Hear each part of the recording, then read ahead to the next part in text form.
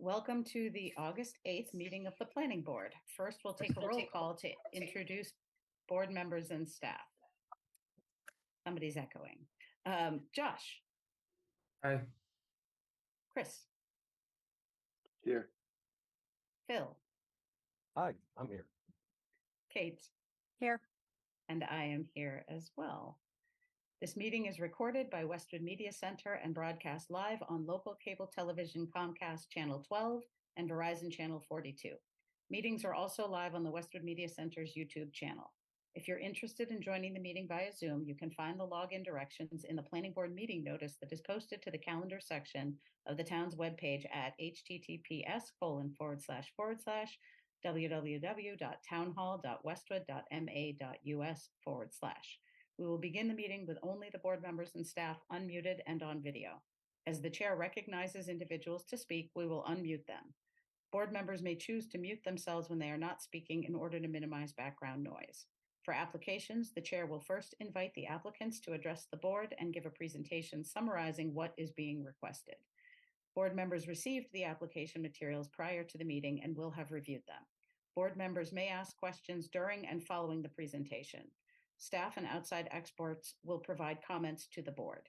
If the issue includes a public hearing, the board will then proceed to the public comment portion of the public hearing and will restate the instructions. In this remote meeting format, residents and guests may participate in several ways. Attendees should raise their hand and wait to be unmuted and recognized to speak over the Zoom meeting application or from a telephone dial-up. We will be able to hear you but not see you. Additionally, comments may be submitted by email or regular mail prior to the meeting. When we come to that part of the meeting, I will remind everyone of the process. Following the public comment portion, the board will deliberate and make a decision or continue the hearing to a specific future date. All remote meetings require that votes be taken by roll call. When a motion and second has been made, the chair will ask if there is any further discussion before proceeding to a roll call vote and then restate the results of the vote. Okay, Elijah, do we have any changes to the agenda tonight? No, we do not. Okay, then our first item is a public hearing for 906 936 Clapboardtree Street, so I will read the public hearing notice. The Westwood Planning Board will hold a remote public hearing on August 8th, 2023 at 7 p.m. via Zoom regarding an application filed by Connor Ennis on behalf of Xaverian Brothers High School in the care of Bowler Engineering for consideration of a consolidated access approval pursuant to Section 7.5 and Earth Material Movement Environmental Impact and Design Review, EMM-EIDR, pursuant to Section 7.1 and 7.3 of the Westwood Zoning Bylaw for the purposes of building a 121 space parking lot, Phase 1, and receiving the approval for a future 54 space parking lot, Phase 2, if needed.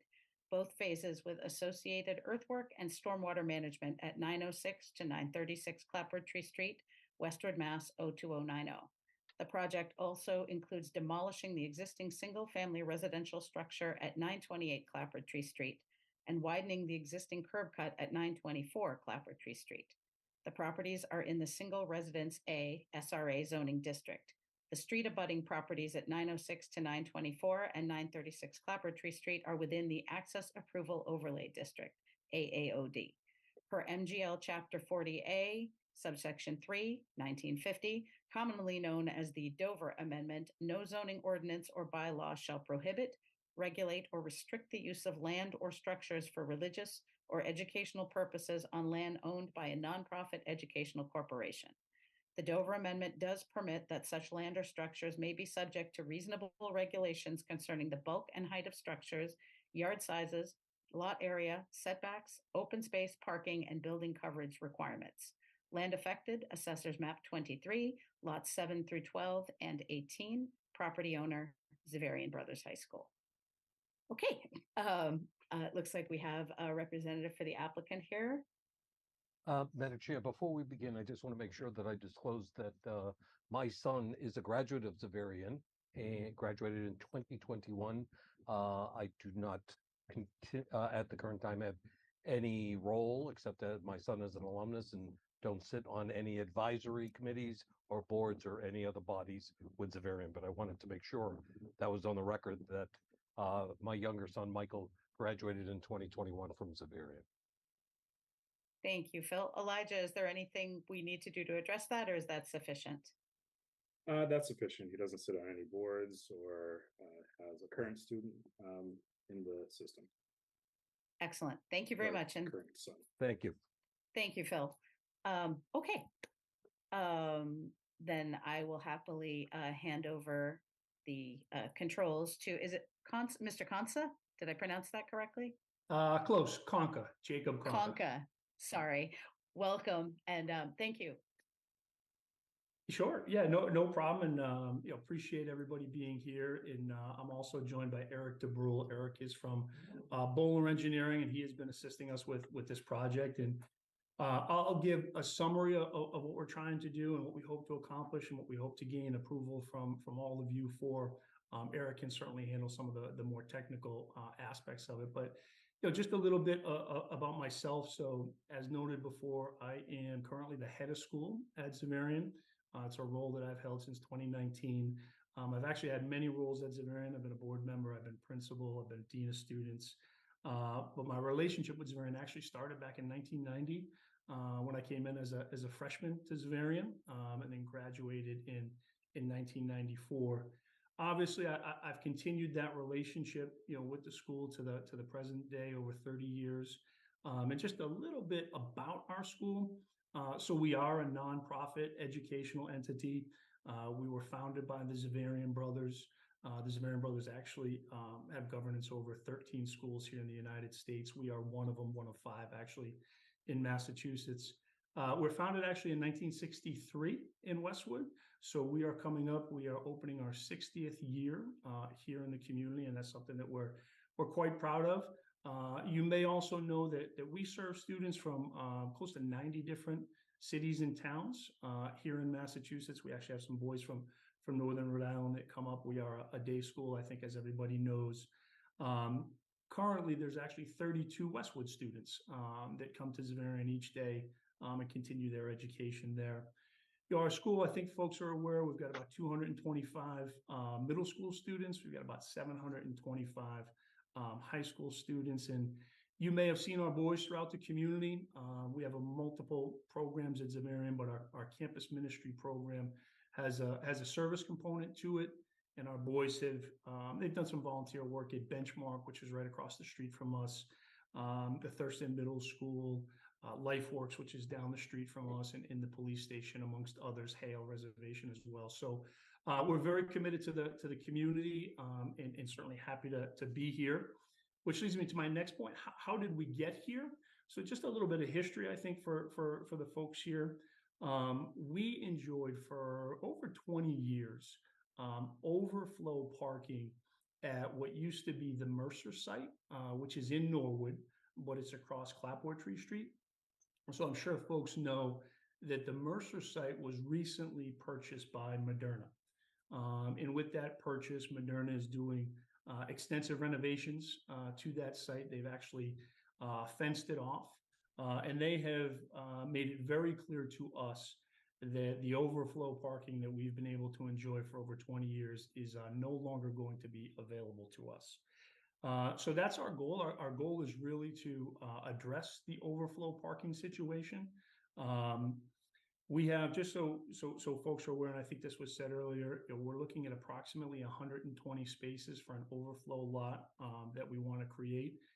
We do not see this lot being used on a day-to-day basis.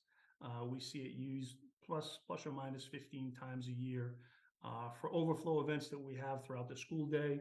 Certainly some of our night events. Examples would be parent-teacher conferences, our galas, big sporting events, etc. We also know that this is going to be disruptive. There's no hiding that.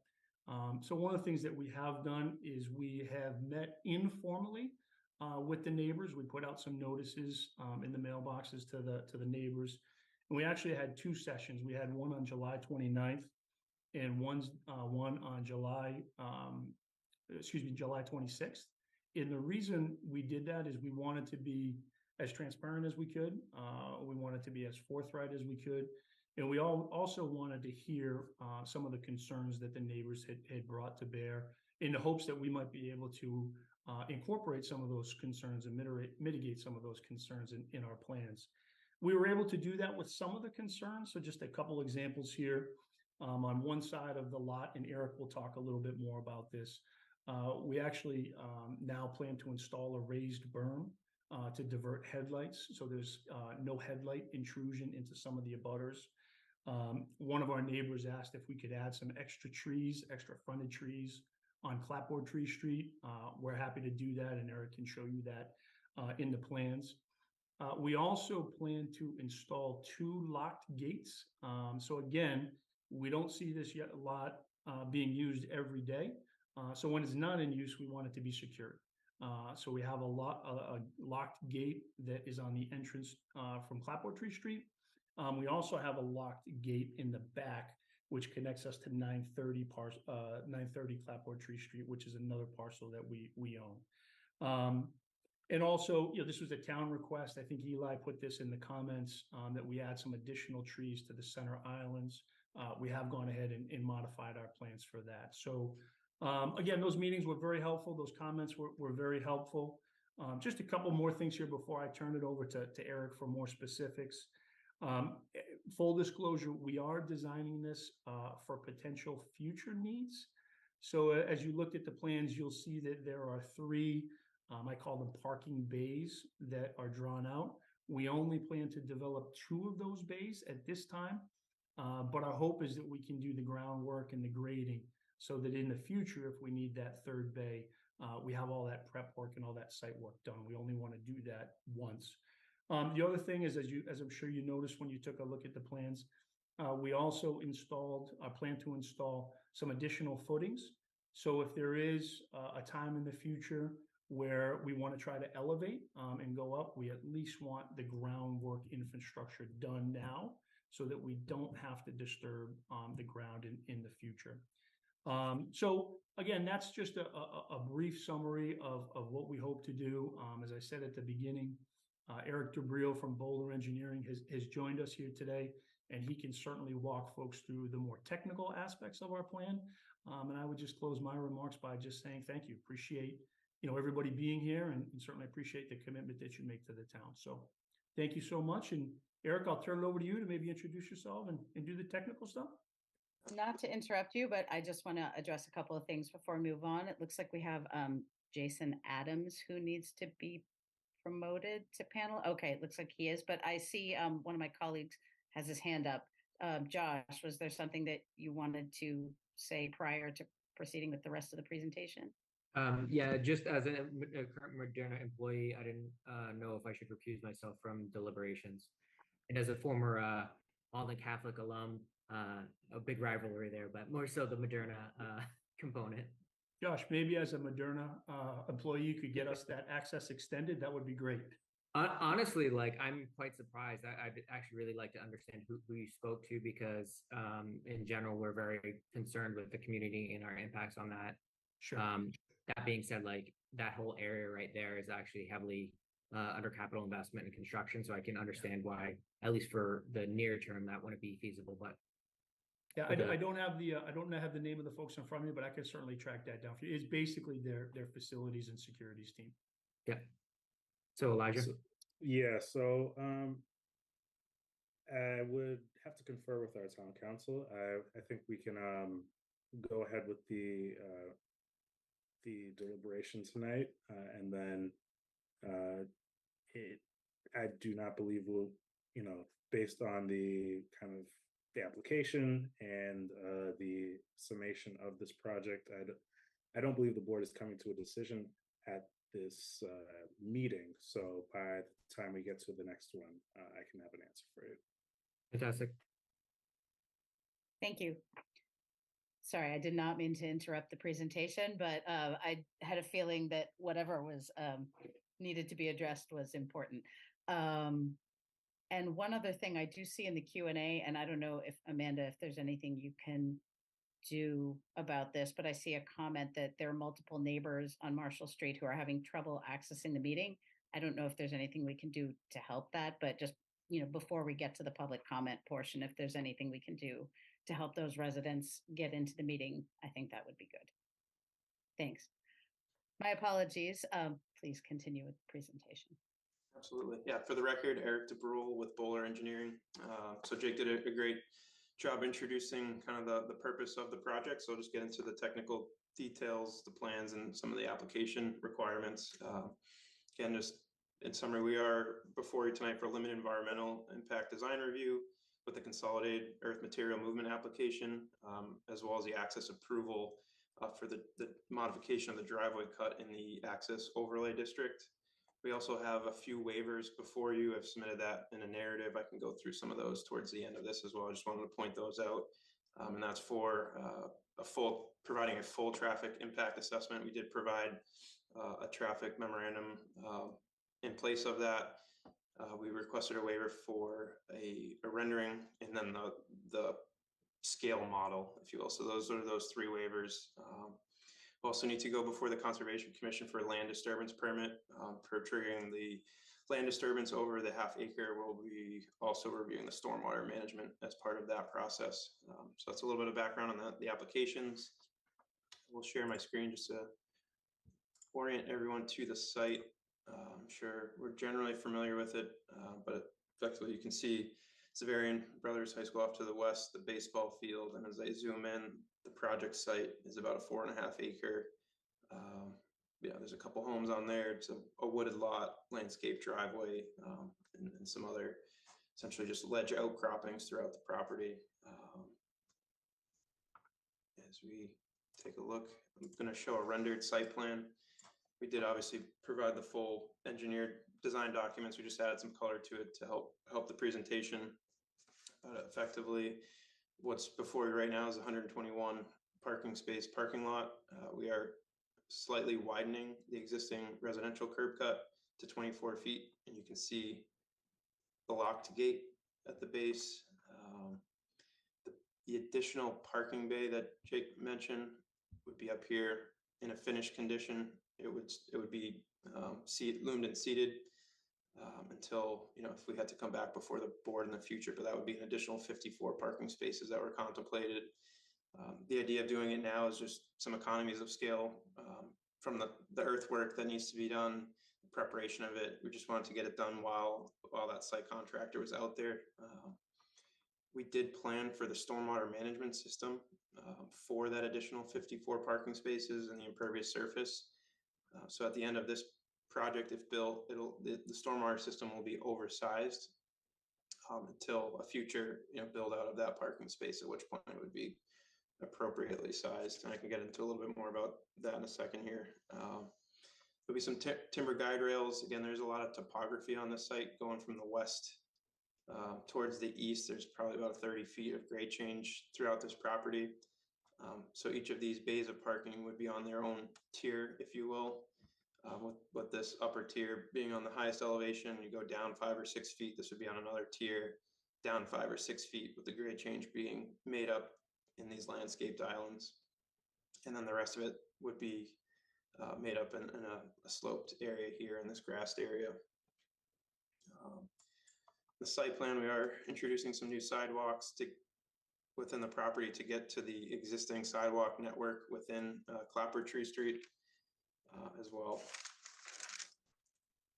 From a stormwater perspective, again, I think we'll be reviewed more closely through the conservation process, but I'll just give you a high level. Effectively, under existing conditions, most of or all of the lot just surface flows across. There's a portion that ends up towards the Marshall Street neighborhood, and then the majority ends up down towards the southeast corner.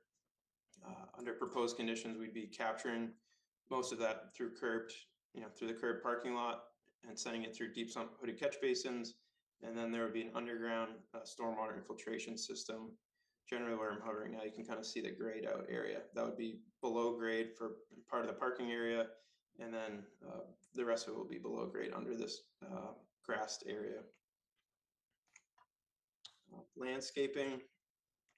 The plans that we submitted did not have any interior landscaping. This rendered plan, we've added it in. We've since received some comments from between staff, the beta peer review letter, as well as some of the butter meetings.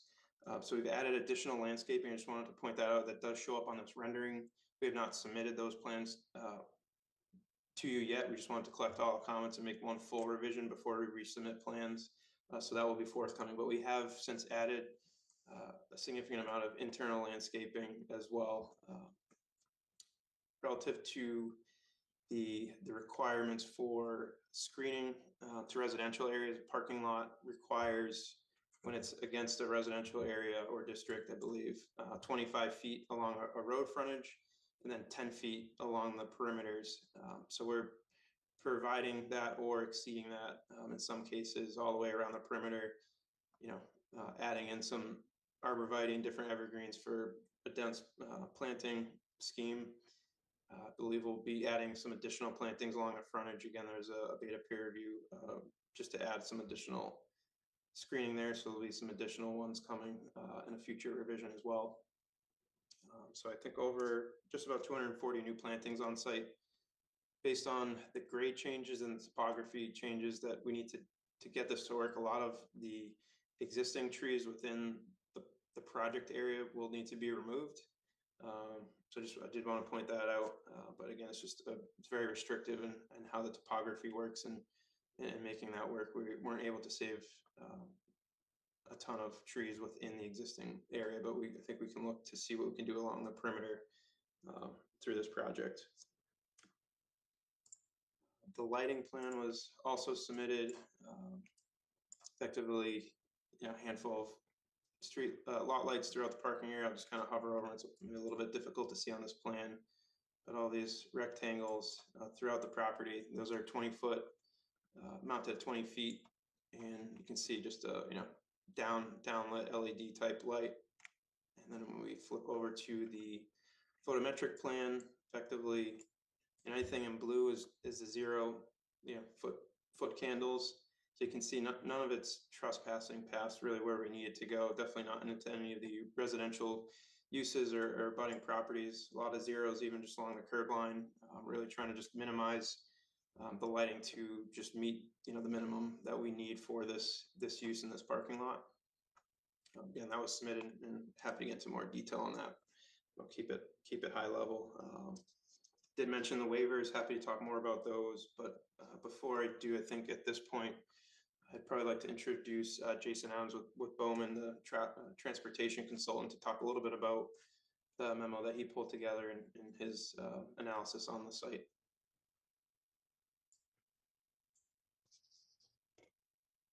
Great, thanks, Eric. For the record, Jason Adams with Bowman Consulting. We completed a data collection effort in the vicinity of the school during both a typical school morning and afternoon time period, as well as during a special event, which was the 8th grade graduation at the high school on May 31st. What we want to do was really get a sense for how the special event parking that would be using this proposed parking lot compares to a typical school day. We looked at data collected at the school driveways along Clapboardtree Street, as well as at the two signalized intersections, Clapboardtree Street and Washington Street and Washington Street and Everett Street. So that pair of signals immediately to the east of the school. What the data shows is that the special event is typically about the same or even less than a typical school time period. And because of the way that the offsite parking lot had previously operated, the new parking lot would not be expected to bring additional vehicle trips to the area.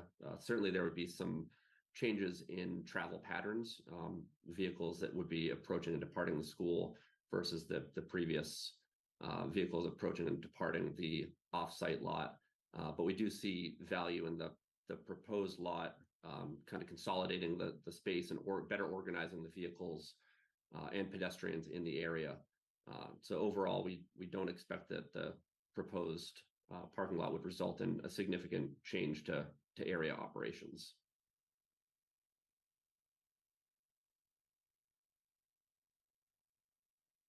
Awesome. I think with that, Jake, unless you have any closing remarks, I think we can turn it back to the chair.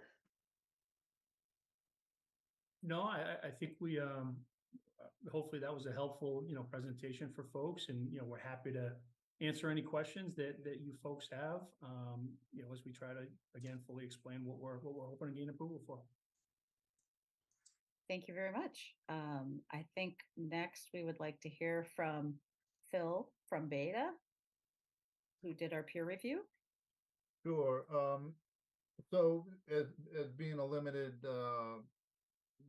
review for this site, we don't see a lot of issues. We are happy to hear about the additional plantings and information there. I think we need to just add the height, the light luminaire heights on the plans. There are we presume to see and review the stormwater management. I think we just saw it at submittal today. So there's some information related to actual quantities of earth movement and such that we would expect to see. Both our site and our traffic engineer questioned if additional handicap spaces were needed campus-wide for this or if it was already accommodated. I did have some verbal discussion with our traffic engineer today, and he had only minor things to add. There seems to be a discrepancy between the memo quantities for the parking and what was actually shown on the plan.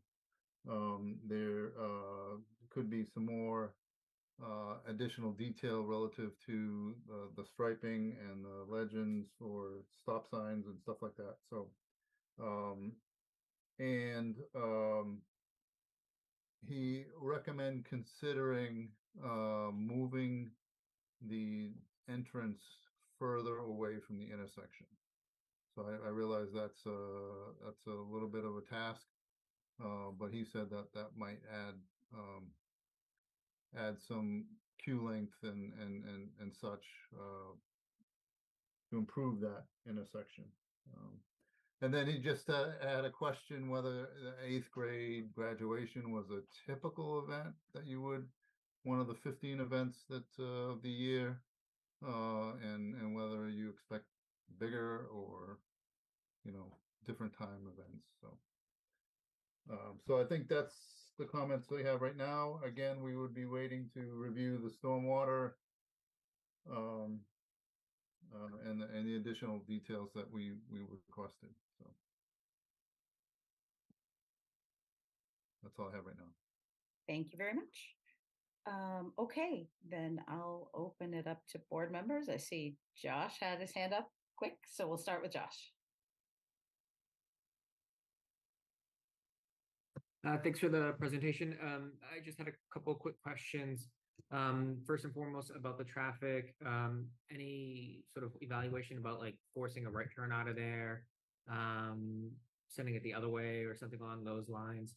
I drive that way all the time, and there's significant traffic coming down the street to the signal light.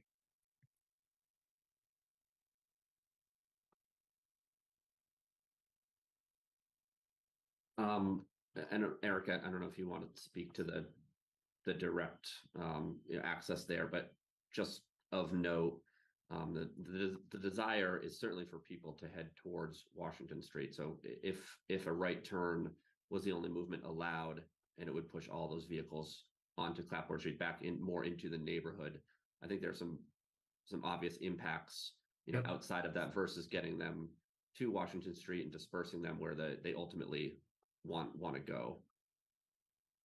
Yeah, no, I guess that's something to consider for sure.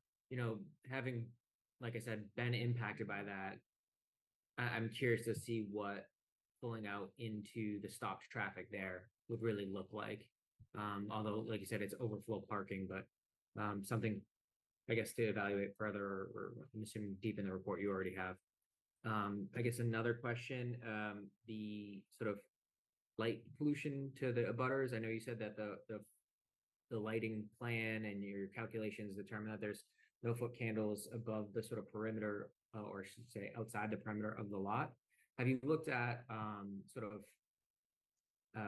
smart lighting, for lack of a better term, whether that's timed, whether that's motion, whether that's, you know, manually controlled?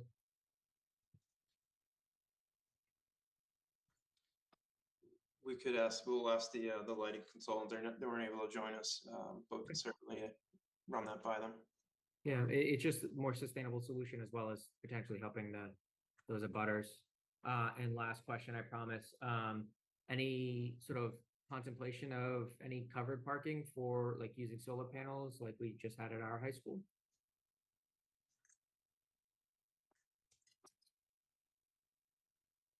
Eric, did you want me to? Sure. Yeah, so great question. We're not asking for any approval to cover, you know, this lot at this time.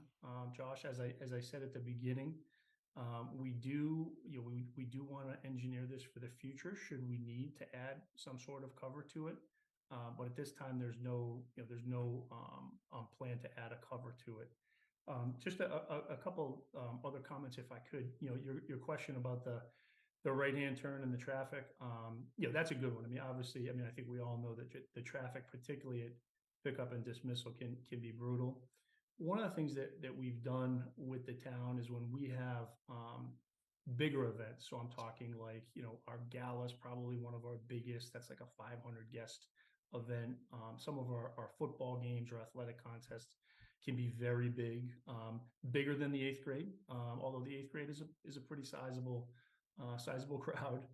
What we typically do is we contract details with the town, you know, so we call up to Westwood, and they're usually really good at having officers in the street, and really just manually directing the traffic so that it's not too much. And so just wanted to make sure that you were aware that, and we intend to do that for future events as needed. Perfect. Thank you all. Okay, Chris? Thank you, Ellen.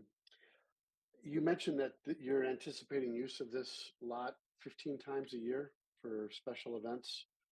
And then you were anticipating, you just mentioned future use.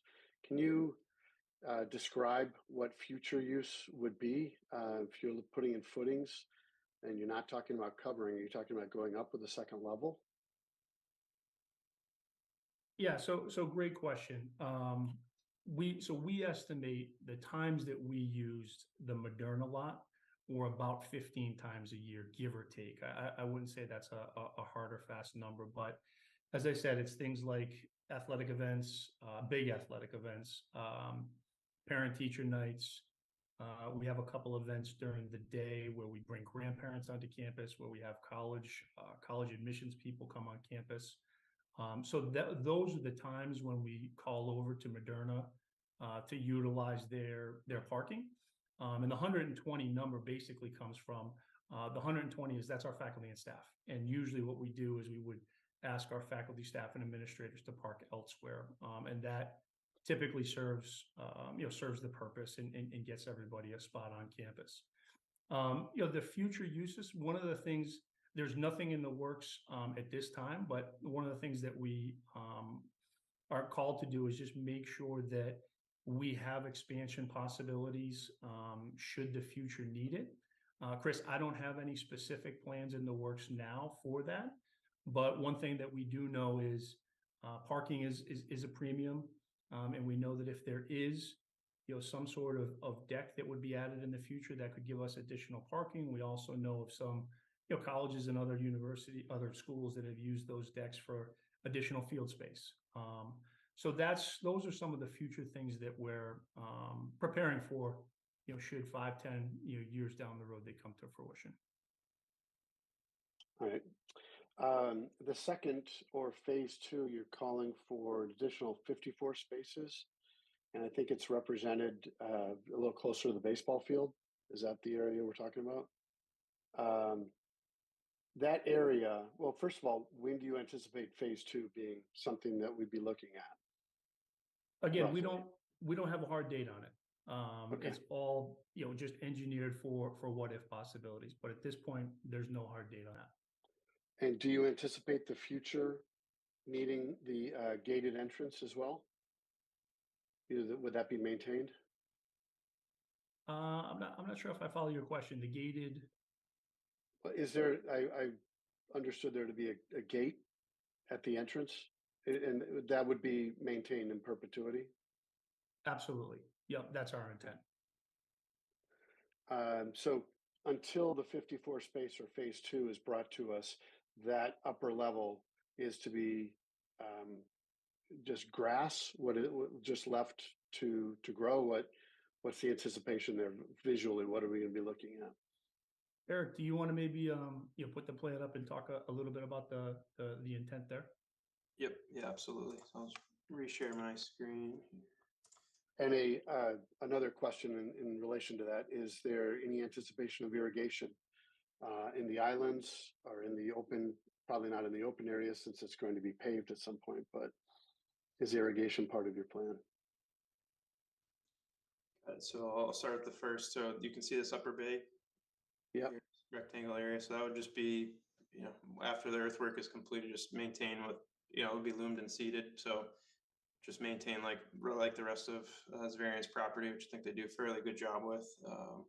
So that's how the end result of that would look like. Again, it'd be fairly heavily screened from the street and the perimeter. So unless you're kind of in the parking lot and walking into that field, if you will, you probably really wouldn't notice it from the right of way.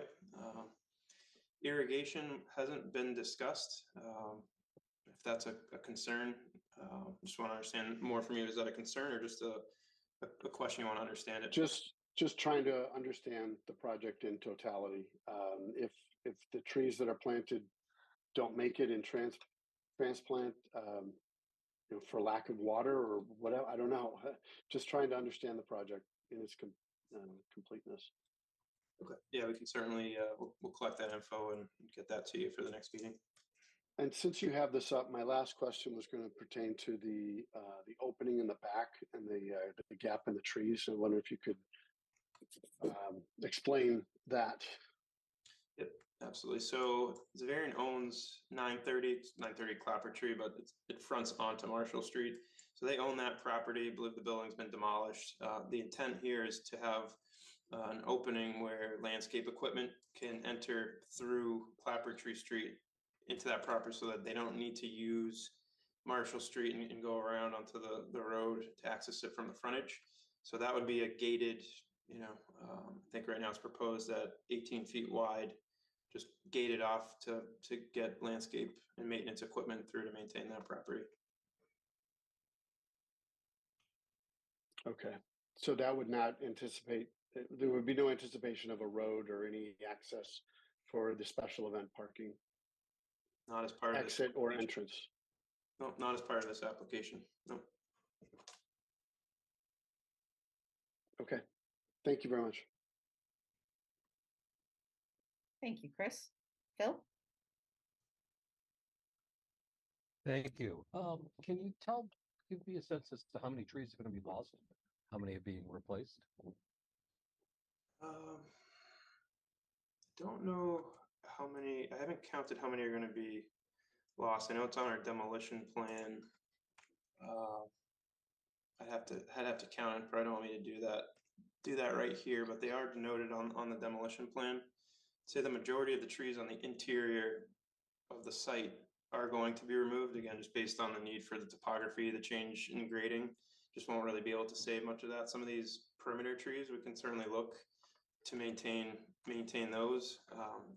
What we are proposing, I believe, now meets or exceeds what the zoning requires for trees. You can kind of see the circles, but effectively, I think we have 200, or once we revise the plans based on Beta's comments, staff, and some of the abutters, we'll have over 240 new plantings. I'll zoom in on the planting schedule so you can see the tree quantities. Effectively, canopy trees, that's about 29 red maples and pin oaks. Evergreen trees, 45, 54 evergreen trees. That's a lot of those screening plantings, and then various shrubs and perennials throughout. My biggest concern on this is traffic, and when I hear future use, it raises a big eyebrow for me, because we have a already burdened traffic intersection, as I'm sure you know, and an increasing projected potential future burden. How do we have, tell me you have 15 events, but where do we have, beyond just a football game or a gala, an understanding that this isn't going to end up as student parking? And I also sometimes see some renderings where there are the three rows, and then I see the 2 rows, and I understand the grading because there's a serious grading issue there, but there is a substantial number of parking that is essentially going to come through that cutout at times when there's going to be tremendous traffic burdens. And I'm very concerned about that issue, and am very skeptical of no traffic of the traffic waiver. But can you address some of that for me? How do we know that this isn't going to just end up as student parking?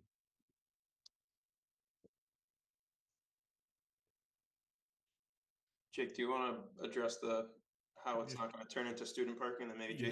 Jason and I can talk about the traffic and transportation piece of it. Yeah, just trying to get myself off of mute there.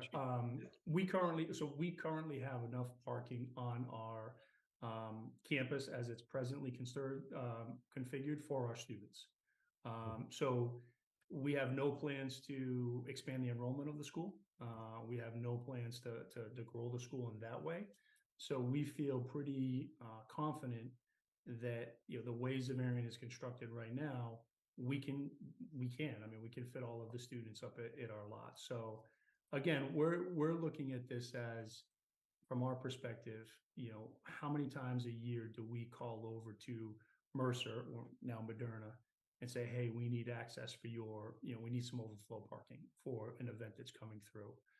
And that's roughly 15 times a year, give or take, for us. So that's how we get to that 15 event number. And again, we already have, you know, capacity on the existing campus for students on the day-to-day operations already. Then what's the need for the third? I understand the grading, and I understand you don't want to have to, go back and do it again in the future. But again, we're looking at a rendering now that has 2, just putting it simple, has 2 rows, but on others I see 3, with the entrance coming from the cutout going over to the side, that you're going to have more. What's going to be the set of conditions in which you're going to be interested in adding that 3rd row? Yeah, again, I wouldn't want to predict hard and fast, but I know one thing that we have seen at Xaverian is that, as events continue to be held in our school, parking is always at a premium. So again, we don't need it now, which is why we're not asking for the approval now. But we do, from an economic sense, want to get that work done in case conditions in the future change that would require us to desire, additional parking. There's nothing that, again, we don't need it now, which is why we're not asking for the approval. It's really a matter of just doing the hard work so that any future needs, should they arise, we can meet them with little work in the future and economically sound practices now. Have you explored other alternatives, since if this is only a special event? I know other schools use shuttle buses with other lots. They will employ, other kinds of, if it is a discrete sequence of events, galas or whatever, when those are going to be generally held, and you can anticipate reasonable, number of guests, etc. Have you explored other alternatives in terms of shuttle bus, either to the high school, to other different lots? It may be a little ways away, but I know the Bank of America down in Dedham has done that in the past. What other alternatives are there? Yeah, we've used the shuttle buses in the past as well. We actually used the shuttle buses from the Moderna site when we had access there. Really, the problem for us is finding other areas that would be proximate to the school that would be willing to allow us to use, that space. That, as you know, the school is, there's not a lot of open parking lots, surrounding the school as it is. So trying to identify some of those areas, I think it limits us, in looking at those routes. What's the plans for the Marshall Street parcel? So presently, there's no plans to develop the Marshall Street. We obviously, we purchased that land. It's, one of the things that the neighbors brought up to us, and I want to be very clear on this, is they had concerns that we would use, Marshall Street as an egress exit, on and off. When I see the opening, that's exactly what I was thinking. Yeah, and I want to be very clear, that is not what we intend to do. That is not part of the plans, and that's not part of what we're seeking approval for. When we did purchase that 920, there was a right of way from 920 that bisected the property that you're seeing right here. So our interest when we purchased that property was to gain that right of way, because that right of way literally bisected the property that you see now. So that was the primary interest for us in grabbing that property at 930. Would you be willing to have as a condition that the lot is always locked except for the discrete 15 events?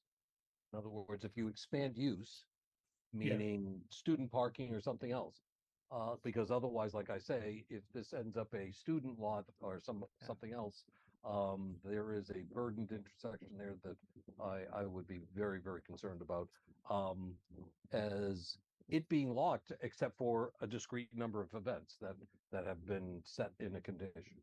That's a great point, and that's precisely why we want the locked gates. We don't anticipate this lot being unlocked unless it's for those overflow events.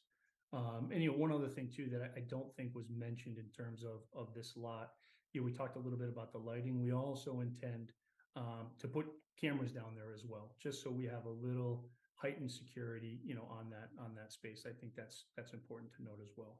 But the locked gates are there because when that lot is not being used, we're locking that lot down.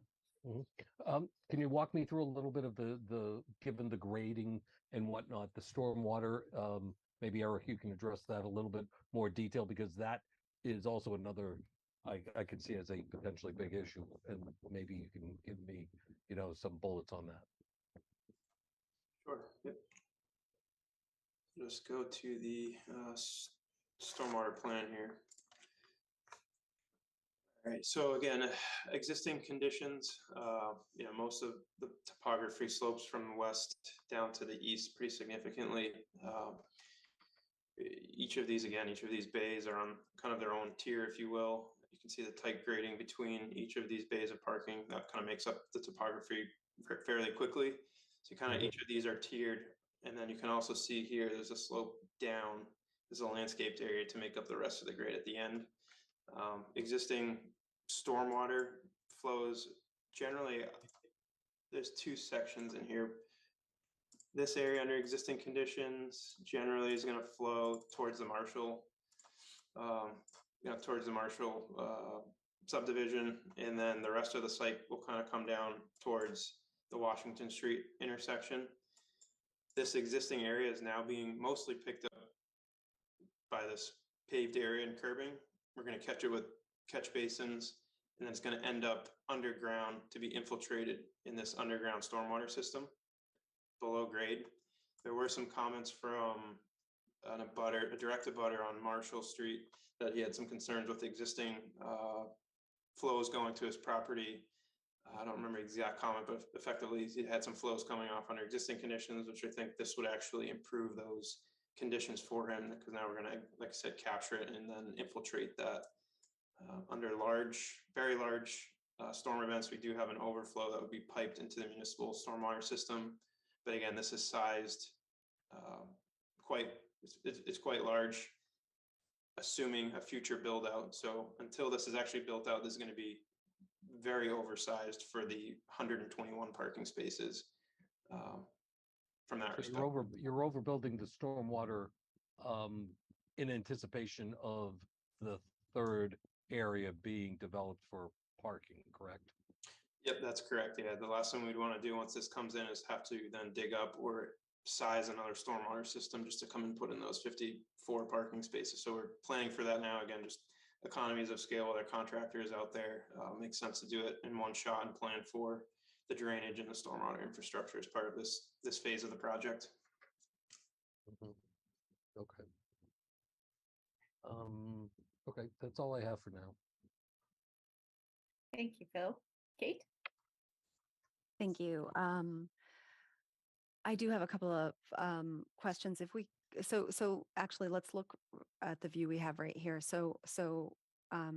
This will back up to a baseball field. Is that correct? Yes, to the Yeah. to the west, you can see the outfield here of the baseball. So I have a couple of thoughts as we look at the differences in grade. Should you add that third lane for parking? If I'm not mistaken, first of all, I'm delighted to not see pedestrians crossing Clapboardtree Street. Right, pedestrian safety is key, but here I don't see a way for the folks when they get to that highest level of parking to leave the parking lot, except to go downhill to then go back uphill on the sidewalk. So I don't see a walkway or in your plan to get that highest level of pedestrian. And this is what's key for me, to get that highest level of pedestrian to the sidewalk versus against the fields and kind of going around the back of the fields where they may be a nuisance for the neighbors. I want to keep the people away from the neighbors. Got it. So I think what you're suggesting is there's no sidewalk from here down into the. Yeah. So if you make this third layer, the highest point, from there, you should have a walkway that leads out to the sidewalk at the street instead of going back down the driveway to exit. Okay. If that makes sense. That does. And I also wonder, is it possible to give the benefit of the green space to the neighbors wherever possible?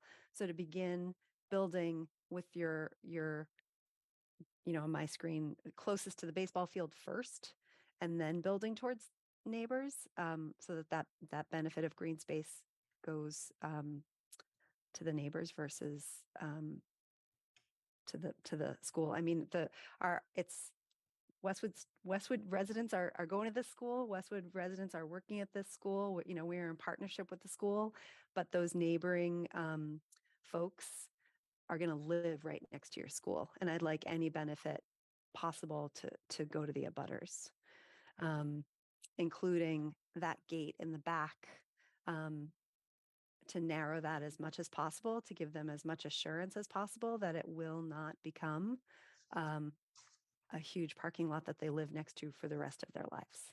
So I'm sure that it would be an important point to those neighbors.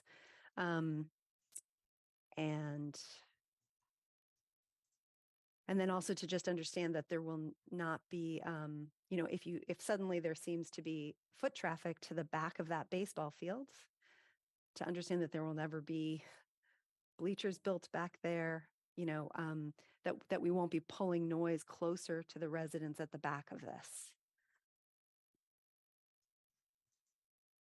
If this moves forward. And I'm just thinking, should this turn into covered parking that does become a field, again, that's just a terrific benefit to the school and would pull more traffic because you can have more events at the school needing more traffic. So let's just give as much benefit as possible to those abutters and as you build these plans. That's those are my thoughts. Thank you, Kate. Josh, looks like you had additional comments. Yeah, I was just curious. Do you anticipate opening this parking lot with the flag football during the football season? No, so Josh, I think you're talking about the flag football league that runs on the weekends. Yep. Presently, we can handle all the parking lot, all the parking, all the traffic on our existing lots. So Perfect. I wouldn't see this opened for that. Great. That was my only additional question. Okay. Chris, looks like you have something additional. Yeah, just a thought occurred to me. I'm hearing about all the grade changes, I think as much as 30 feet from one side left to right. I guess I'm reading that high to low. In that back with the maintenance access area to the lot that you own, but down there, is there a grade change that way? Yep. Yeah. So let's see. So you have about I'll just read off some grading right here. This contour here is about a 128, 129 contour. And then the existing conditions ties into the 129, then it goes 128, 127. So it does grade down fairly quick, but nothing a lawnmower or maintenance equipment couldn't navigate. Certainly wouldn't want to roll your Toyota Corolla down there by any means, but there is a grade change there. And what about, so you're kind of moving from left to right. What about straight back if you went to where the house used to be on that lot? Yeah, so I'll say And go back down that far? I'll take a point like from here to here. Is that what you're asking? Yeah, just or even farther. I'm just wondering if you're gonna have to grade a rough a road there. Yeah, so you have about a 129 here, and then we're about a 127. So it's about 2 feet of grade in this direction. But really, the slope is going down in that direction more quickly. Yeah. So they would be able. That makes me wonder about having to grade something at least crudely for an access road for a vehicle beyond the gate. I don't know, where's the vehicle intended to go from that point? I guess just for clarity, the property that Xaverian owns on Marshall is this area. So it's again just to come into this property to maintain it. Right now, it's just a demo. There's a building that's been demolished, and the site needs to be loomed and seeded and kind of maintained. So again, it's just ongoing maintenance through this property. That's preferable to be able to gain access through this gate rather than coming along and through Marshall Street. Okay.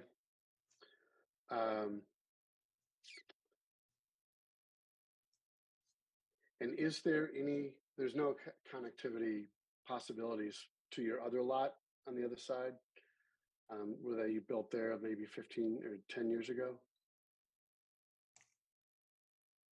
No, that doesn't look like. It looks like the properties go right up to the baseball field by center field. I'm just wondering if that would be an easier path, or maybe that is too close for the neighbors to get beyond the compass or the pointing north. Isn't there a lot up there? There is a lot up there. I think but there's also a significant grade. Okay. So anything you would be extremely hard pressed to drive a vehicle or a mower. That's fine. That's fine. I just wanted to bring it up. And one thing I should also mention too is that when you're talking about that access, we only need access essentially for like a ride-on mower, right? Like a commercial grade mower, not necessarily a vehicle. So that's one thing. I don't know that we've clearly articulated that. And just another point, earlier someone was mentioning the lighting. We do want to have the lighting obviously both manually controlled, but also have the option to do automatic, so that when the lot is not in use, we don't want the lights on, right? I mean, that doesn't make sense for anybody. So just wanted to make sure that was clear too. Okay. Thank you. I was thinking about Kate's point earlier about the highest point, instead of making people walk downhill to then walk uphill. Yeah. Is it a way to maybe create a permanent sidewalk right now, just beyond the home run, the fence of the baseball field, accessing that maybe to the back lot, and then it can connect to the new lot once it's created? Just thinking aloud on top of Kate's point of keeping a higher access from that back instead of walking through parking lot, because if you park in that back area, you have to walk through the parking lot to get to the sidewalk on Xaverian, Yeah. right? I- And we don't typically enjoy long walks through parking lots. It kind of invites a possible bad situation. So we're just, again, building on Kate's point, perhaps an access sidewalk from there, from coming along the baseball field fence, and then connecting with the sidewalk on Clapboardtree Street that way. That would prevent going downhill to then go back uphill. I think it's an incredibly fair and smart point, and something we're going to bring back to the team for sure. All right. Thanks. Thanks, Chris. Kate? Yes, sorry, thank you. I did just want to say on the plans, it looks to me like that gate at the back is the width of 2 parking spaces. So that's a little bit bigger, I think, than for a ride-on mower, and causes a little bit of concern. So that's where I'm getting that impression is it looks to me like it's anticipated to be the width of 2 parking spaces. Eric, Thank did you, you want Kate. to talk a little bit to that, to the measurements there? Yeah, no, it is just kind of arbitrarily picked 2 parking spaces. You're exactly right. But we can certainly, and we will certainly come back with revised plans, and we'll discuss with Jake and the team on what's adequate for a size there. But I think you'll find that it will be much thinner when we come back. Thank you. Chris, is that a legacy hand, or did you have another comment? Sorry, legacy. No worries. I have a pile of comments and questions, but I'm just going to open it up and see if any of my colleagues have anything else before I begin. I don't see any other hands raised. Okay, so one thing that I had noted that our peer reviewer had noted as well, your project narrative and your presentation refer to 121 spaces, but the traffic memo says 118. So is the 121 the correct number? Yes, 121 is what's on the plans before you. Okay, it would be good if the rest of your documentation, including the traffic memo, reflected that number as well, because I think it might have caused some confusion. I am interested in the tree count for what the number of trees that will be removed are. I think that's something that our Conservation Commission might ask you as well. So that would be a good piece of data to have for the next meeting. I was also pleased to hear, did I hear correctly, you are planning to go through the stormwater, the land disturbance with the Concom, a full public hearing and all that? That is my understanding that would trigger that process. I haven't connected with the agent yet on the exact process, but we did make that submission. I believe it's a public hearing process, and that stormwater would be reviewed through that process. Excellent. Yeah, because I think this, given the scope and size of what I can guess will be the tree removal and also the amount of impervious surface that you're adding, I think it's really important for that process to be seen through, to make sure that the stormwater plans that you're proposing are reviewed and discussed, extensively. Your landscape plan, I took a quick look at that, and I didn't look at every species you're proposing, but I definitely noticed a few non-native species like a Norway spruce jumped right out at me. So I would like to see that plan revised with all Massachusetts native species. That's what we like to see. I'm sorry, I have a bunch of notes here. I noticed there was reference to ledge removal, particularly for what you propose for phase 2. Are you thinking that you're going to need to do blasting? Yes. Do you have the geotechnical survey, or has that not been done yet? We do have some geotechnical. They did some test pits and we did a bunch of test pits. So we have a general sense enough to have a general sense for what we need to be exporting for that. Great. For our next meeting, it would be, we would need that documentation too. That's why I'm asking, because when I saw ledge removal, but I didn't see any of that documentation, I wasn't sure if it was ready yet. So I definitely would be interested in reading that. I echo the questions and concerns that have been brought up by some of my colleagues about that egress to Marshall Street. I believe you mentioned it's 18 feet wide in your plans, which seems more than necessary to get landscaping equipment through. So I would like to see that significantly reduced, especially given some of the resident concerns.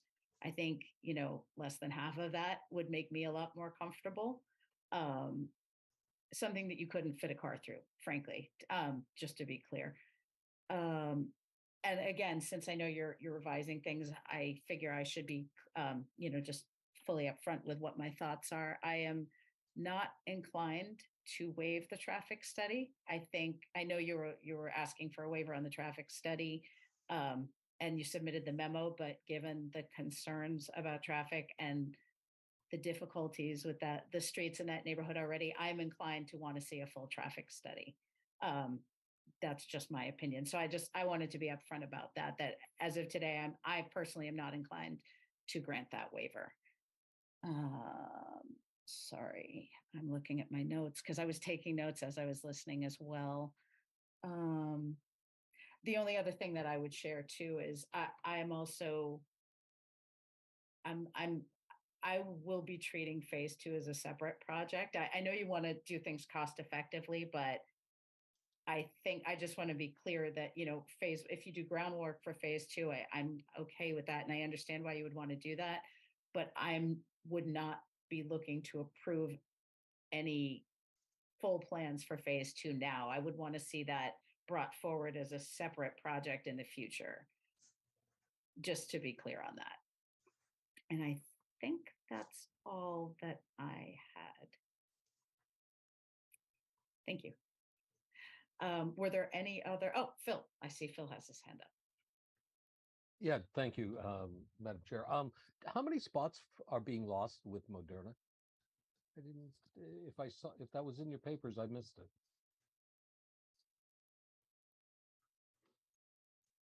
So we don't have a hard count on Moderna's, parking capacity. But I can tell you that just from visually being in both lots,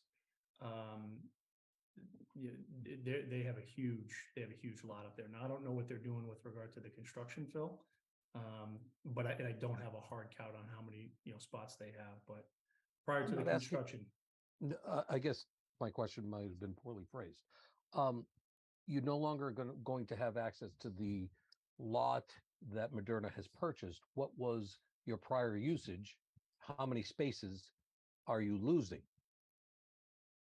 Yeah, so the rule of thumb for us was putting the faculty and staff up in that Moderna lot, which was about 120.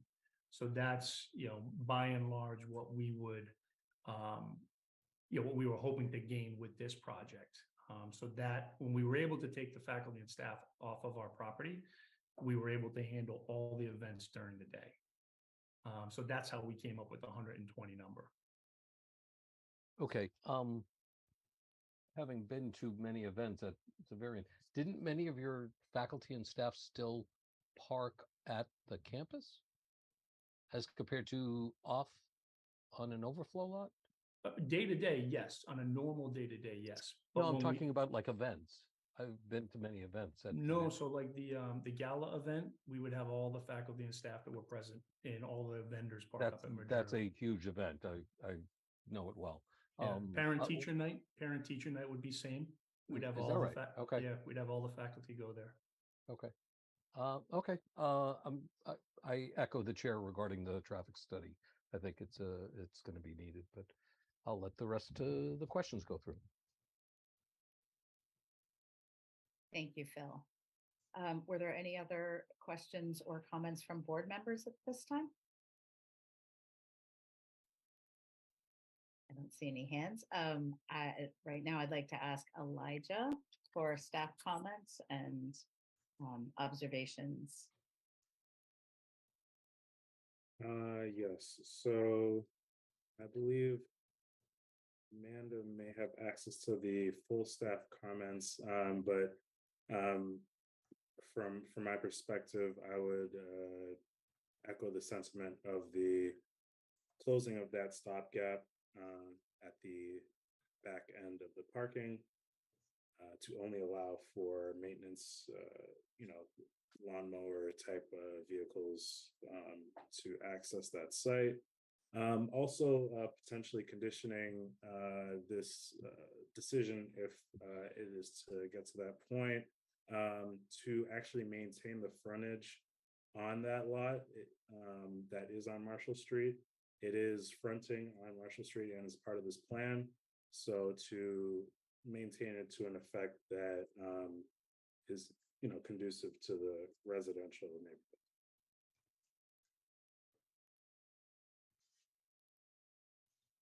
Thank you. Sorry, I was muted. Amanda, did you have access to the remainder of the staff comments? It'd be good to just have those in the record. Thank you. Yeah, I'm pulling it up. The VPN disconnected on me. Give me a minute. Oh no. Oh, and could it looks like Mr. Ames got bounced back into attendees. Could someone re-promote him to panelist, please? Thank you. Yeah, I got that.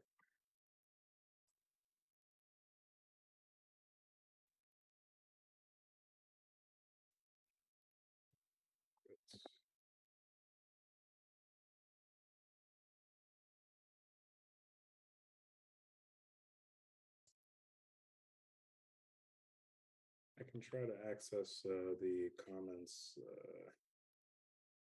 online through the permitting system in the meantime. I have it up. Is it appropriate for me to read them? I just wasn't sure if it was or not. Is it better for someone else to articulate them? No, it's fine if you read them. All right, then I will share the other staff comments from the town planner. The site plan indicates proposed retaining wall or boulder wall designed by others. Can we get a plan set or detail? The applicant did respond to that. Since the wall is proposed to be less than 4 feet, an engineered design is not required. That said, our intent is for the general contractor to be responsible for the final design of the wall. They anticipate there to be enough boulder and rock material to construct a landscape wall with the native material found on site. As such, we don't have detail at this time. That's actually, I'm glad we just discussed that, because that is something that I would ask, and I'm not sure the building department might as well, even though it's under 4 feet. If you're going to build a boulder wall, I think it would be worthwhile to have a structural engineer certify it at the completion of that, particularly, for the benefit of anyone who's abutting that. But I think I'd like to see that as part of your plan as well. There was a note about a gap in tree plantings in the northernmost row of parking spaces. That was about the landscape maintenance equipment. So we will need the plan updated to show the following. For the island, section 6.1.19.2.1.2 of our bylaw states, trees shall be spaced not more than 27 feet on center. At least one shrub shall be provided for every 5 linear feet, or one shrub per 35 square feet of ground area, whichever results in a greater number of shrubs. So that would constitute at least 8 trees and 45 shrubs per island. Consider the area between the proposed 121 spaces and 54 potential spaces an island for the purposes of this application.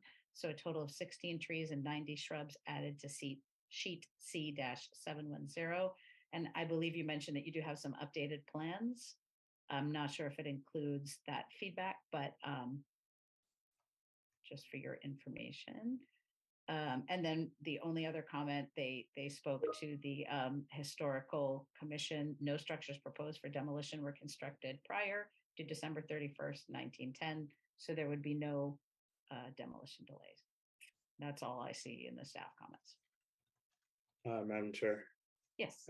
If I may, so as it relates to the traffic study, I did do a little bit of more digging prior to this meeting, because of the educational use of this site, there is a certain amount of regulation that can be applied to an application. So, we can't necessarily hold back a project or I guess impose too many conditions based on traffic. We could ask for a more updated traffic plan, but the waiver that they have requested is something that does have to be addressed. Thank you. Okay, were there any other staff comments? As this is a public hearing, at this point, I think I would like to open it up to public comment. I know we have a lot of people in attendance for this, and there are a lot of comments already in the Q&A. We also have 5 letters that were submitted that should be entered into the record. So I think I would like to start with, if there are any folks in attendance that would like to speak, please raise your hand and you can be promoted to panelists so that you will be able to speak. Just please state your name and your full name and address for the record. Then I'll move on to the Q&A, anything that hasn't already been addressed, the Q&A, the written Q&A, and then we can address the pieces of correspondence that were submitted prior to the meeting. Okay, so I see there is an attendee, a couple of attendees with hands raised. We could start with, forgive me if I pronounce this incorrectly, Milad.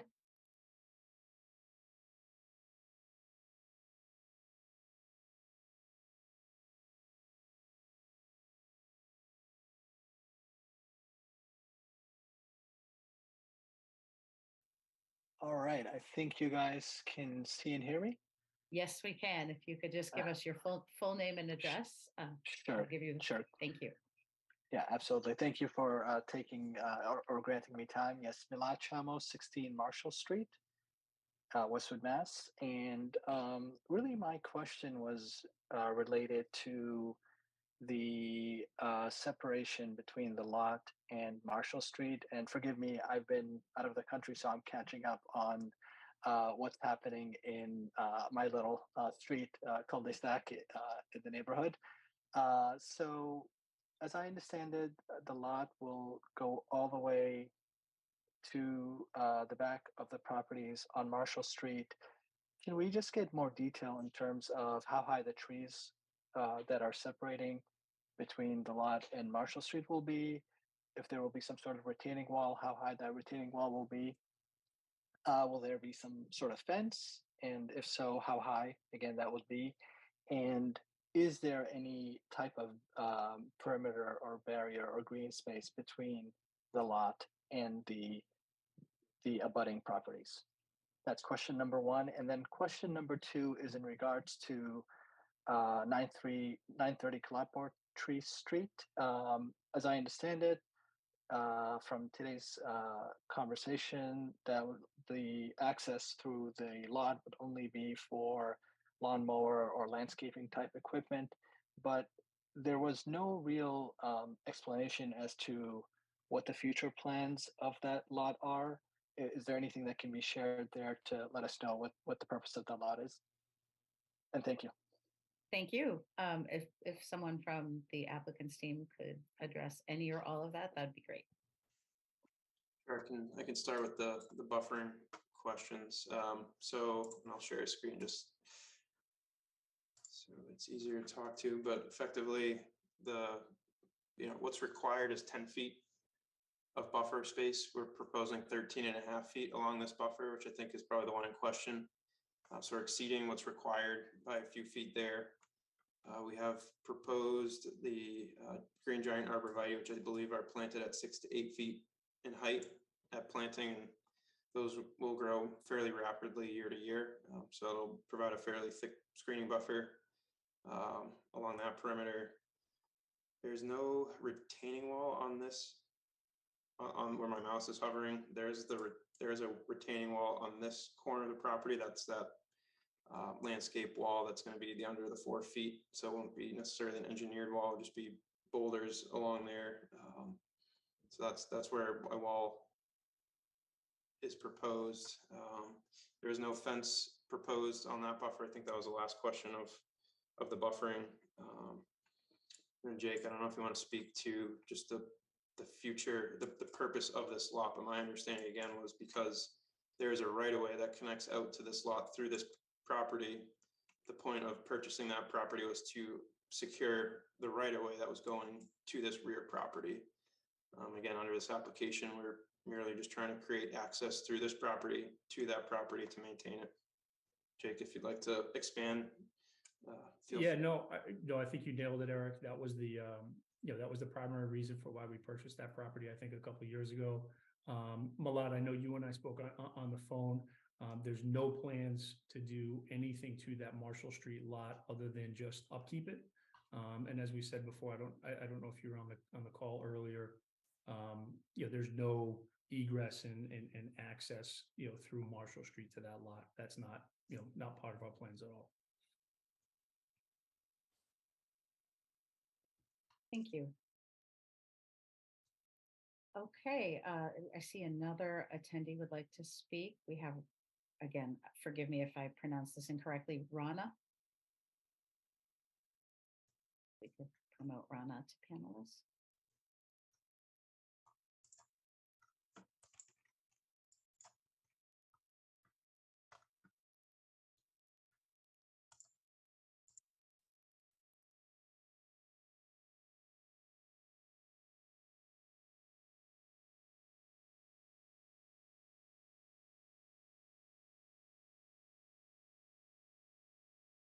Rana, if you can unmute yourself. Oh, yes.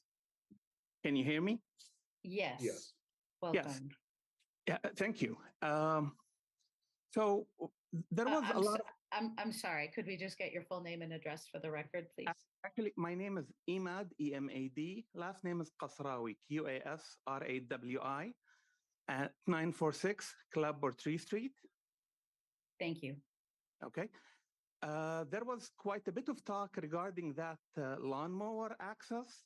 What we haven't talked about is the access to Clapboard, where 120 cars will be crossing the sidewalk where students walk, as well. We're 100 feet from the largest intersection in Westwood, probably the deadliest. Am I missing something? We haven't talked about traffic, about any of the accidents. It's been pure hell since that second lane was added. Can we get like a very detailed traffic history? Forget the 120. Can we see what's been happening since the school expanded by adding the middle school, and since Benchmark opened? Because when Benchmark opened, if I recall from the meeting minutes, Xaverian had major issue with adding 40 cars at Benchmark because of safety and traffic studies. And yet here we are adding 120, plus perhaps in the future, another 50. And yet we're no traffic study? So if I understand, you have concerns, safety concerns and traffic concerns. Elijah, right now, I've been here for 8 years. If any person that used Clapboardtree Street at 8 o'clock in the morning, for example, sees that it's blocked from the intersection all the way to Xaverian. So for any event to be happening and the access is so close to this intersection, to me, it's mind-boggling, to be honest. I would push that as far as for safety reasons. There was an air helicopter lift, literally where you're proposing that entrance 2 years ago. And, this is with the Norwood Hospital shut down. Now it's going to open up. That's going to increase the traffic and the ambulance going on Washington. So that intersection is going to go back deadly to the way it was before COVID. Why aren't we speaking about traffic and impact on the intersection and Clapboard? How about the two medical facilities on Norwood right in front of it, where people with mental issues, they literally still cross that area? I can't fathom, when you say that somebody did a traffic study and there was no change. Traffic used to go to Moderna a lot. They used to take Washington and then turn on Mercer Way. There was 0 going to Clapboard. Now it's 100% going to Clapboard. What am I missing? Elijah? Yes. So, sir, your concerns are definitely heard. With this project in particular, as had mentioned to the board earlier, there is a limited view that you have for educational uses, as well as like religious uses. This falls under the Dover Amendment in Massachusetts General Law, Chapter 40A.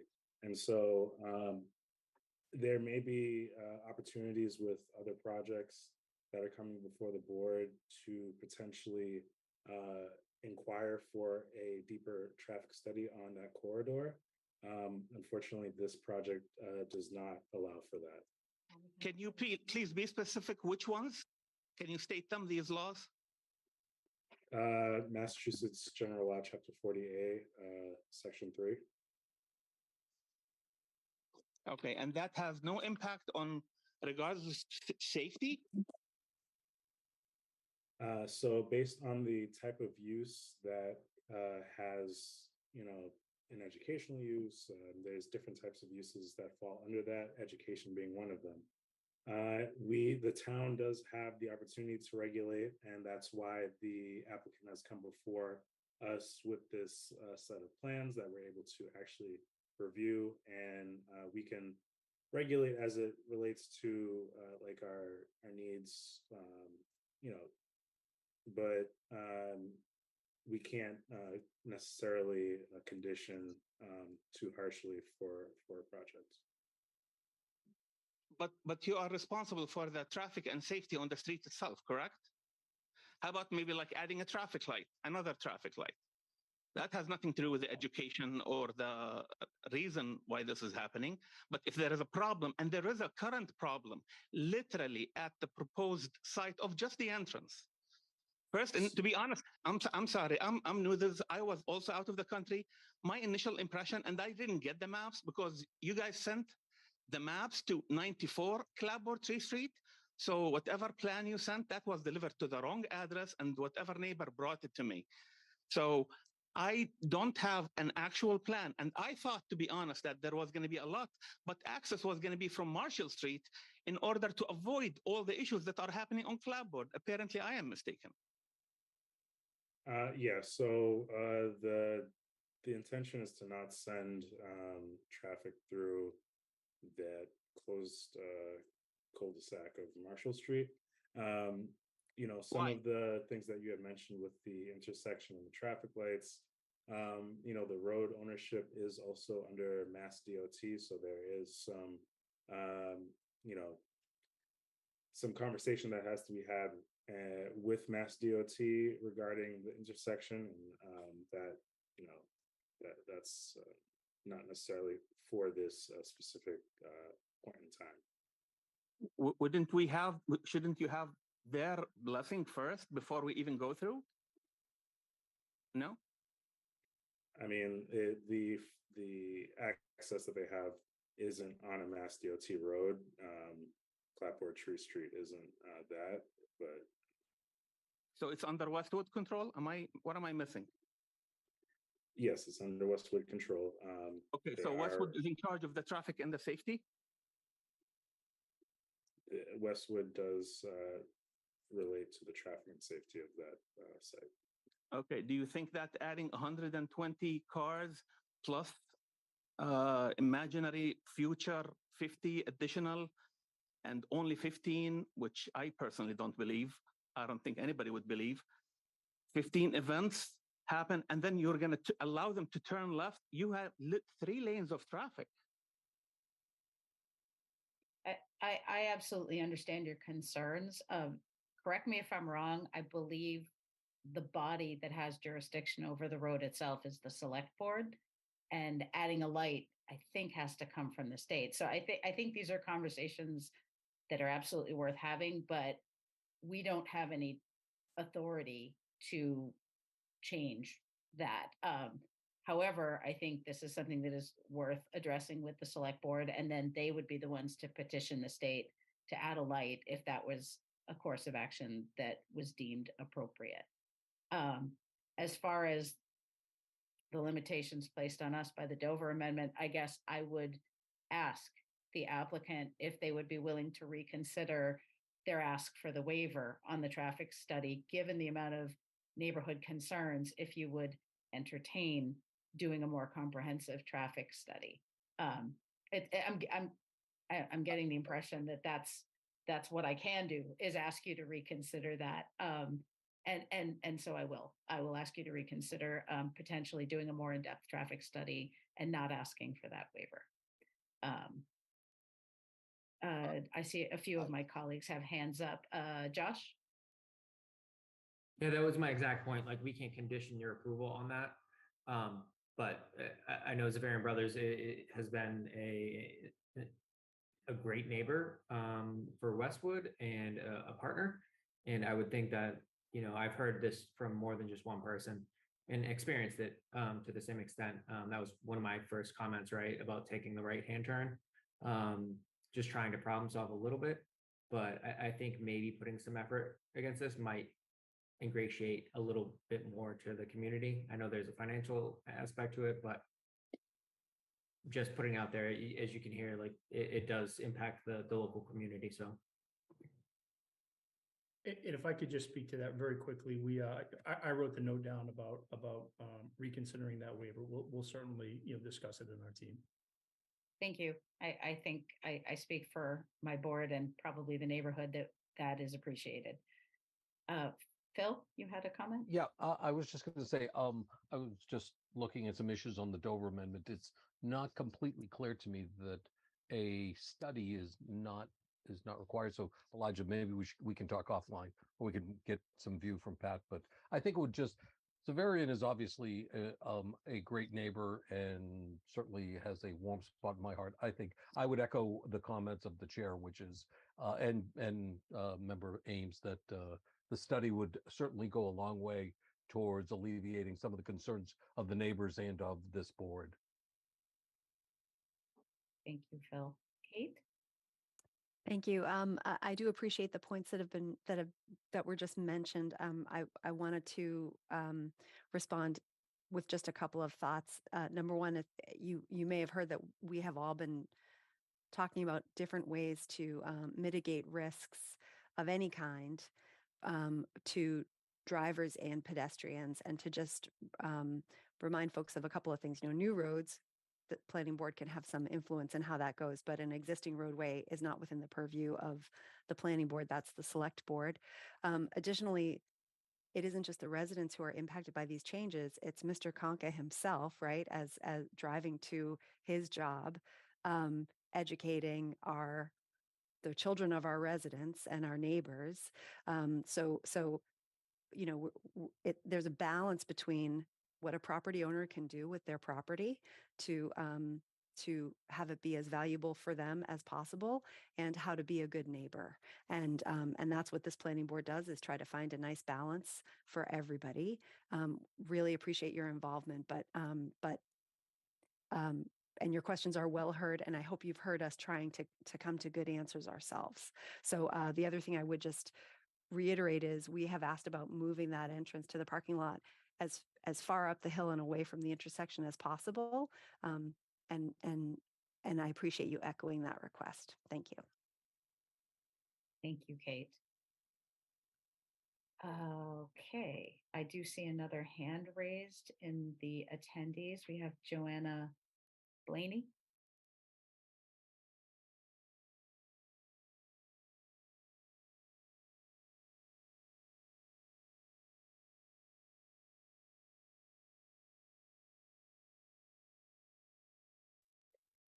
Hello, can you hear us? Yes. Yes. Welcome. Hi, both Josh and Joanna Blaney are here from 41 Marshall Street. I just want to mention one thing really quick, is that I've heard multiple times there's no plans for anything on 930 Clapboardtree, but I had met with Jacob and Eric in the past, and I remember being told, because it bothered me a bit, was that there was a plan for a building used for storing sporting equipment and all this and that to be put on there.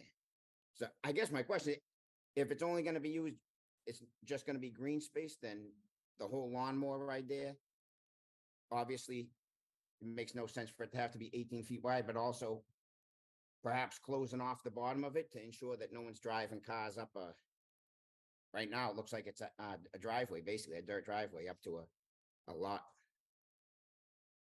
But I guess, so maybe I'm mistaken, but it sounds like that plan maybe got canceled. They're not gonna put a structure on there to store equipment, or I'm not sure. Yeah, no, Josh and Joanna, good to see you. Thank you for being on the call. No, Josh, you are correct. We talked about that. I think that was when you and Mohammed and maybe Terry and I were together. Right. That conversation was more talking about potential future use, possible future use. Right now, there's no plans, for using that land. As we said, we just really want to maintain it. But if you recall that conversation, it was really a what if conversation, 5 years, 10 years down the road, what possibly could that land be used for? And that's when we thought, well, maybe a storage shed or maybe something of that nature. But to be very clear, that is not something that we are pursuing now. The only pursuit is to have access so that we can maintain that lot. Sounds great. And also, Josh, just one other thing too, you brought up the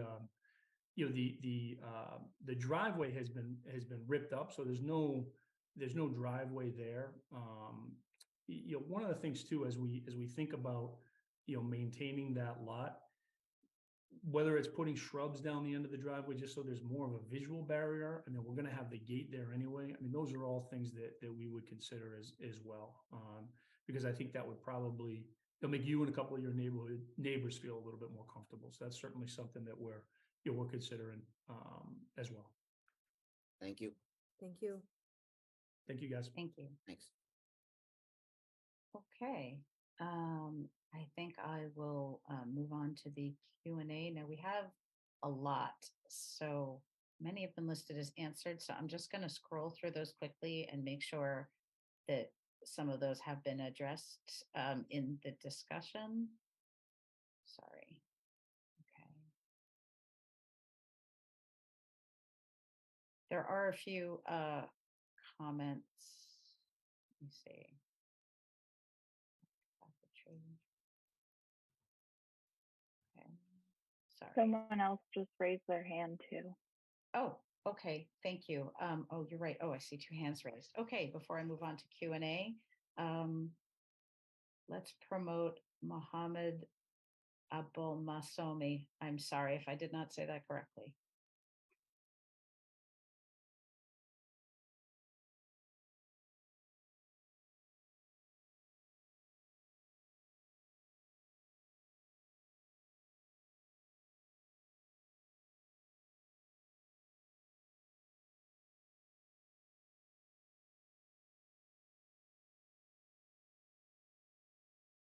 Sir, I think you're still muted.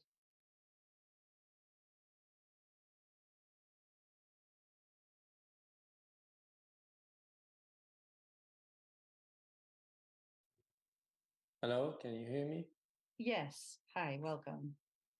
Hi, my name is Mohammed Abul Masomi, and I live at 44 Marshall Street, and we're at the house that's pretty close to the back fence. So we're actually the closest to that parking lot because our house is kind of set back closer to the back fence. And so we, if I understand it right, we're about like 13 feet to the bumper of those cars, the 17 spaces that would be perpendicular to us. So that means, and those cars are going to be shining light, towards us. Our deck, living room, kitchen, everything is pretty much in the back, facing those cars. And so we pleaded to Dr. Konka if there was any way that they could arrange the parking so that it would give us more of a buffer zone, more privacy, with the light, noise, and as somebody else brought it up, it would make a lot more sense if those green areas were directed, towards the neighbors to create a wider buffer zone for the butters, and also a fence, so that people don't wander off through the backyards. Not everybody might know which way they're going. We've had that problems with people cutting through you know, the backyards, you know, and also students taking a shortcut, you know, towards the school. And this is more probable because there's a huge grade change there. And I think most people are going to find the easiest way, which would be right along the back of the house, you know, my house and maybe Fitzpatrick's house, which is right next to us,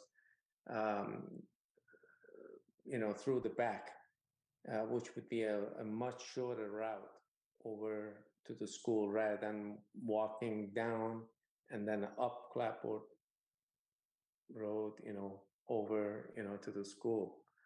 And, you know, that's not too clear, you know, and I think having a fence, you know, would kind of solve that problem, you know, and would kind of direct people not to take, you know, the back pathway, which it, you know, would be open if somebody wanted to take it, you know, without a fence. And so, you know, those 17 spaces, you know, I've been planning that, you know, if there was any way that they could be eliminated, I mean, or rearranged somehow to give us a bigger, a wider buffer zone. I mean, out of the almost 180 spaces, it doesn't seem like it's a huge, you know, percentage. And so that's pretty much what I wanted to bring up. Thank you. I don't know if the applicant has any feedback on that, or just perhaps for the next meeting to respond. Yep. So we you know, we can certainly take those comments and consider them for sure. Thank you very much. Okay. I don't see any other hands raised, and I've been sifting through some of the Q&A. Just want to make sure I incorporate ones that have not been addressed verbally. There is one from Joanna Blaney, and I know the Blaneys gave their address earlier. I don't have it here, but the comment was, great question. Why do these lights have to be on 365 days a year if they're only used for special events 12 to 15 times per year? Refresh my memory. Was the plan to have them on every day? No. Okay. No, the plan was to have them on only when the lot was in use. Okay, that is helpful. Thank you. From, let me see. Okay, sorry, I'm scrolling through. Again, from the Blaneys, there are several practice fields behind the school. Why not use those for parking and put the practice fields on these lots? This should alleviate traffic close to the intersection, which is already a major issue. We have had quite a bit of conversation about placement and whatnot. And I guess that is a question, is have you considered alternate placements for the parking lot, or is this really the spot that it needs to be done? We have considered alternate spots. We did a campus-wide assessment a couple of years back. We don't have enough land where this lot is for a full regulation field down there, so we couldn't put a full regulation field there. And then the other obstacle that we run into is because of the grade on the land. To put a huge level field would require more earthwork and more blasting. So our assessment was that, you know, for overflow parking, this was the most, you know, feasible spot that we have. Thank you. Okay, there are a few more questions. There's a couple of folks who they have their name but not their address. So Nicole Underwood, Eileen Siegel, and if Milad and Rana could just put their full names and addresses back in the comments as well, so when I read them, they're entered into the record. That would be wonderful. In the meantime, I will read the comments that are complete. Stephen Olenoff, 52 Glandor Road. What TDM is being provided to mitigate this project? I hope to ask Jason to help me with the response, but effectively, I think the analysis was that, you know, there are 121 parking spaces that are existing. We're simply trying to reorganize where those where that parking's happening. This is existing need. It's not new need, so it's not new traffic. So again, it's very limited to the 15 or less events. A lot of those, traffic is going to come at off-peak hours. It's not going to be added during the typical school day demand. So a night football game, a lot of that exiting traffic is not happening during rush hour. So a lot of the concerns, I think, with traffic, the traffic memo that we provided discusses some of that. And I think, again, just need to keep in context that we're trying to park existing staff at the school, just trying to reorganize where they're parking. There's not going to be a significant new demand because we're moving parking spaces here or there. So I just would like to leave that kind of context with the board and the community. And Jason, if there's anything to add relative to that, feel free. No, I think that's good, Eric. Yeah. Thank you. Okay, so I have an address for Nicole Underwood, 49 Marshall Street. A comment, the Marshall Street neighbors are very concerned about that egress, also concerned with an approval for lot 18 being included without a specific plan for that driveway. Okay, I also have Eileen Siegel, 257 Alder Road. I entered the meeting late, so I apologize if this information was previously mentioned. Is it possible for the lights being added in the parking lot to use solar energy? We can take it back to the team, but I don't know that will be an option, but just to be transparent, we'll review that with the lighting consultant and get an answer. Thank you. Next, I have Fran Fusco, 20 Pine Lane. I missed part of the presentation, so please excuse me if I'm being repetitive. I just took a drive to Marshall Street. I assume it's the vacant lot we are talking about. There already seems to be a car-wide path existing. Will the access from Marshall Street be very apparent to abutters? If lawnmowers and outdoor equipment are to be using a path from Marshall Street, will there also be trucks potentially parked on Marshall Street? Also, is the equipment used going to be battery operated? I would think gas pollution could be mitigated to the neighbors by not using gas-powered equipment.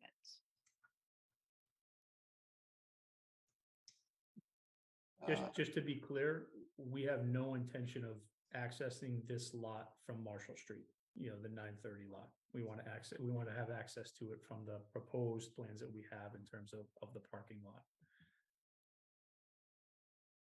So even if the 18-foot gate is reduced, you don't have a need to actually bring a vehicle. The vehicle could be parked in the parking lot, and then the equipment, the landscaping equipment, could go through the gate, if I'm understanding correctly. That is precisely our intent. That's right. Okay, thank you.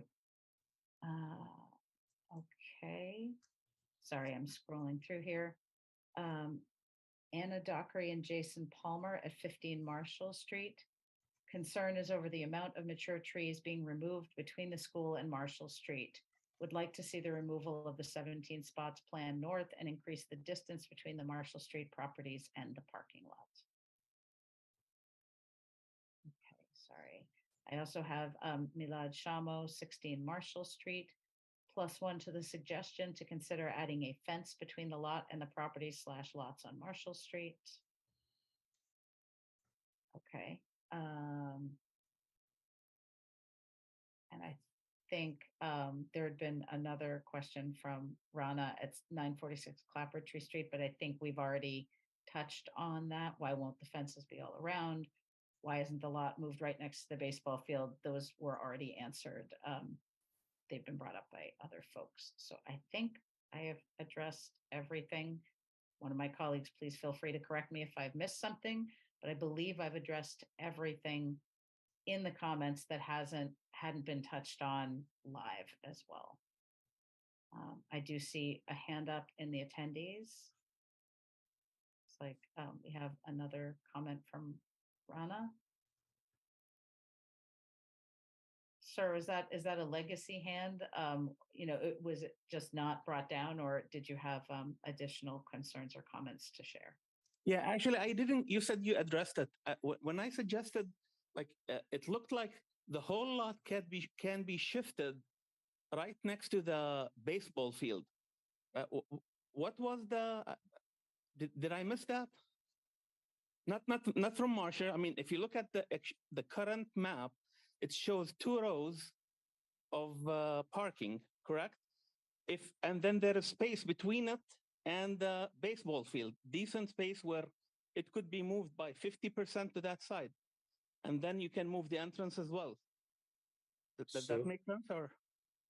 Madam Chair, if I may, there is actually phase 2 that they're proposing for another 54 spaces in that gap that you talked about. Yeah, forget phase 2. We're talking about phase 1. Why isn't phase 1 starting there, and then phase 2 in the future, since there is no really phase 2, will be more closer, like to my property? You already have. I don't. Why wouldn't you start there and then move closer to the neighbors? I mean, it's common sense. No. If I may, Ellen, if I may, sir, I asked that earlier in the meeting. I don't know if you heard that, but many variations on this plan have been discussed, and we expect to hear from them again after hearing our thoughts and concerns. We should see a presentation from them again. There's not going to be a decision this evening to move forward with any plan in particular. We're just discussing the plan.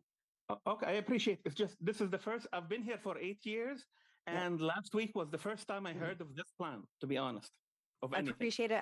I appreciate you participating in the process, and we're trying to have a really good outcome. Neighbor. Yeah. Okay. Thank you. Thank you. Yes, thank you.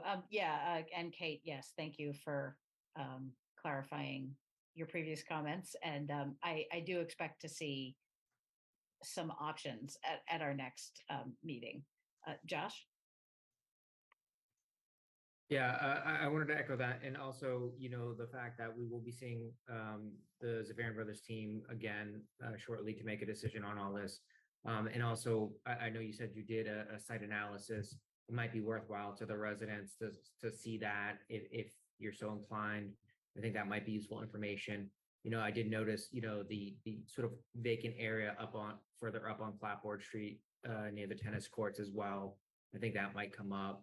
So any information you could use to help assuage some of the residents, I think would be really useful. But I think, at this point, I think we've exhausted this conversation pretty thoroughly. But Agreed. Thank you. And yes, I think that is worthwhile to clarify. I don't believe we will be taking a vote to decide on this application this evening. There will be more conversation, and the applicant needs time to respond to the comments from us, from the peer review, from the residents. So I expect to see different and new and edited plans the next time we see this application in September, I believe. We did have some letters submitted ahead of this meeting. Elijah, should we, quickly read those into the record? Do they need to be read into the record, or is the fact that they're submitted include them in the record? I think the fact that they're submitted includes them in the record. Okay. I will just say I did read all of them, and I think a lot of the concerns that were brought up in those letters have come up in tonight's conversation as well. And I believe, we are all incorporating those concerns that were articulated to us in those letters into our questions and our decision-making process as well.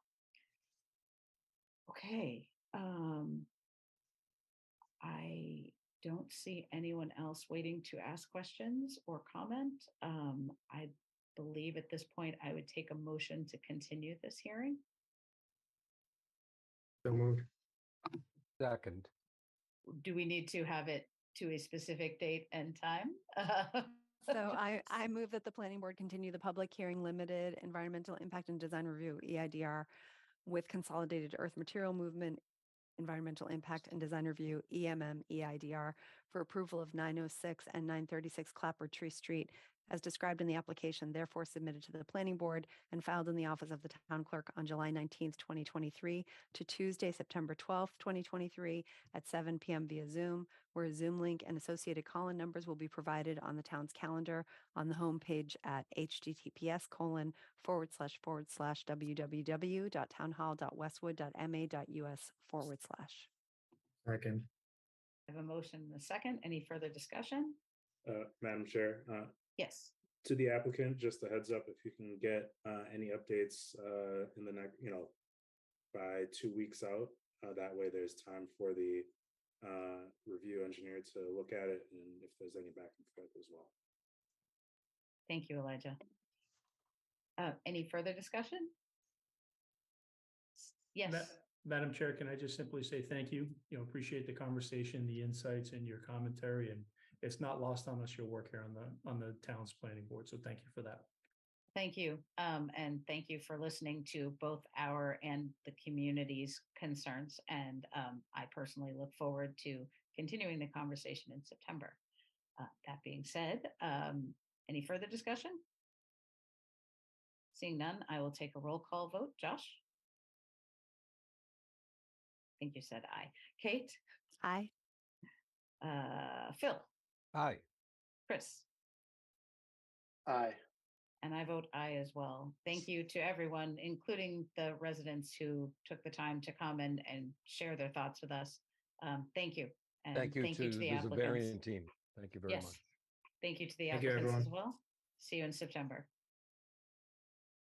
Okay, next we have 425 Providence Highway, and this is a continuation, so I do not have to read the notice. So if we could bring the applicants in.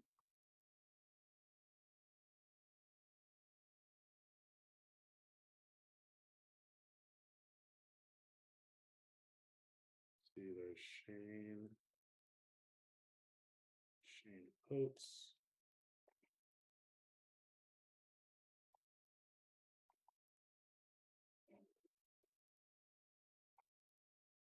Oh, looks like Emily Stewart.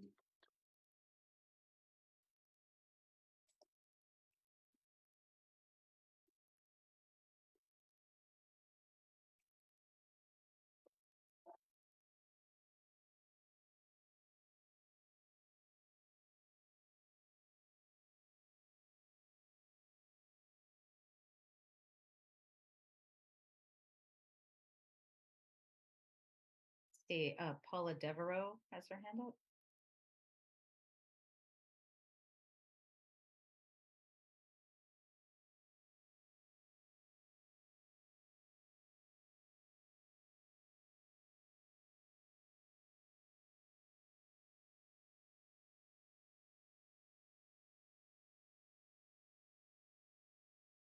Okay, I think we have everyone for this project. Welcome back. I would happily turn this over to the applicant to present. Can I just interrupt for a second? I want to know if Bryce Johnson, Shane, do you know if he is attending? I'm not sure. It looks like he's here. He's raised his hand if someone can promote him. Okay. It's been promoted. Thank you.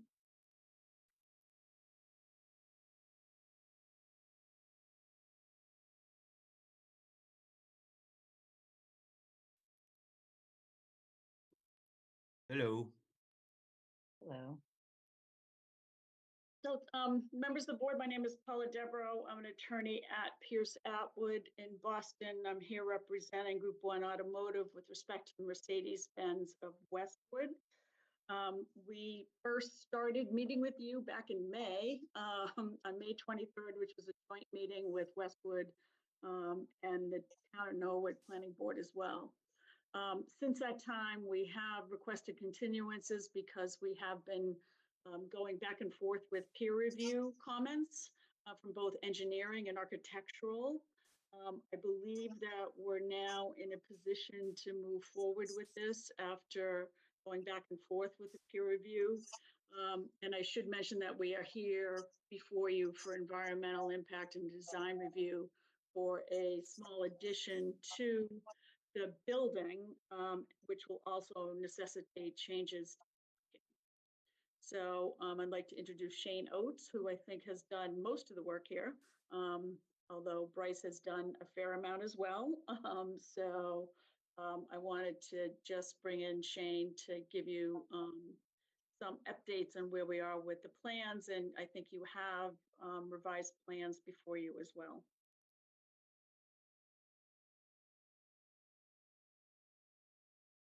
Thank you very much. Good evening, members of the board. My name is Shane Oates with Independence Engineering. So we've been working with Beta closely over the past 6 weeks or so. We received a peer review letter after our initial hearing in June, our joint hearing with the Norwood Planning Board. They approved the project at that meeting. After we received the peer review letter, we made many changes and revisions. We revised some drainage or calculations, and those were submitted to the town and to Beta on July 17th. And then we received a subsequent review letter from Beta, which we addressed and made some minor changes to a couple of the sheets in the plan set, and mostly just some responses to the latest Beta peer review letter. So I did chat with Elijah a little bit over the past few days. If the board is okay, I think maybe the best place for me to start is to go through our current and last response letter to the outstanding comments that remained from Beta's second peer review. Unless anyone else would like me to go through something different at this time. That should be good. That sounds great. Okay.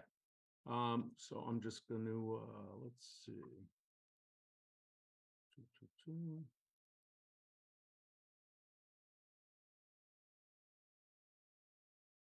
That.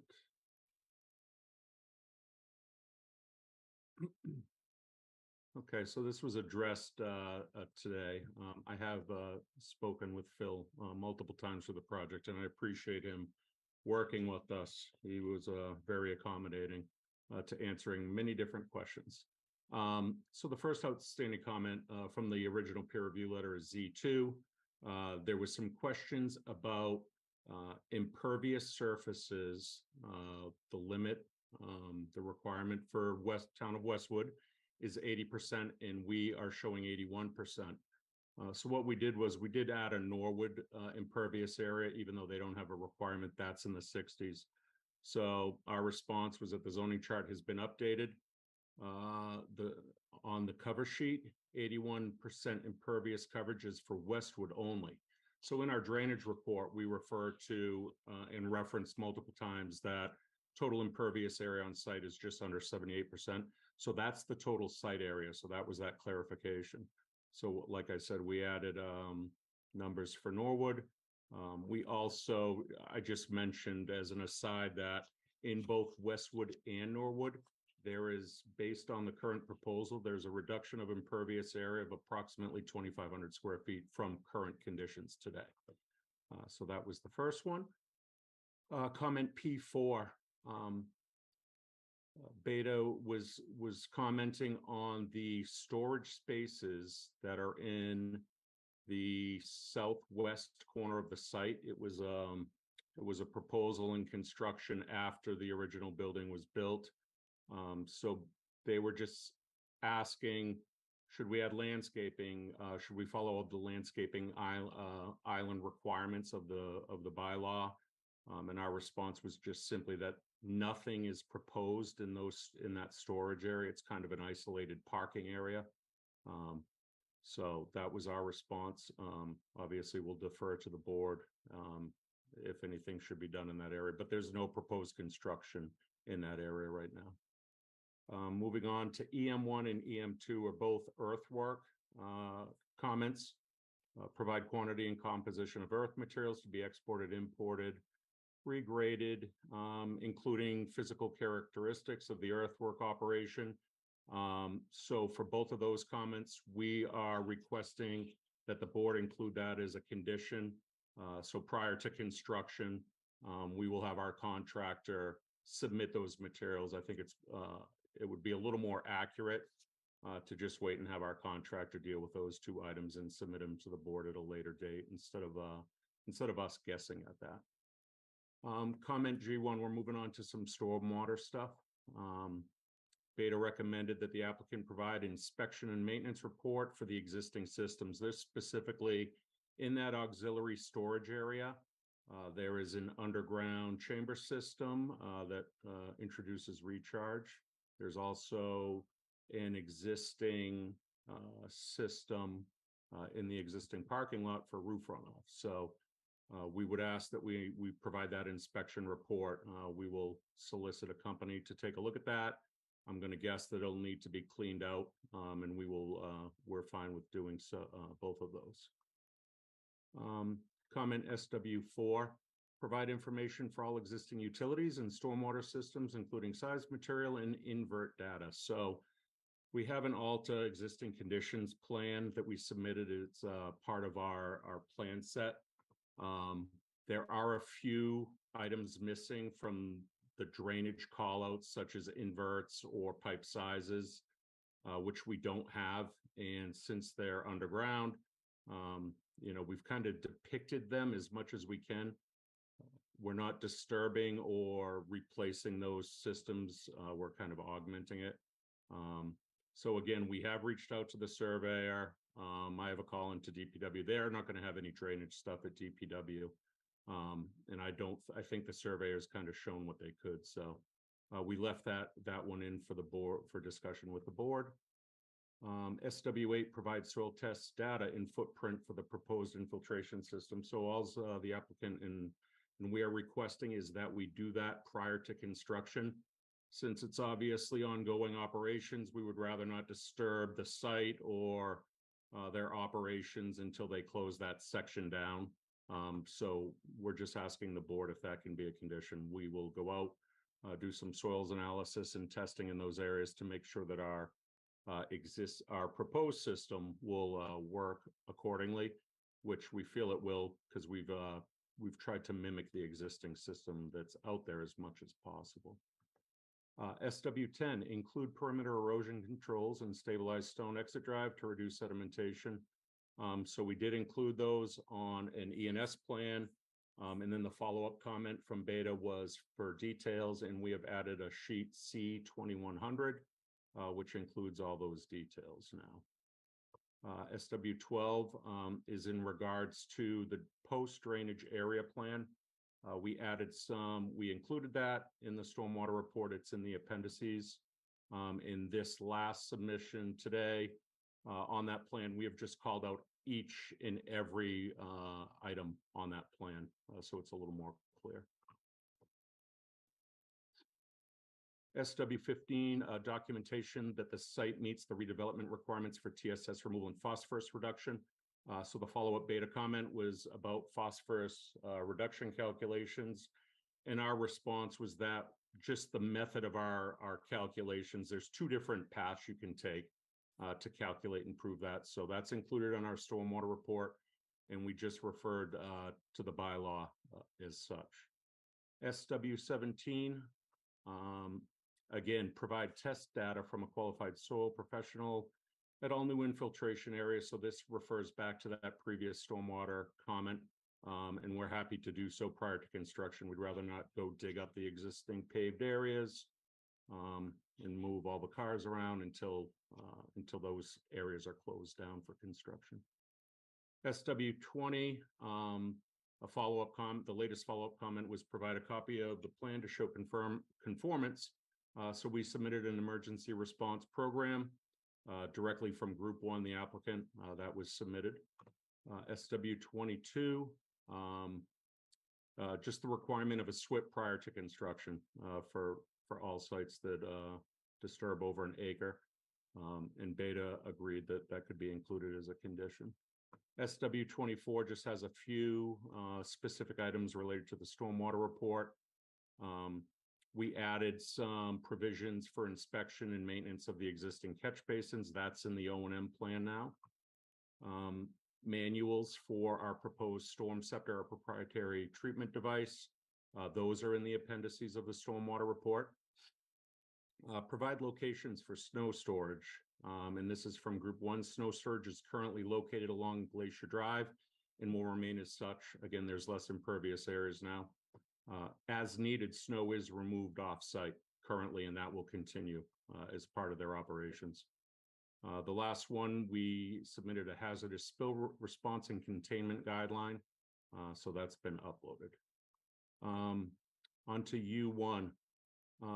This again, it's another survey issue. Along with the size, provide material for water lines on site. The existing water service comes from Glacier Drive, goes around the building. It's a 4-inch domestic and 8-inch fire suppression service. That's not being modified at all as part of this project.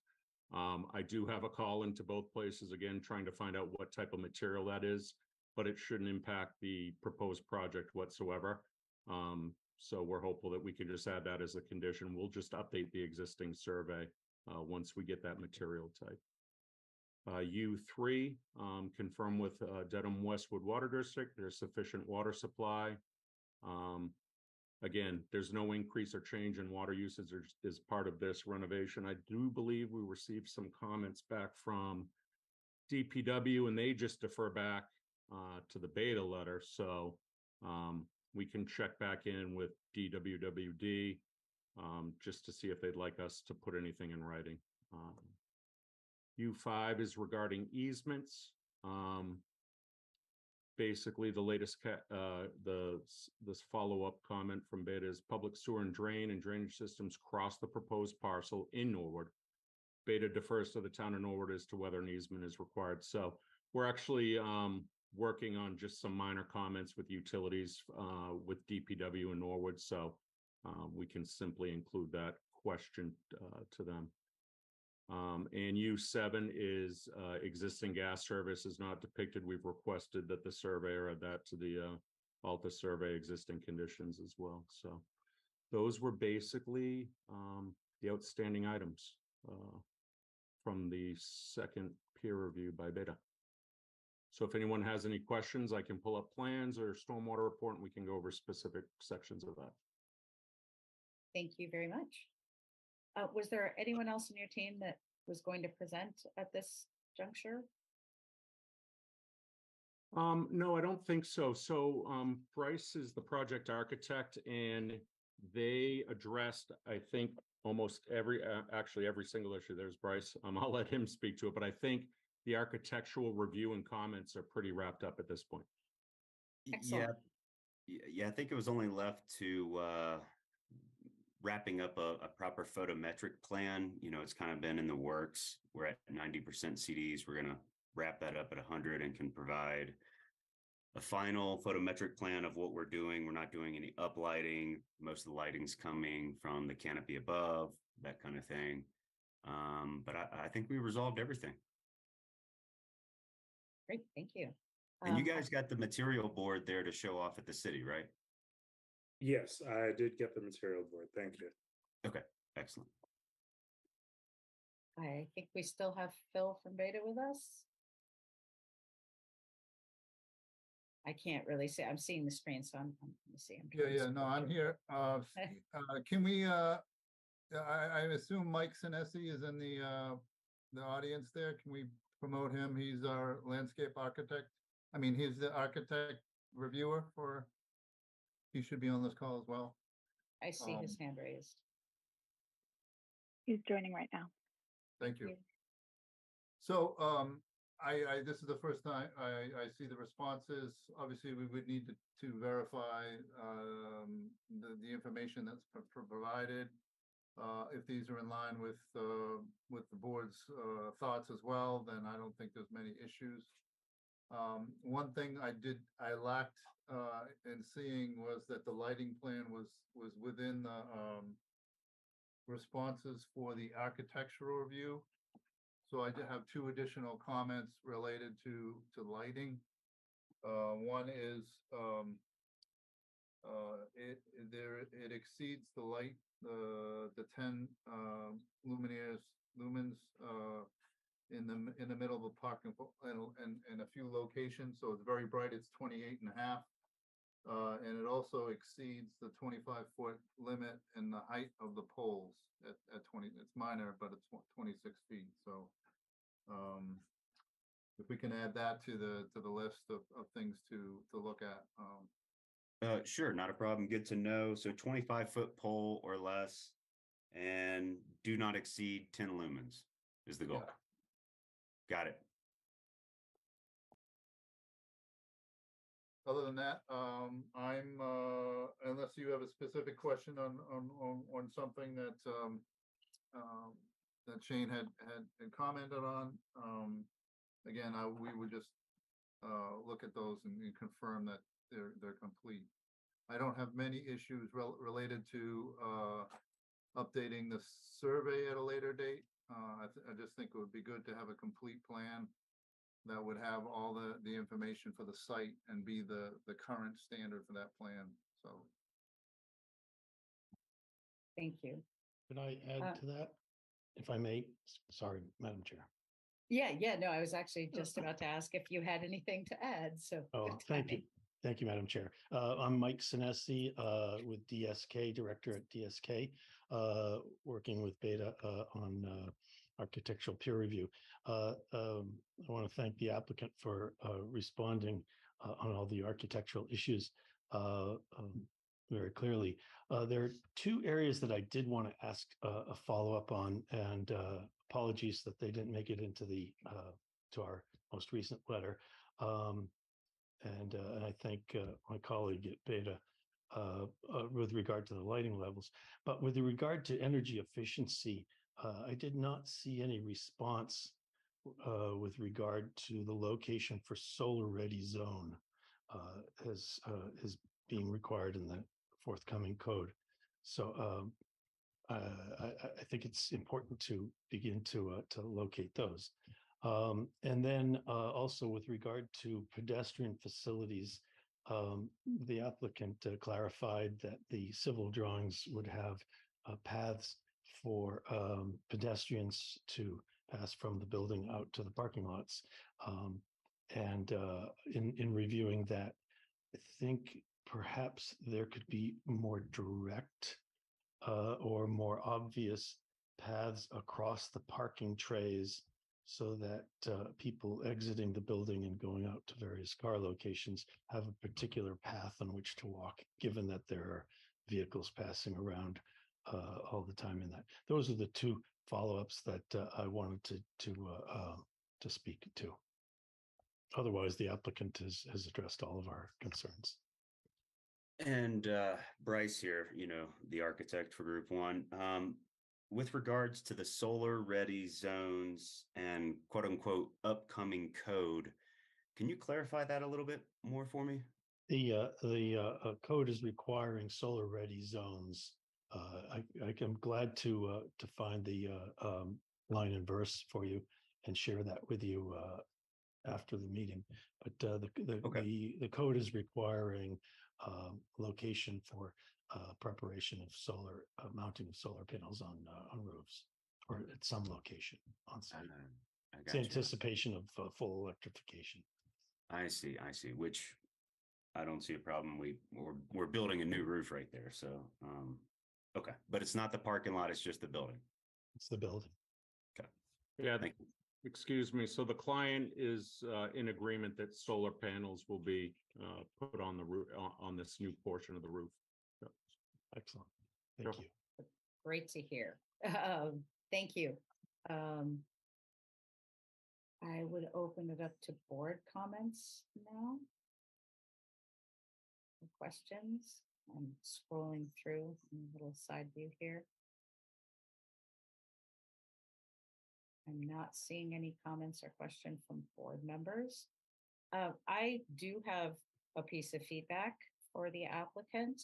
I took a peek at the most recent landscape plan, and what I noticed is that I saw several non-native species, not even Massachusetts native, but like Far East. And as I recall from May, Sarah Bouchard in Norwood had stated that your landscape plan was not compliant with their bylaws because they require all native plants. And at that point, we were supportive of it, but our bylaws have also changed now to require all native plants. So I can give you a list of the species that I find to not be in compliance, especially with Norwood zoning bylaw, which is longstanding. I have some suggestions for alternatives, but I'd like to at least give you the list of the species that are not native. St. John's wort is not. None of your proposed holly bushes are native. What was it? The Festuca glauca, I think it's blue fescue. That is not a native plant, that's European. Catmint is also not native, and the dwarfed fountain grass is not native. Your trees were good, but most of the other plantings were not. So I would like to, if we do approve your application this evening, I would like to add a condition to that approval that all plantings would be native and, subject to the approval of the town planner, just to check off the species to make sure that they are indeed Massachusetts native species.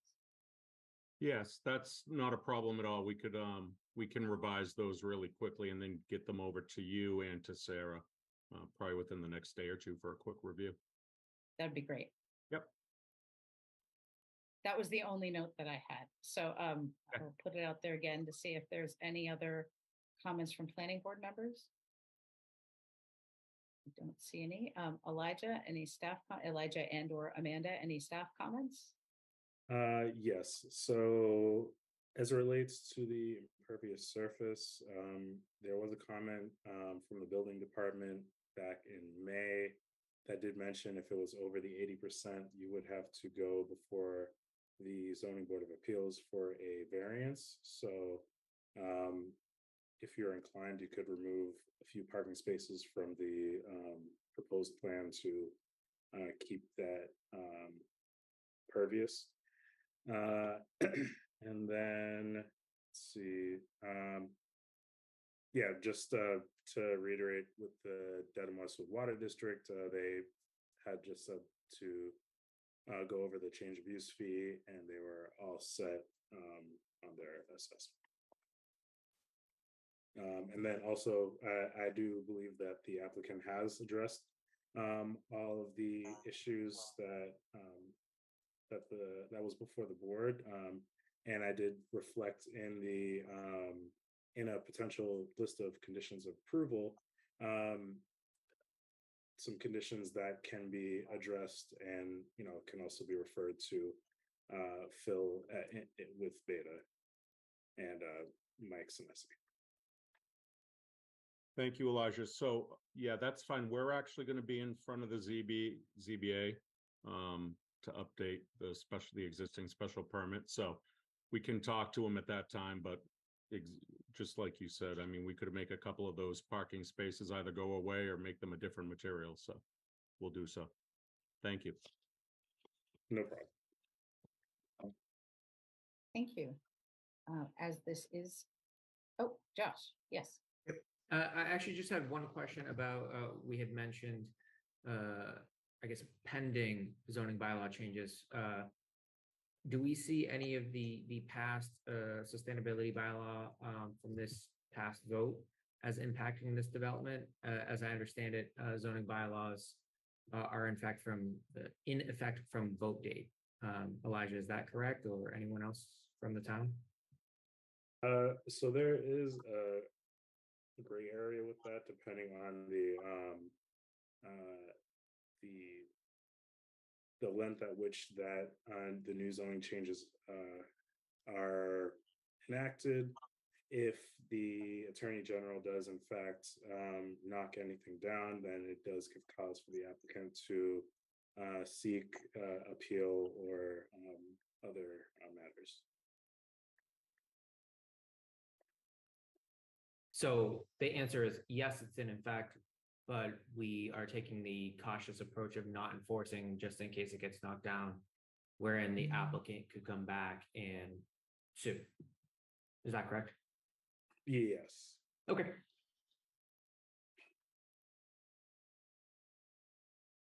Josh.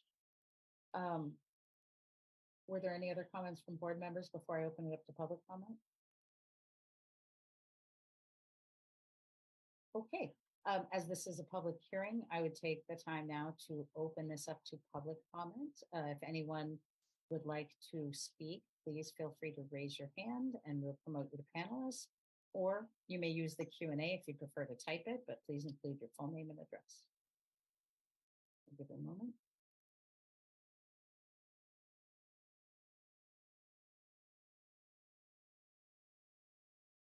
I do not see any hands and I do not see anything in the Q&A. I would entertain a motion from my board if someone is inclined to make one. Elijah, do we have a copy of a motion? If someone is inclined to make a motion to approve, do we have a copy with all the conditions we've been talking about? Yes. So I'm sharing right here. So first we'd need to entertain a motion to grant the proposed waivers. Correct. I move that the planning board grant the following waivers in association with the application for environmental impact and design review EIDR approval for Mercedes-Benz at 425 Providence Highway, as described in the application, therefore submitted to the planning board and filed in the office of the town clerk on April 14th, 2023. Waiver from strict compliance with section 7.3.7.3 of Westwood zoning bylaw requiring the submission of a full traffic study to allow for acceptance, the submitted summary traffic analysis. Number 2, waiver from strict compliance with section 7.3.7.7 of the Westwood zoning bylaw requiring the submission of a presentation model. Second. A motion and a second. Any further discussion on the waivers? Seeing none, I'll take a roll call vote. Josh? Kate? Aye. Chris?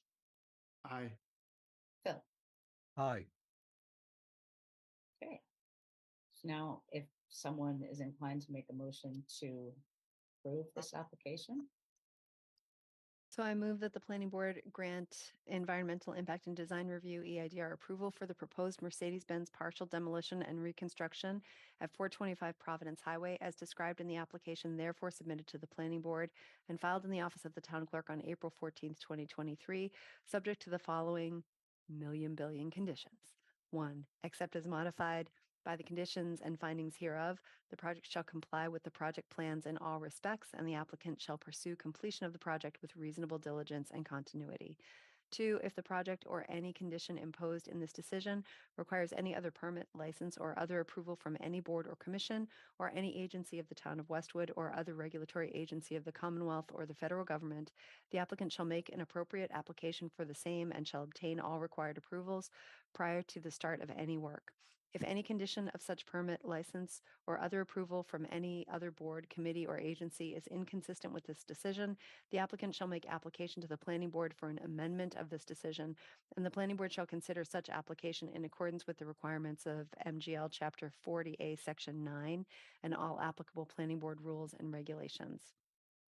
3, thank you. Prior to the issuance of a building permit, the applicant must submit an operations and maintenance plan, O&M plan, to be reviewed and approved by the town planner, which shall include but not limited to location of hazardous materials from an auto service facilities will be handled and stored, provisions for inspection and maintenance for all stormwater BMPs, manufacturer's recommended maintenance procedures for proprietary BMPs, spill prevention and response plan, a map indicating anticipated snow storage areas, a map showing the location of the systems and facilities, including all structural and non-structural stormwater best management practices. 4, prior to the issuance, thank you, of a building permit, the applicant must submit an updated stormwater pollution prevention plan, SWPPP, to be reviewed and approved by the town planner. 5, prior to the issuance of a building permit, the applicant must submit an updated photometric plan to be reviewed and approved by the town planner.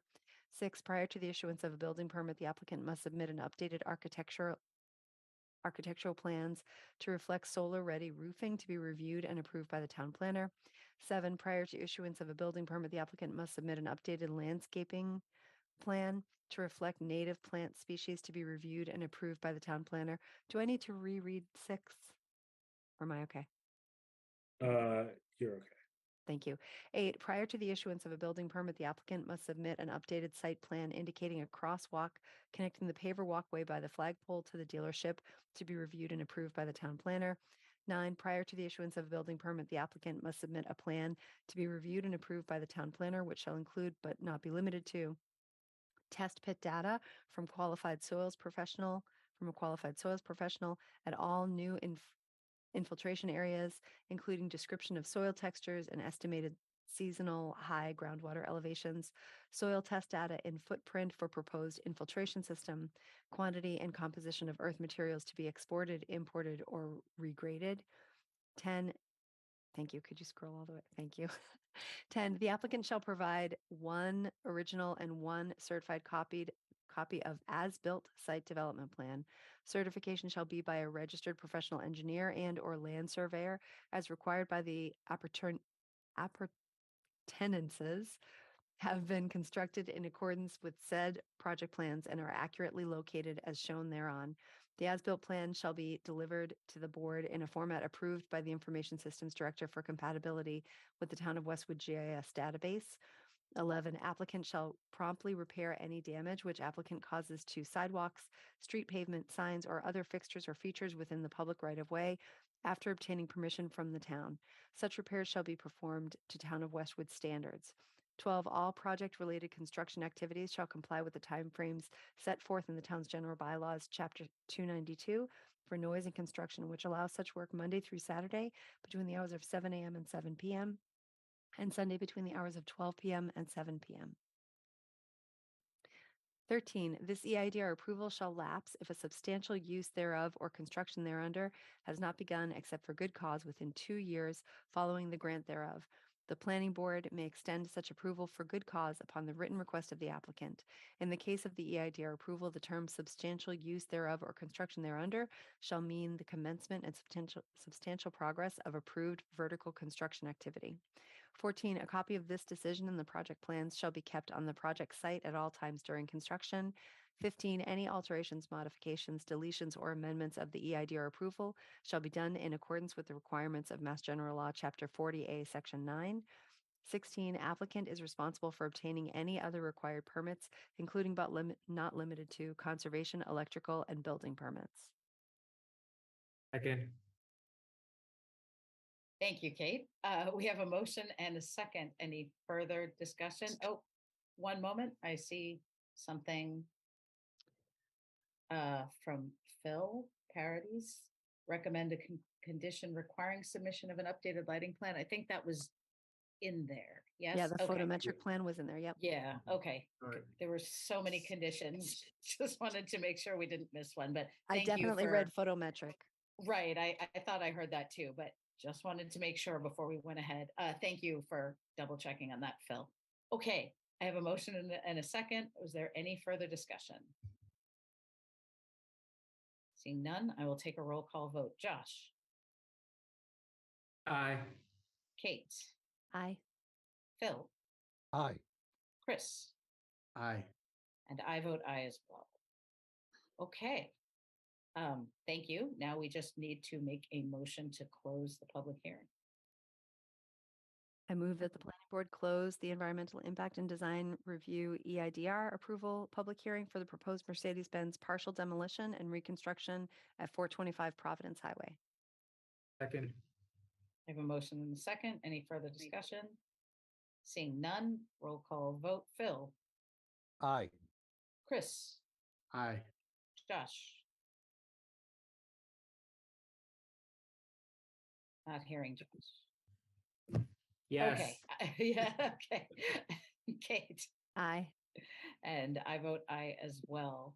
Okay. Thank you very much to everyone involved in this project. Thank you.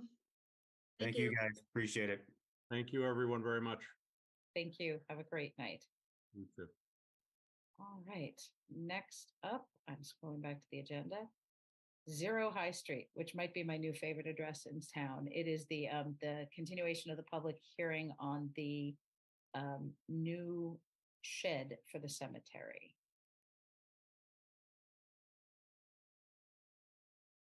Do we have folks here to speak to us on that?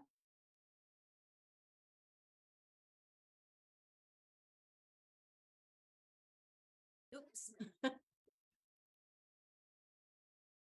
Okay. Hold on. You turn that on? Okay. Hi. Hi. I'm Christine Meany with Site Design Professionals. Here to present some revised plans for the new relocated cemetery maintenance shed at 0 High Street, which is just next door to the existing structure at 909 High Street. Since we were last before you, we've since revised. Oh no, okay.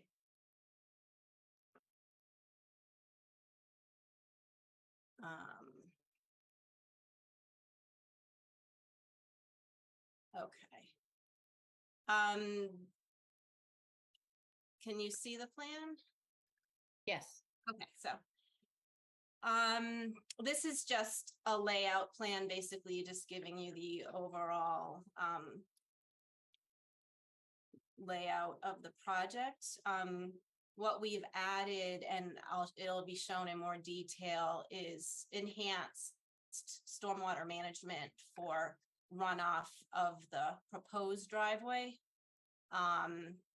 Our previous design utilized some existing catch basins that were in the driveway, and we also utilized this existing grass forebay, which was constructed maybe 10 years ago when they did some work at the cemetery. But we have added our own stormwater management system for the driveway runoff, which does treat the required 1 inch of rainfall, thus providing groundwater recharge and phosphorus removal. So let me try to get my next plan here.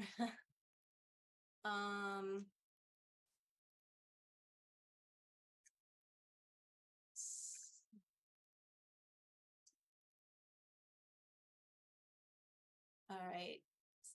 Sorry, I'm new to this. Do I stop share and then, oh, new share? Okay.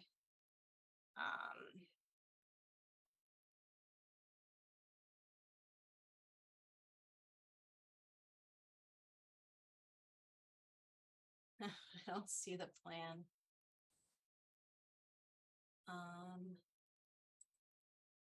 Would it, Elijah, could we share it perhaps? Oh gosh. Yes, let's see if we, so Maybe I can try.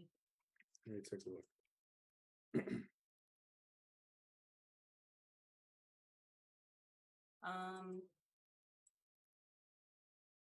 This is the grading utilities erosion plan. Yes, let me see if I can do this now. Okay, I think I can do it. Okay, I got it. Thank you. This is actually, we revised this today, actually. I don't know if Tiana had a chance to upload it. I can, if you want, I can just go through some of the outstanding comments from Beta's review. One of the outstanding comments was stormwater runoff from this adjacent building at 911, 917 High Street. There was a concern, the berm is kind of lacking behind this building, and the runoff was getting onto the property where the new shed was going to be located. So to mitigate that, we actually added a little more fill behind this proposed shed. So you can see the driveway is at elevation 205 behind the adjacent building, and we actually filled it up to elevation 206. So the ground behind our shed is higher than the parking lot, and we've created these swales. So none of the runoff from the adjacent property will be getting on to the town's land. Everything will be staying on their own property and getting into either this catch basin, and a little bit, I think, does run down the hill and get, into the driveway.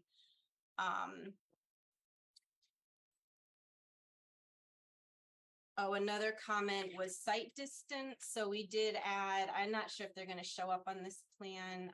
We added two caution blind driveway signs approaching either side of this structure. On this side due to limited site distance, and also another sign on, I think it's right here. Just to caution drivers that there is a driveway there. Let's see.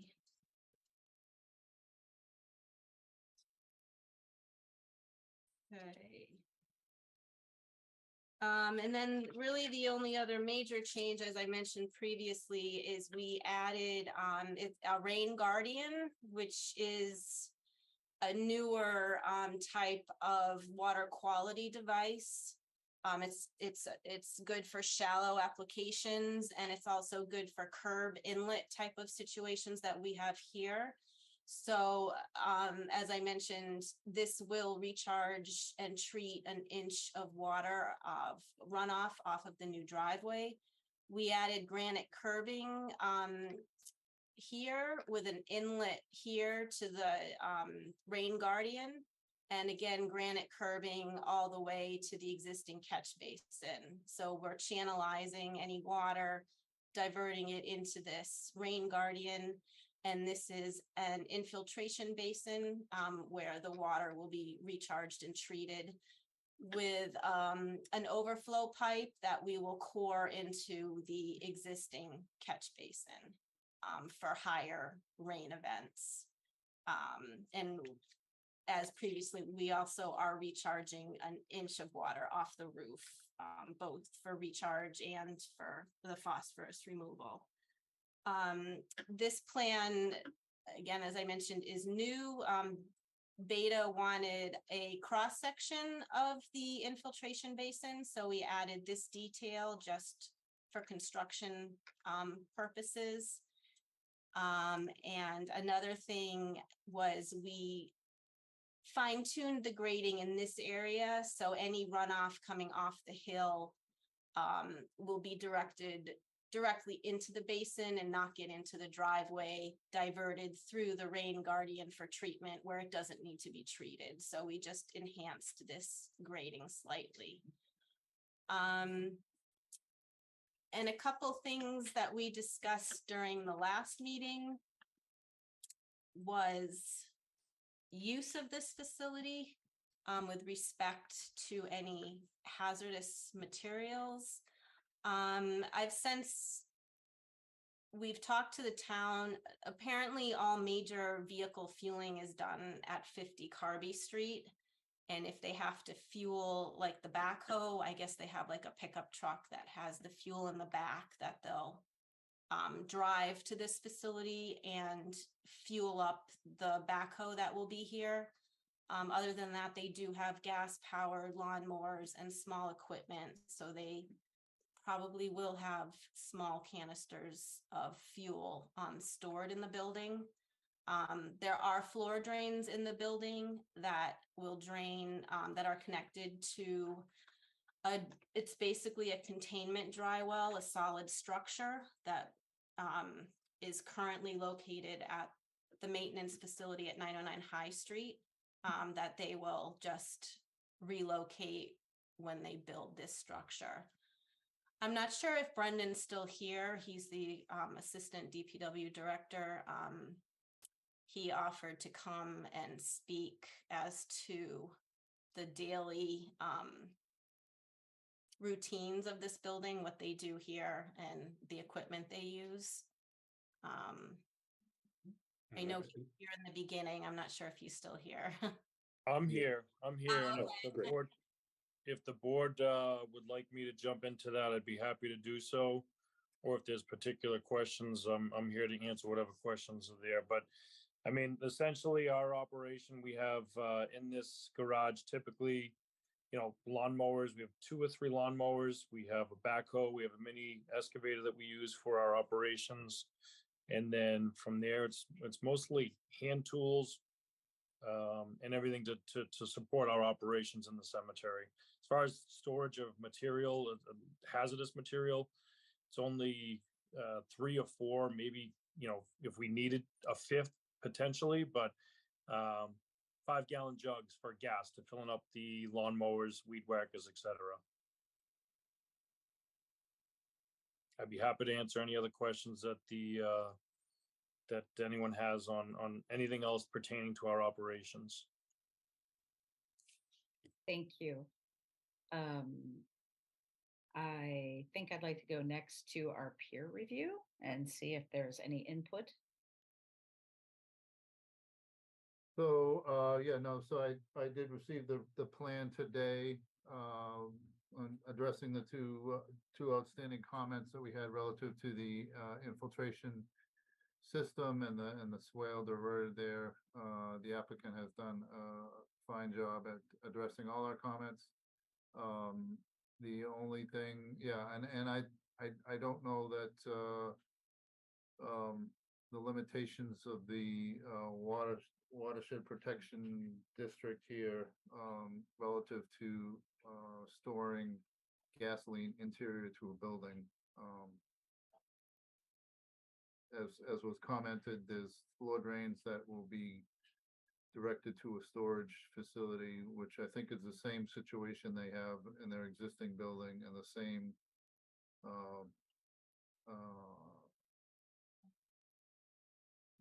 storage of gasoline. So I think it's protected, as far as I can tell. So Great, thank you. Okay, at this point, I'll open it up to board comments. I see Josh, you have your hand up. Yeah, first, Phil, you had mentioned that it's protected. What do you mean in terms of like that drain or the fact that they're storing hazardous materials in proximity to the wetlands, or what was the protected part? So if they're fueling their vehicles inside the building, then it's not subject to stormwater issues, runoff, and any spillage would be contained in that storage tank. So do we see the operations manual for that storage tank? And it's not quite a storage tank, right? Because then that would be a UST in proximity to the wetlands. So that also wouldn't be allowed. It's a gas trap manhole. I don't have any information on its operation. I know it's pretty deep. Again, I don't know if Brendan has any information on that structure. But again, it's just going to be moved from 909 High Street to this facility. Yeah, no, I get that, but I mean, I want to be cognizant of just because it's the same equipment doesn't mean it's in the same area and there's not the same risk profile, right? That being said, like there's not only just the diesel fuel that's associated with backloaders, you also just mentioned that there's refueling operations associated with a truck, it sounds like, of sorts. It's not like a hand. I'm not sure about, right. I'm not 100% sure of that. I know 50 Carby Street is where they do most of their filling up. The other shed location was also in close proximity to the same pond. I think we're maybe 5 or 6 feet closer with this project, but we were definitely within the 100-foot buffer with the shed at 909 High Street. So yeah, I mean, at this point, it's looking to be closer to 25 feet to that sump, right? But needless, like I wasn't part of whoever decided to put that there, and I'd like to understand what the operations and maintenance of that sump is. and ideally have some sort of spill contingency at least built in. I'm not saying like an SPCC plan, but have some cognizance that we do have hydraulic oil there near the wetlands. You just had mentioned refueling operations, I'm assuming with a truck. So I'd like to have some additional layers of protection associated with that. I'm comfortable with what we're doing. I just want to make sure that we're doing it appropriately, right? Okay. Yep. Thank you. Thank you, Josh. Were there any other questions from board members?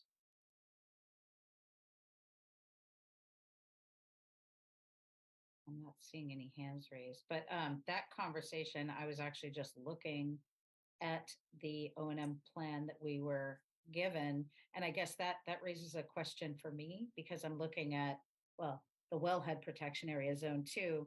There's a note, it's unknown if there will be fuel oil storage on the site or if the site is classified as a generator of regulated waste. This is a town-owned property. It sounds like there will be fuel oil stored on the site. So does that have any impact on anything? To Josh's point, is that a factor here? And is that something we need to condition? For the vehicles offsite. All the maintenance. All the maintenance for vehicles is done off-site.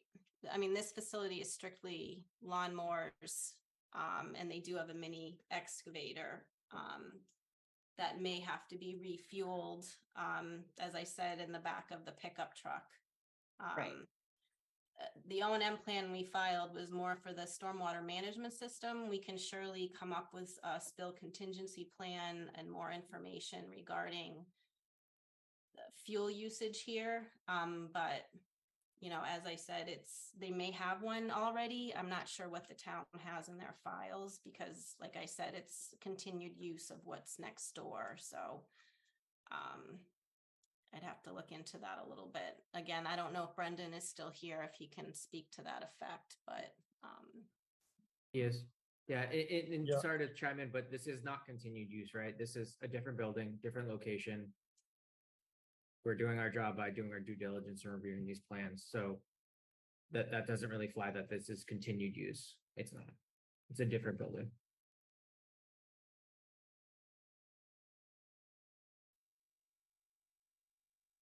Brendan, do you have any insights into whether or not you have an O&M plan? Because I understand the maintenance is done off-site, but that line that I read specifically says fuel oil storage. And we've just heard that even though it's only a handful of 5-gallon containers, that's, in my opinion, still fuel oil storage. So I just want to understand, what is the current process and what do you have, if anything, in mind for this site, the move to this site?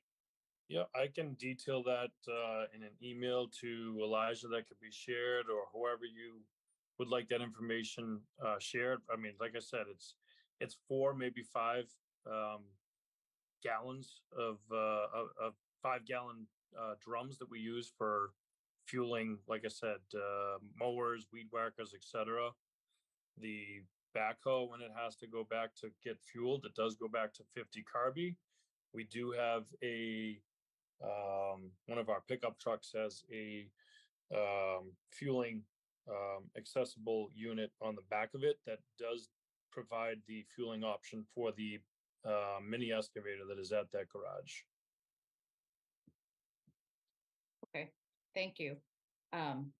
Josh, I don't know if your concerns have been answered. Yeah, I mean, I think once we look into the O&M manual and figure out how we're maintaining and how we're inspecting that sump, like you said, Brendan, there's going to be like 20 gallons potentially of fuel oil stored there. Not the end of the world, right? We can do that safely. We just need to make sure we're understanding what we're doing. For me, actually, the biggest risk really is coming down that road with how many hundreds of gallons are in the back of that pickup truck with a refueler. I'd have to get the specifics on it. I don't know the capacity of that container itself. Yeah, we're probably talking minimum over 100 gallons, right? So if we did have a catastrophic release there, you're within 10 feet of the wetlands there.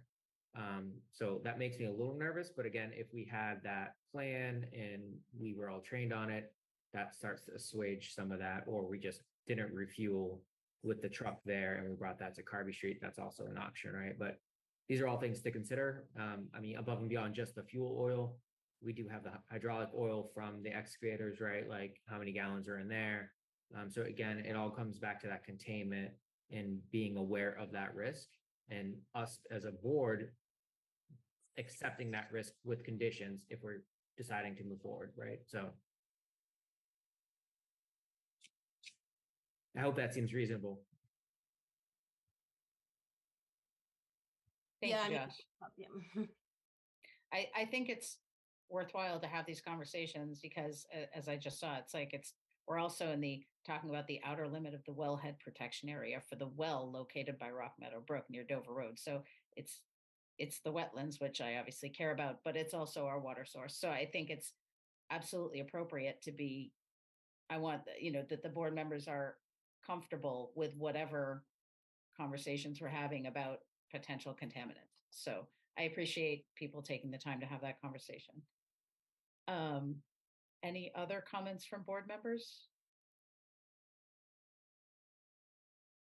I don't see any other. Elijah/Amanda, any staff comments?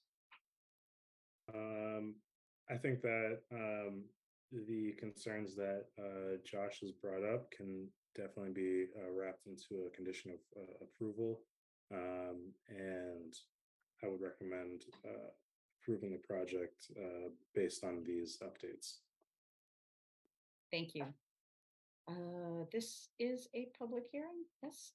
So if there are no other comments from board members or staff at this time, I'll open the floor to public comment. Anyone in attendance would like to comment, please feel free to raise your hand and we can enable you to speak, or enter your question/comment in the Q&A with your full name and address. And I'll give it a moment.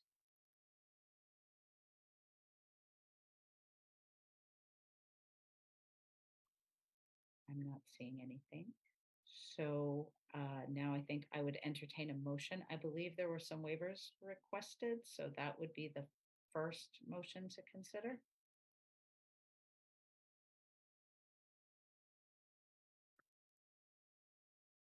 Yes. Let me, okay.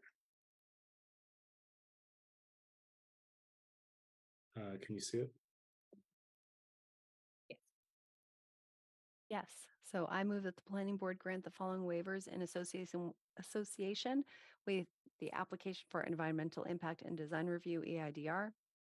Approval for the new DPW cemetery shed at 909 High Street, 0 High Street, as described in the application, therefore submitted to the planning board and filed in the office of the town clerk on June 7th, 2023. 1, waiver from strict compliance with section 7.3.7.1.6 of the Westwood zoning bylaw requiring the submission of a stormwater drainage report. 2, waiver from strict compliance with section 7.3.7.2 of the Westwood zoning bylaw requiring submission of a photometric plan. 3, waiver from strict compliance with section 7.3.7.3 of the Westwood zoning bylaw requiring the submission of a full traffic study to allow for acceptance of the submitted summary traffic analysis. 4, waiver from strict compliance with section 7.3.7.5 of the Westwood zoning bylaw requiring the submission of photographs. And 5, waiver from strict compliance with section 7.3.7.7 of the Westwood zoning bylaw requiring the submission of a presentation model. Second. I have a motion and a second. Any further discussion? Seeing none, roll call vote. Phil? Aye. Chris? Aye. Kate? Aye. Josh? Aye. And I vote aye as well. Next, I would entertain a motion on the application.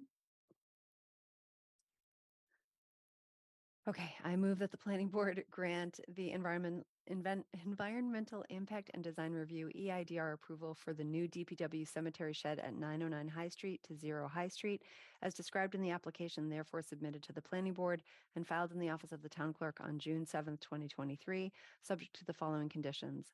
1, except as modified by the conditions and findings hereof, the project shall comply with the project plans in all respects, and the applicant shall pursue completion of the project with reasonable diligence and continuity. 2, if the project or any condition imposed in this decision requires any other permit, license, or other approval from any board or commission or any agency of the town of Westwood or other regulatory agency of the Commonwealth or the federal government, the applicant shall make an appropriate application for the same and shall obtain all required approvals prior to the start of any work. If any condition of such permit, license, or other approval from any other board, committee, or agency is inconsistent with this decision, the applicant shall make application to the planning board for an amendment of this decision, and the planning board shall consider such application in accordance with the requirements of Mass General Law, Chapter 40A, Section 9, and all applicable planning board rules and regulations. Thank you. 3, any proposed alterations, modifications, deletions, or changes to the special permit shall be requested in writing to the town planner and building commissioner. Thank you. I'm going to restate. Any proposed alterations, modifications, deletions, or changes to the EIDR shall be requested in writing to the town planner and building commissioner prior to implementation. Proposed alterations which are considered to be de minimis by the building commissioner may be accepted as a note to the file. Proposed alterations which are considered minor by the building commissioner shall require the filing of an application of modification of an EIDR for review by the planning board at a publicly posted planning board meeting. Proposed alterations which are determined to be major by the building commissioner, or by the planning board shall be considered by the planning board as a formal amendment to the EIDR and will require a new public hearing before the planning board. 4, prior to the issuance of a building permit, the applicant must submit an updated set of plans providing detail on newly proposed infiltration basin and revising western swale to discharge directly to infiltration basin to be reviewed and approved by the town planner.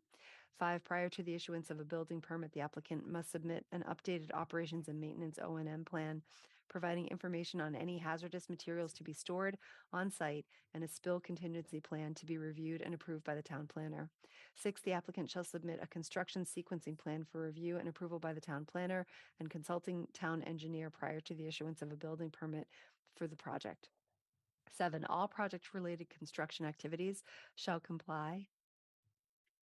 Thank you. With the time frame set forth in the town's general bylaws, Chapter 292 for noise and construction, which allows such work Monday through Saturday between the hours of 7 a.m. and 7 p.m., and Sunday between the hours of 12 p.m. and 7 p.m. 8, all trucks carrying earth material to or from 909 High Street shall be required to access the property directly over the site access drive via eastbound or westbound High Street, and no trucks associated with the project shall be permitted to travel on any non-arterial road in Westwood. 9, any trucks delivering or removing materials shall be covered as to prevent said material from spilling onto the public roadway, and any spilled material shall be cleaned from High Street and any other roadways traveled in the transport of earth material to and from the site. 10, the existing pavement on High Street shall be protected from damage from loading and unloading of material and or equipment related to the proposed construction. 11, there shall be no substandard or hazardous fill material used with this project. Prior to the import of any material, the applicant shall submit certification to the town planner and building commissioner from the company providing said material, stating that the material does not contain any hazardous material. 12, all chemicals used during construction shall be located in a designated containment area and shall be located on an impervious surface designed to prevent the discharge of contaminated runoff into the soil or groundwater. Thank you. 13, the application shall promptly repair any damage which the applicant or its agents cause to sidewalks, street pavements, signs, or other fixtures or features within the public right-of-way, after first obtaining permission from the Town Department of Public Works or Massachusetts Department of Public Works. Such repairs shall be performed to Town of Westwood standards. 14, all landscaping approved herein shall be installed at the earliest possible date, but only during the spring growing season running from April 15th through June 15th, or during the fall growing season running from September 15th through November 15th. Any plantings that do not survive shall be replaced in kind in perpetuity at the property owner's expense. 15, all proposed dumpsters, compactors, trash and or recycling containers, generators, gas tanks, electrical switchgear, electric transformers, and similar features shall be fully screened from view by gated solid enclosures constructed of wood, stone, brick, or similar materials, and shall not include chain link fencing. Dumpsters, compactors, trash and or recycling containers shall have an impermeable lid or cover integral to the dumpster, compactor, or container itself, and shall be located on a concrete surface designed to prevent the discharge of contaminated runoff or leachate into the soil or groundwater. Gates shall be closed and fastened at all times, other than active loading or unloading of trash and or recycling materials. 16, the applicant shall obtain approval by the town planner for any signage not included in this application and shall obtain all required signage permits from the building division prior to installation. 17, a copy of this decision and the project plans shall be kept on the project site at all times during construction. Thank you. 18, the applicant shall submit as-built plans at the conclusion of construction, which shall indicate the location of all water quality units, underground storage tanks, pipes, and or appurtenances which remain on the site prior to the issuance of a certificate of occupancy for the property. The as-built plans shall be delivered in a format approved by the Information Systems Director for compatibility with the Town of Westwood GIS database. 19, this EIDR approval shall lapse if a substantial use thereof or construction thereunder has not begun except for good cause within 2 years following the grant thereof. The planning board may extend such approval for good cause upon the written request of the applicant. In the case of this approval, the term substantial use thereof or construction thereunder shall mean the commencement and substantial continued progress of the approved activity. Second. I have a motion and a second. I do see Yeah, a it's no hand problem, Kate. raised. Yeah, Kate, that was well done. I see Brendan has his hand raised. So before I take a vote, Brendan, was there something you wanted to add? Yeah, just real quick, and just forgive me if this is for another part of this project or another project, but Elijah, did we insert comments that the exit would always be used for the cemetery in perpetuity? Is that something that needs to be included in this application or with respect to the other development? I think in respect to the other development. Okay. Thank you. Okay, any further discussion? Okay, seeing none, I have a motion and a second. I will take a roll call vote. Kate, Aye. Josh, Aye. Phil, Aye. Chris, Aye. and I vote aye as well. Okay, so now I would need a motion to close the public hearing. I move that the planning board close the environmental impact and design review EIDR approval public hearing for the proposed DPW cemetery shed at 909 High Street to 0 High Street. Second. I have a motion and a second. Any further discussion? Brendan, I'm assuming your hand is still up from before. You didn't have any further comments. Okay, I'll take a roll call vote. Kate, Aye. Josh, Aye. Chris, Aye. Phil, Aye. I vote aye as well. Thank you very much. Thank you. Thanks. Thank you. Okay, next on our agenda is 190 Washington Street. Continuation of the public hearing for the EIDR approval and consideration of special permit for reduction of required off-street parking.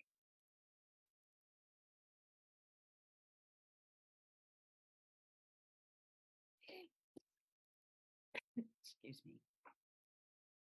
Do we have anyone representing the applicant?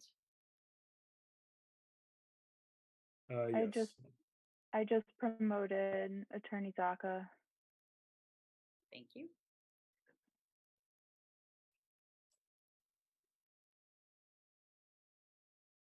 Evening.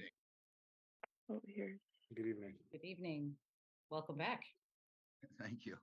You should also have on Joe Betancourt, if you could bring him up.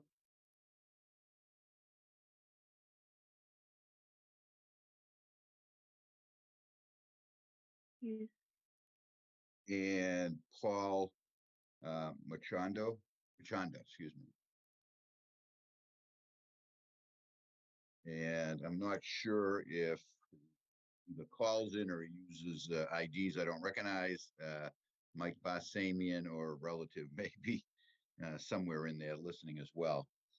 Thank you. For the record, I'm Peter Zucker. I'm attorney with offices in Dedham, here on behalf of the project at 190 Washington Street. Since at the last meeting, a couple of issues had come up, or questions had come up. At that time, we had completed our review with Mr. Houston and the peer reviewer. We believe we had satisfied all his comments, but there was one item that was left open in his comments, which the board then gave us direction on. So since the last time, and we were here, we submitted or resubmitted plans. I believe this time we've updated the planting list and have hopefully successfully listed all of our plants now as native to this country and hopefully the state. We used to see someone shaking their head. I hope I didn't miss any. But on I think the last round we did that. The other thing was we had in the landscaping beds, we had uplights. I'm calling them uplights. They pointed up. We have since submitted the plan and have removed those for the plan to eliminate that issue. And the other thing the plans did was Amanda Wolf caught some inconsistencies between some of our plans, and we have now coordinated so that the plans now coordinate with one another. And I can have Joe. I think there you are, Joe. I don't know if you want to just run quickly through those changes. Well, I guess the only thing I would have to add from my part is that, yeah, we did have the uplighting. That was part of the lighting plan and sort of landscape. We did remove that fixture. So now the two fixtures that we do have are in the downward direction. And we just simply eliminated the landscape lights.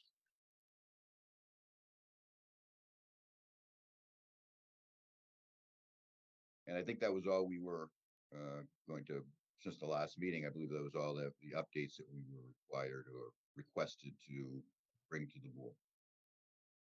Thank you. I see Mr. Houston is here. Mr. Houston, would you like to speak to that? Would be pleased to do so.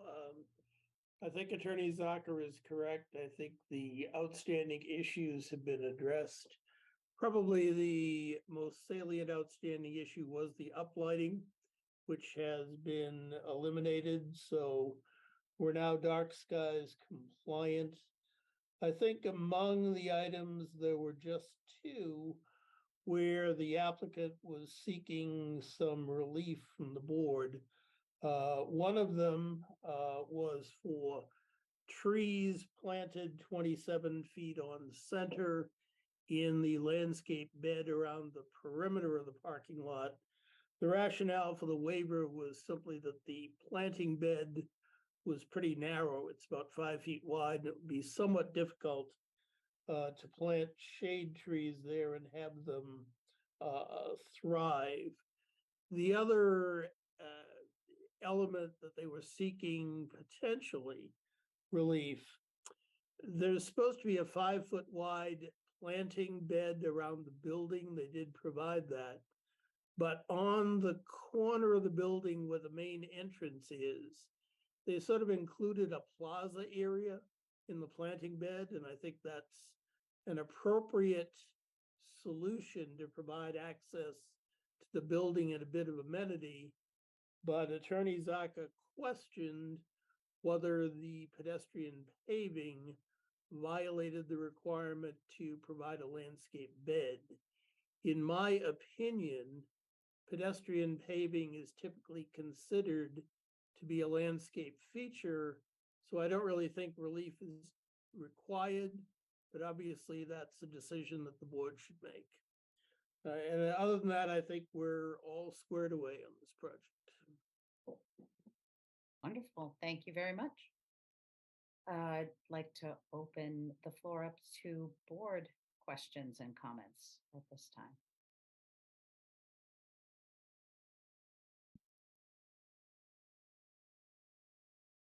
I'm not seeing any hands raised. Of the silence. I know. The only note I would give is thank you for putting a great deal of time and attention into the plant species. And it was me shaking my head. You did miss one, but I think we've addressed that in a condition, proposed condition. So for me, that is not a gating issue. And I think that's easily remedied. And you were very responsive to my previous feedback. So I do appreciate that. Okay. Any staff comments, Elijah? Yes, so I think for the those tree plantings in the landscaped area, I'm just gonna share real quick the plan. So it did look like there is some space, as this detail indicates, there's some more loam and sod, so there should be a little more space in the planting area, if I'm not mistaken.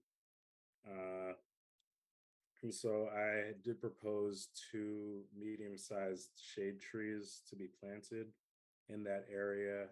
Let's see, the actual, I'll stop to share, but the actual, let's see, the name of those tree species, I had looked up, they're of medium height, so they won't interfere with the actual, overhead wires. The American hornbeam, it's a native species tree, and I think that would be able to work in that location. Thank you very much. Were there any other staff comments from any other departments or that we hadn't addressed at a previous meeting, I should say? I think outside of that, the applicant has, done everything for the board in terms of answering questions and concerns, and I would be recommending that the board approve this with conditions. Thank you. Okay. This is also a public hearing, so I will open up the floor to public comment. I see one hand raised. Steve Olenoff, we could enable him to speak.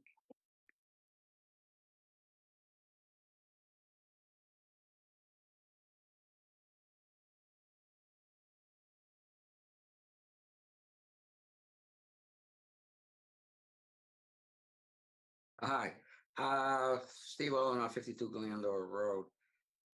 It's not clear from the diagram here that the sidewalk where it crosses the driveway, is that concrete and maintained at the sidewalk height, as has been the policy at the planning board for quite a while now? And it's something that we put in our, I believe I put in the rules and regs that you want to maintain the priority of the pedestrian on the sidewalk. So the sidewalk should be continuous concrete across the driveway exit, and as you should keep the level of the sidewalk as much sidewalk level as you can. Is that the case here?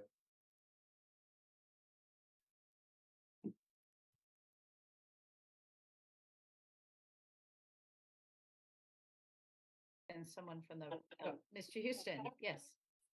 No, it is not. They introduced a couple of about 20-foot radius curb returns there.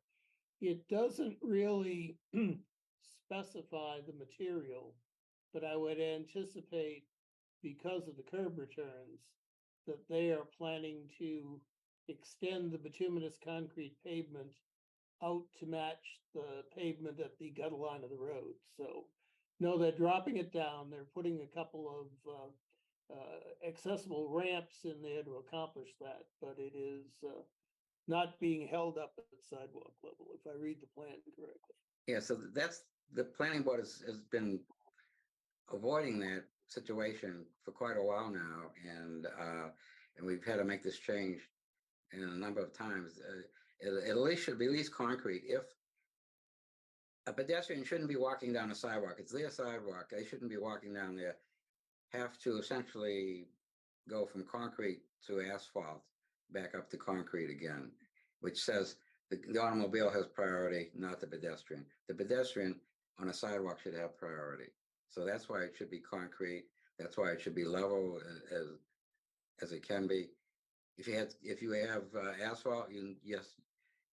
If it's asphalt, you would have to have those tactile warning strips, which don't seem to be properly placed here, because they should be right across where the pedestrian is walking. So that diagram is wrong. And you'd have to have a crosswalk, which is painted and maintained permanently. So I think it should be absolute, at the minimum, should be concrete right across, so the sidewalk is continuous for the pedestrian.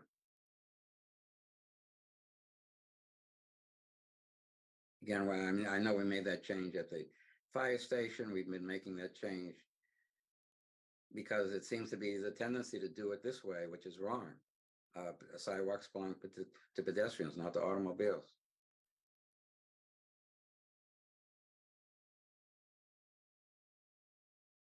Thank you, Steve. Elijah, is that something that we could and should add as a condition? Oh, sorry, Mr. Houston.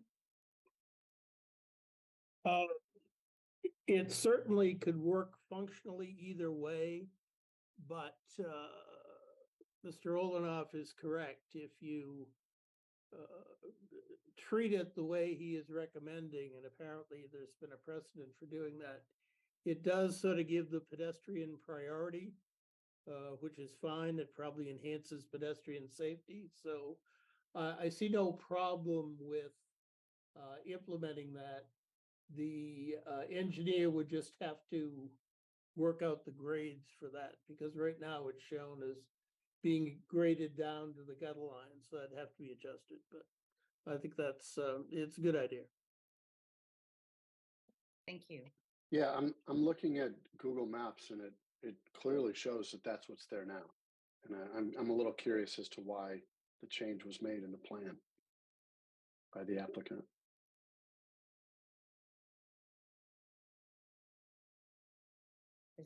Mr. Zaka, is there any, sorry, Attorney Zaka, is there anyone here that could speak to that? You're muted, sir, sorry. Why nobody was listening. Yeah, I'm gonna turn this over to John and Paul. They're more the designing team. But I don't, assume it can be done engineering wise. I don't think the applicant doesn't have an issue with making that into concrete and doing what Mr. Olenoff has suggested. Joe, Paul, any reason that can't be done? Yeah, no, we can do that. Make a condition. That's no problem. That's easy to do. Okay. Thank you. Add that as a condition then on the plans. Thank you. Thank you, Steve. Kate? Yeah, Chris kind of beat me to it. I appreciate Steve's comment, and we'll pay a bit more attention to how those are presented in plans going forward. So I appreciate it. Thank you, Kate. Josh? Just a question, the way Mr. Olenoff phrased it, it was a matter of ordinance, not preference or historical precedent. I'd just like some clarity on if we're misinterpreting this as, or we're not enforcing an ordinance. Because, for instance, I understand and I know that crossing a street, for instance, needs tactile perpetuity crosswalk painted at XYZ, but I don't know if I'm ignorant on those requirements associated with the requirements that Mr. Olenoff was discussing. So I'd like some clarity around that if anyone has that, whether Mr. Houston or. I mean, that is definitely something I can look into and update the board at the next meeting. And I will include this as a condition of approval. Yep. Yeah, I'm definitely fine with that. And I think it's great. But if we're missing requirements associated with ordinance, then that's a bigger problem, right? I don't actually think that's the case here, but I'd like to align that. And if we want to move forward on zoning bylaw changes, whatever it looks like in the future, to codify this, if we think this is a priority, then we should do that, right? So. Thank I you, was Josh. just going to echo Josh. If it's not written and it's precedent, I think we should probably consider having it in writing. Kate? Yeah, I don't know where the line is here, but if it's just a custom versus a requirement, an ordinance, I take the point that it does continue the village feel that we're looking for in that area. So and it does happen to, in my opinion, support the idea that the pedestrians way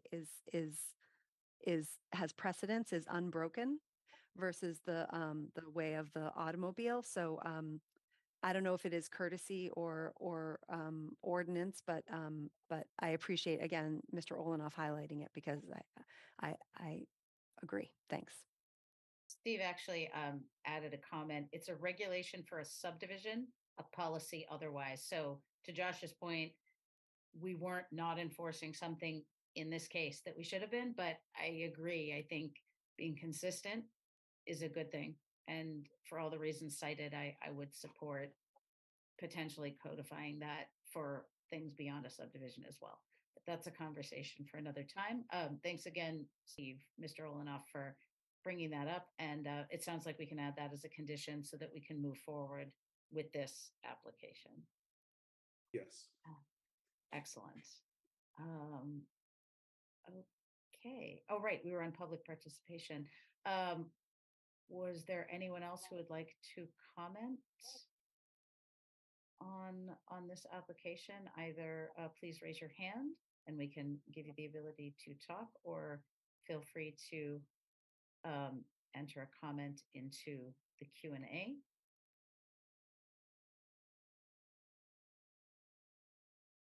I don't see anything else. Sorry, I was addressing Steve's comment about the regulations. Okay, so seeing no other comments, I would entertain a motion. I believe we have some waiver requests to look at first. Yes, just 1 second. Sharing the screen.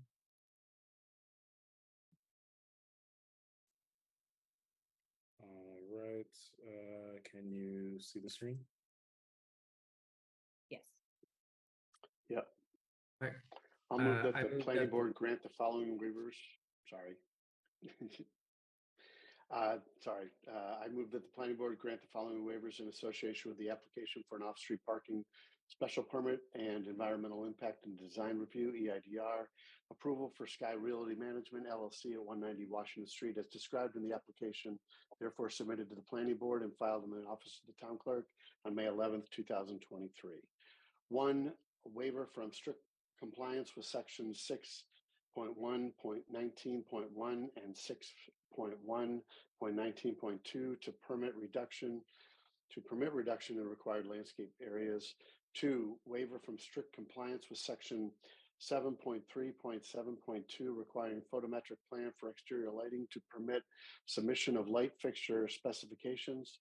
3, waiver from strict compliance with section 7.3.7.3 requiring full traffic study to permit abbreviated traffic analysis. And 4, waiver from strict compliance with section 7.3.7.7 requiring presentation model.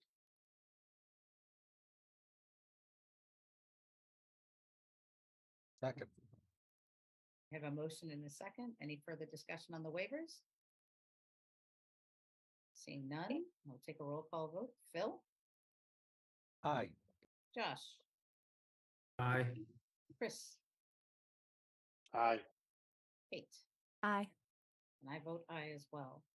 So now I would take a motion on the application.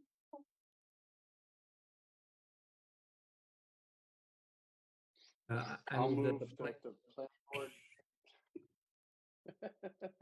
You go, Josh. Sorry. I think I'm No, I'm just trying to do my part. Touch cards. I move that the planning board grant the off-street parking special permit and consolidated earth material movement environmental impact and design review, EMM-EIDR, approval for Sky Realty Management LLC at 190 Washington Street, as described in the application, therefore submitted to the planning board and filed in the office of the town clerk on May 11th, 2023, subject to the following conditions. 1, except as modified by the conditions and findings hereof, the project shall comply with the project plans in all respects, and the applicant shall pursue completion of the project with reasonable diligence and continuity.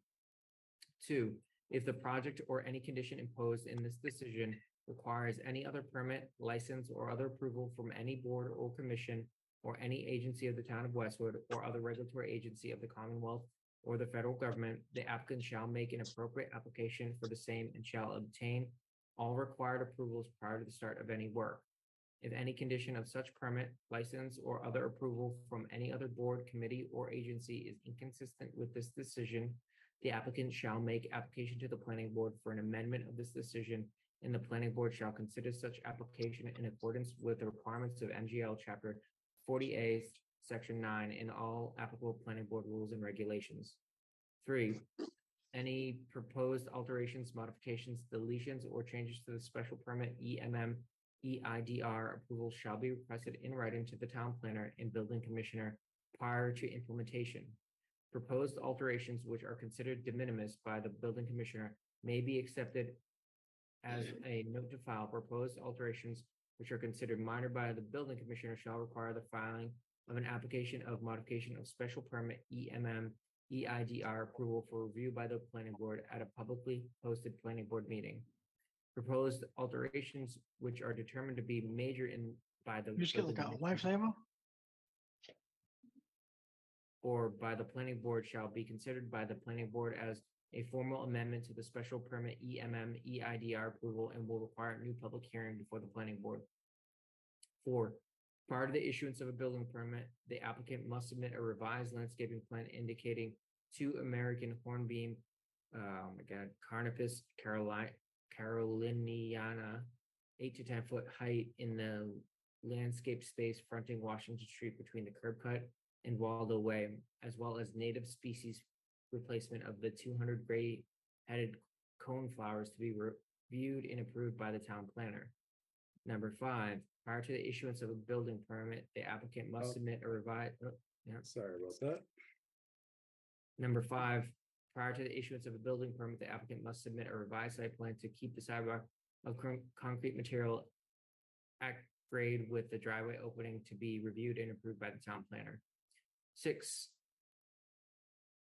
all project-related construction activities shall comply with the timeframe set forth in the town's general bylaws, Chapter 292 for noise and construction, which allows such work Monday through Saturday between the hours of 7 a.m. and 7 p.m. and Sunday between the hours of 12 p.m. and 7 p.m.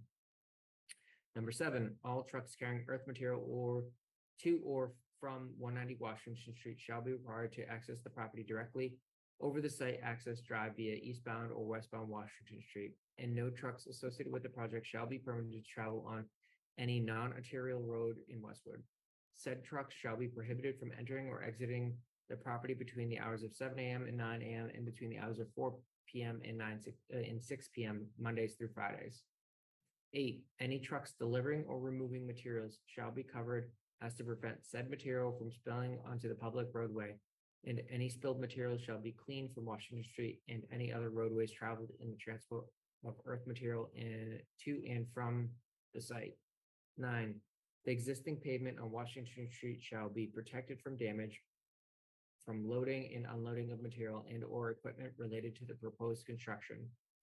10, there shall be no substandard or hazardous fill material used with this project. Prior to the import of any earth material, the applicant shall submit certification to the town planner and the building commissioner from the company providing said material, stating that the material does not contain any hazardous material.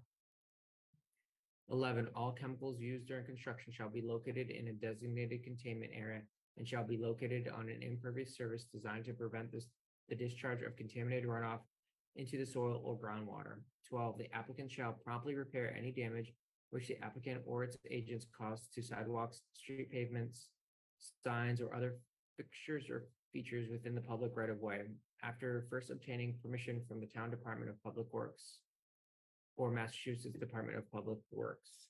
Such repairs shall be performed to Town of Westwood standards. 13, all landscaping approved herein shall be installed at the earliest possible date but only during the spring growing season running from April 15th through June 15th, or during the fall growing season running from September 15th through November 15th. Any plantings that do not survive shall be replaced in kind in perpetuity at the property owner's expense.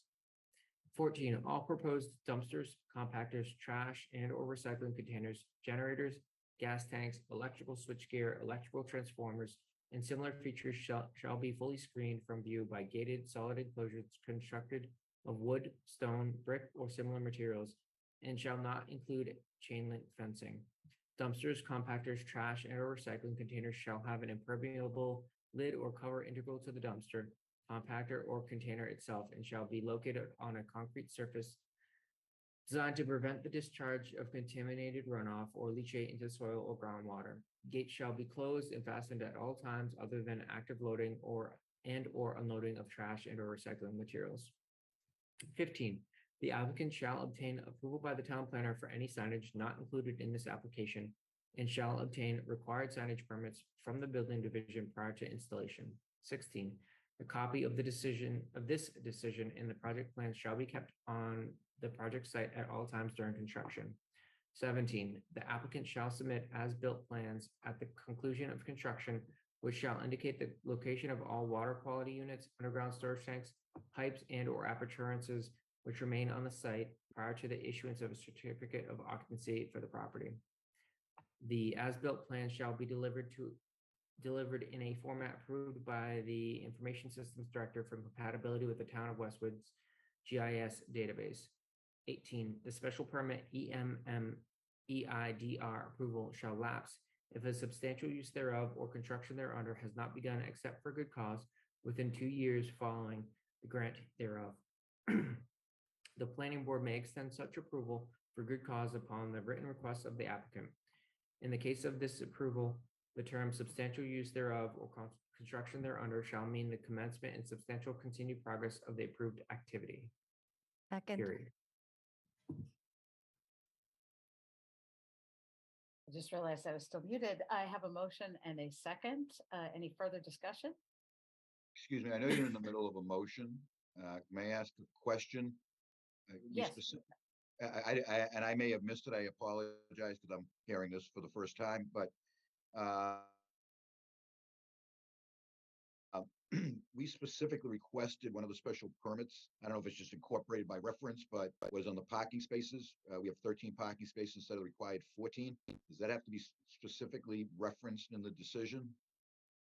No, it doesn't have to.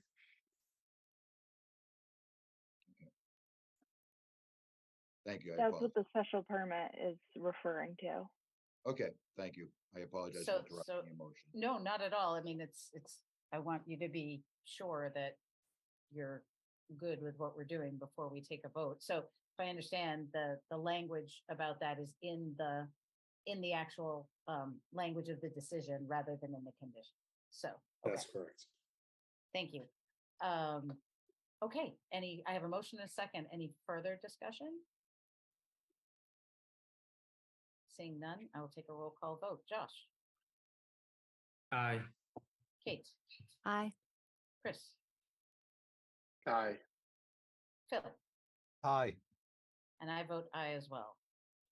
Okay, I will now take a motion to close the public hearing. That the planning board I'll move close that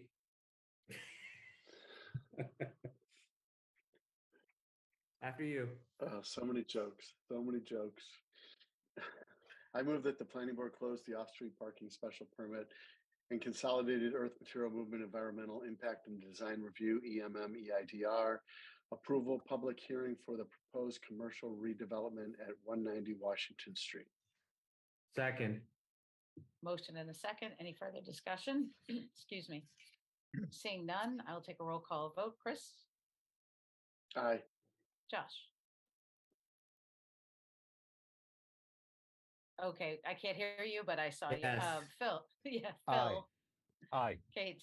Aye. And I vote aye as well. A lot of technical difficulties tonight. The public hearing is closed. Thank you very much. Thank you. Thank you. Right, next on our agenda is 22 Everett Street. And that is a continuation of the public hearing for consideration of mixed-use multifamily residential overlay district, MUMFROD, special permit for mixed-use redevelopment. Elijah, I See. think you would see Giorgio Petruzziello should be on. Zach Richards from Bowler. Angela Otto from Bowler. And Mike McKay from McKay Architects. I apologize if I missed anybody on the team. I got them all.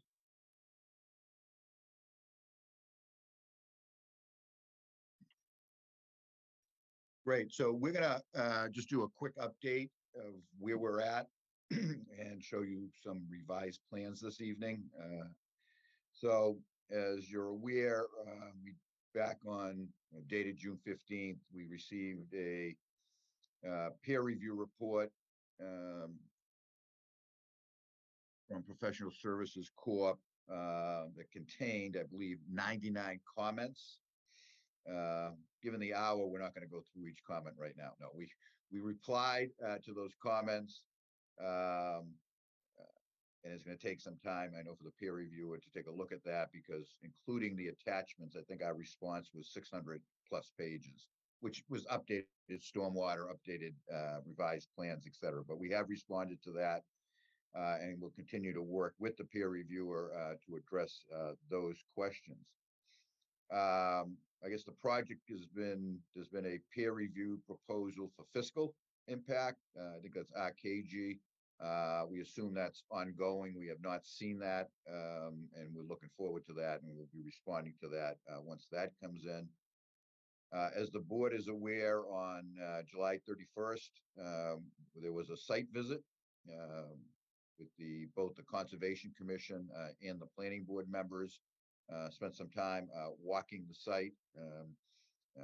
I believe that they say a picture's worth 1,000 words. Going to that site's worth a lot more than that to really get the idea of especially the current condition of that property, and hopefully what the applicant will be turning it into, especially given the brooks that run through that and the cleanup effort that's going there.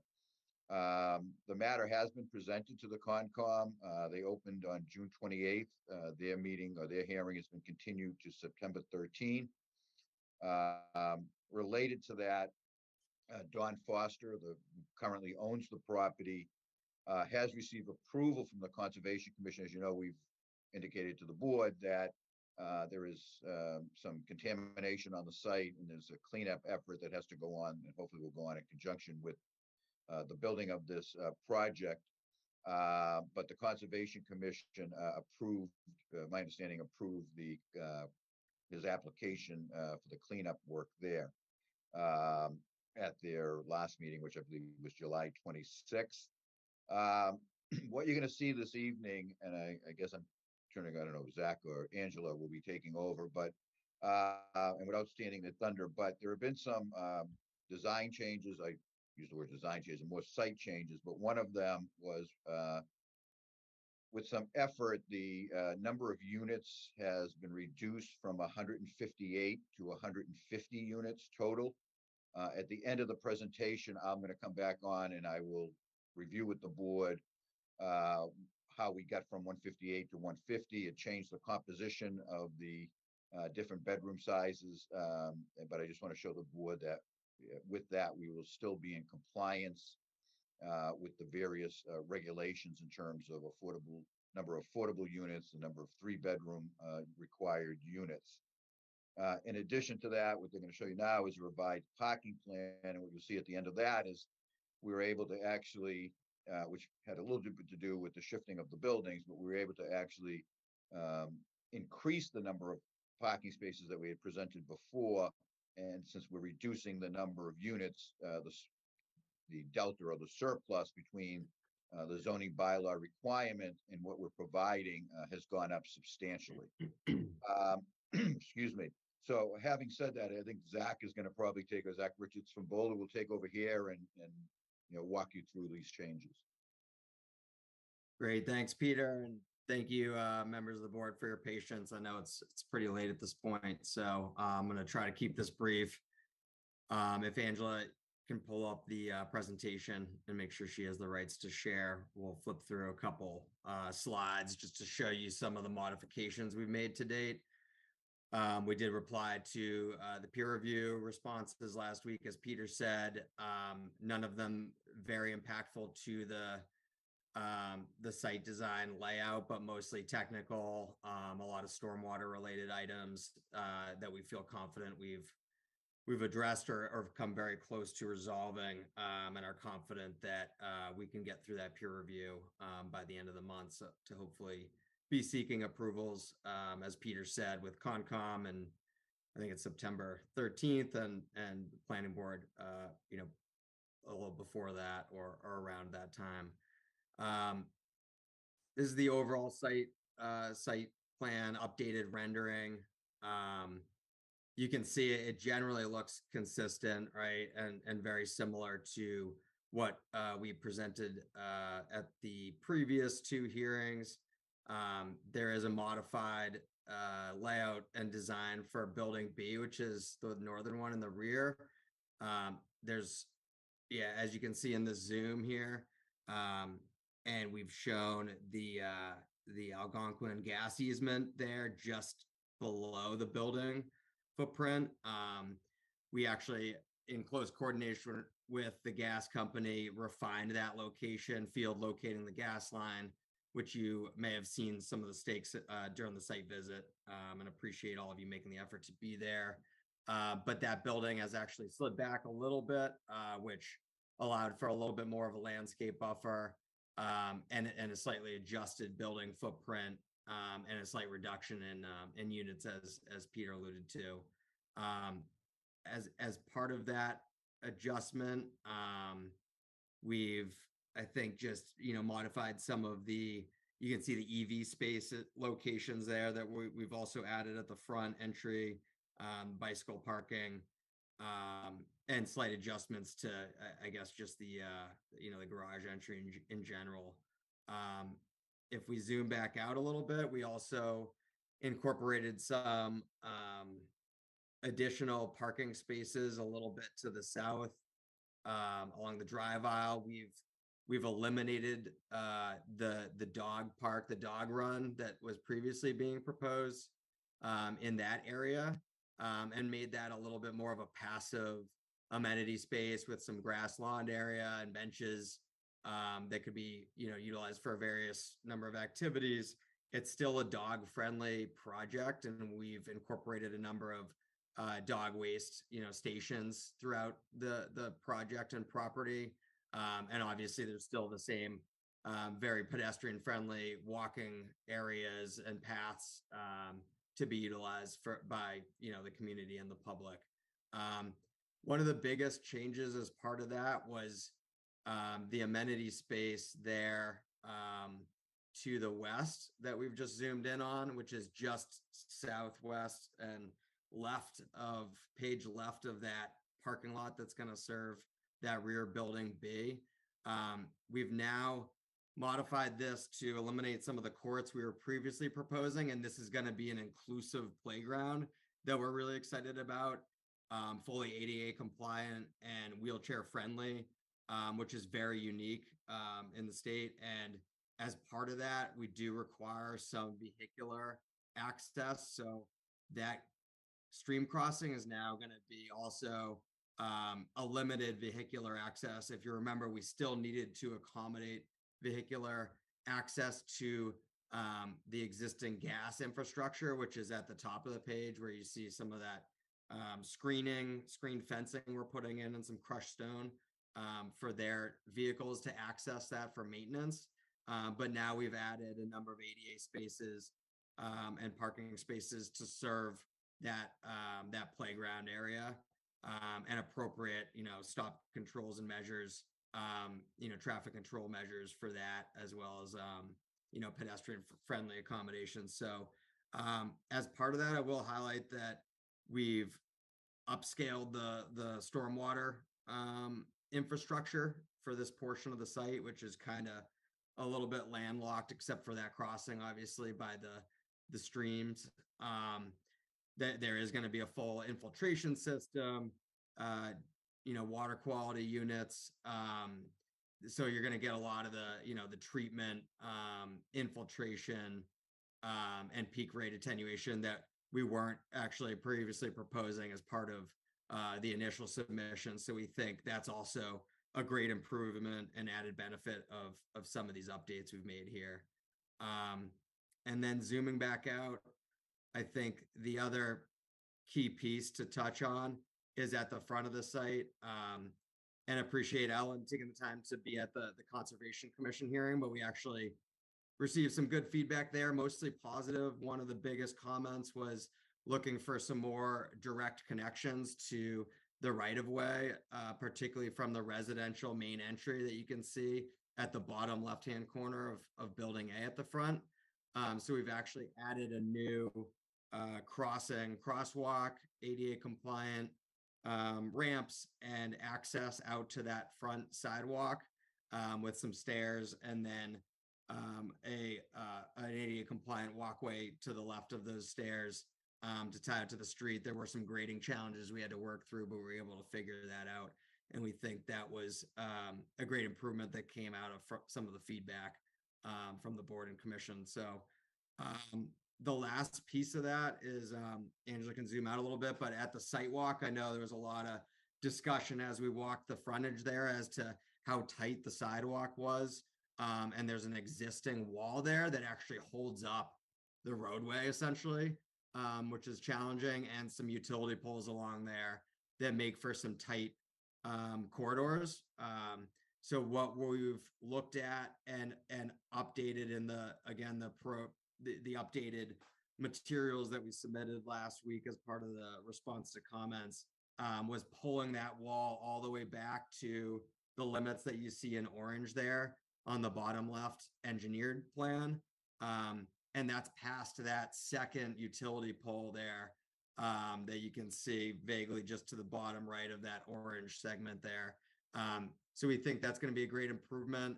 We do need to kind of keep that wall in place. As I said, it's essentially a structural wall for the roadway.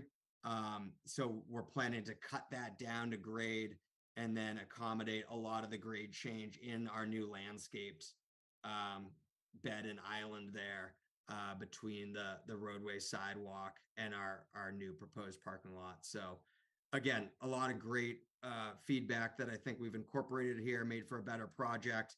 A lot of great feedback from Tom Houston that we've incorporated into the project and addressed a lot of his comments and concerns and questions with some tweaks, adjustments to the drainage system, all of which sounded a little heavy from Peter's description, but I think there isn't as much to it. We just tried to be very comprehensive with our response in hope of resolving the peer review in the near future. So with that, I'll quickly turn it over to Mike McKay, the architect, to touch on just a couple of the building adjustments that were made as part of those updates. Thank you, Zach. Mike McKay, project architect. I'll keep it very brief. We're not going to get into the building too much. Just to say that for each building, we've added bike storage rooms inside at the ground level, just off the lobby. This is Building A, where access from the garage and also access from the lobby. Bike storage for Building A, we think we have room for 60. We're looking to have 2 electric bike charging stations for each building. We've also added some additional amenity space for the residential area. The lobby has been expanded. We have a building maintenance area that is really some storage for the patio, but generally with the excess parking that we have that I think Peter will review later on, we took a few interior spaces out and just added that bike storage for Building A. Not much else has changed other than the unit count for this building is now 91 residential units, still 12,000 square feet of commercial. And if we could go, Angela, to the next slide. This is a reconfigured plan for, again, as we pushed back for the gas line, we were able to pick up a nice additional bike area for bike storage area for building B. And that's again off this one is off the garage.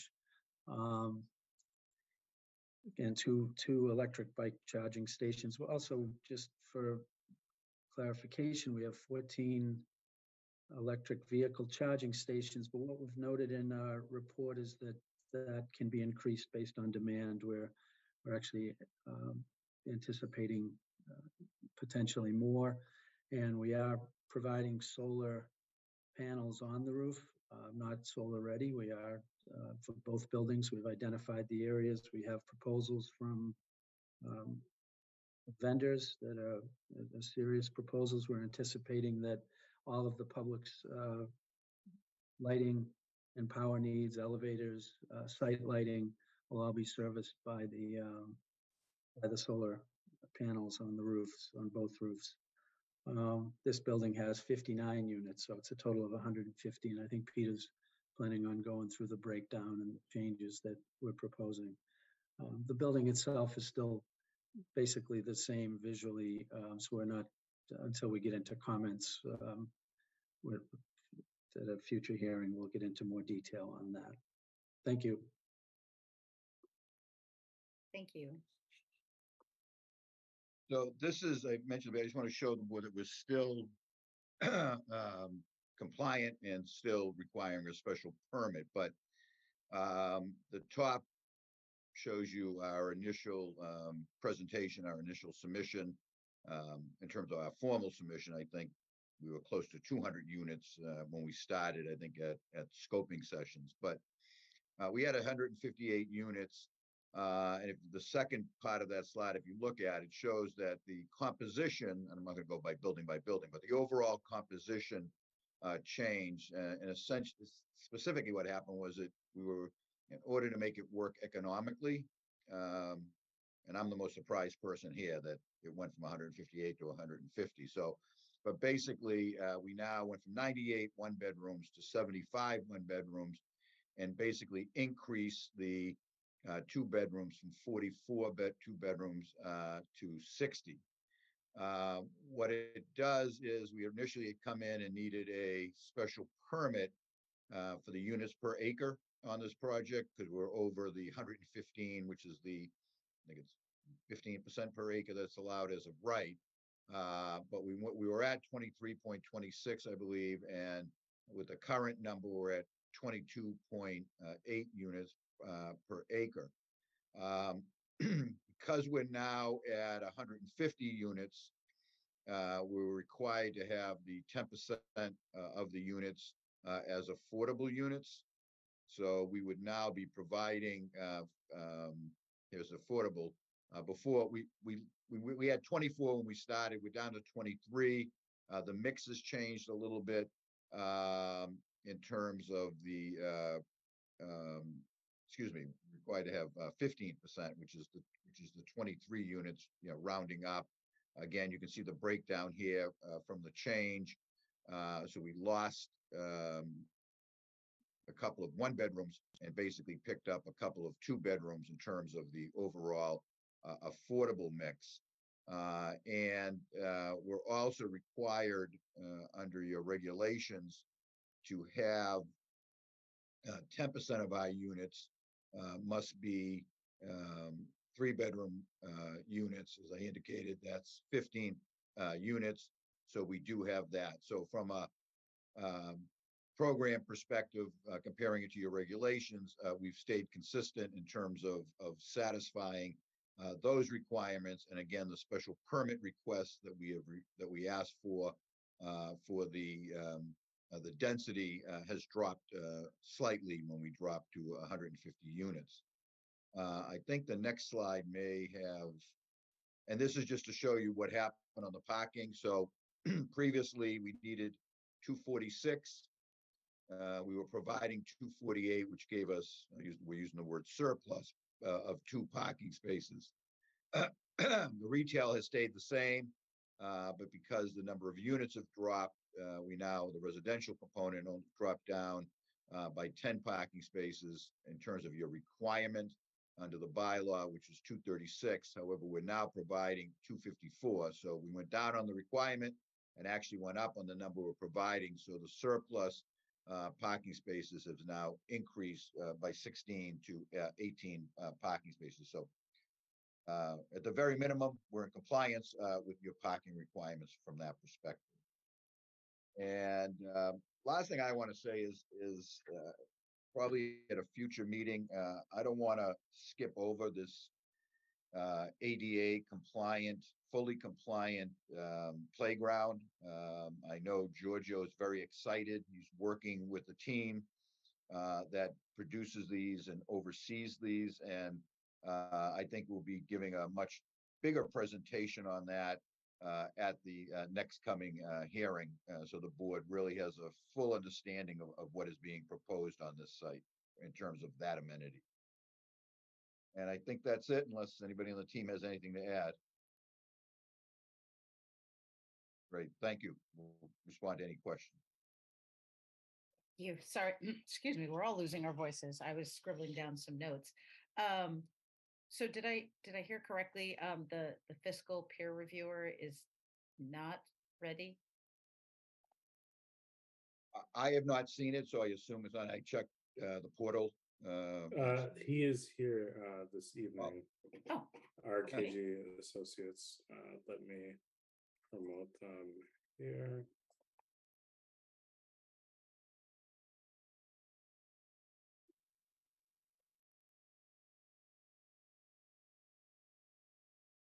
Hello, hopefully you should have me at this point in time. Yes. Great, thank you. Lawrence Craner here with RKG Associates. We're an economic development and real estate planning firm. We've been in business since the early 80s. I've been with them since the early 90s. And essentially we were retained by the town to perform a peer review on the fiscal impact report that was prepared by Mark Fougere Planning. That report reflected the 158 unit complex. I now understand from the presentation that it'll be 150 unit complex. So on a relative basis, on a per unit basis, it's likely that the valuations and the cost and all will diminish by the number of units, but I would leave that to Mark Fougere to update if that's indeed required. And let me see if I can share my screen.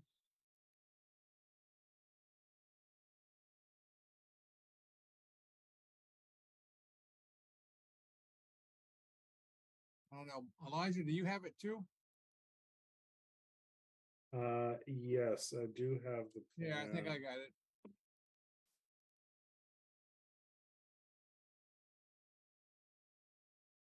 Do you folks have that?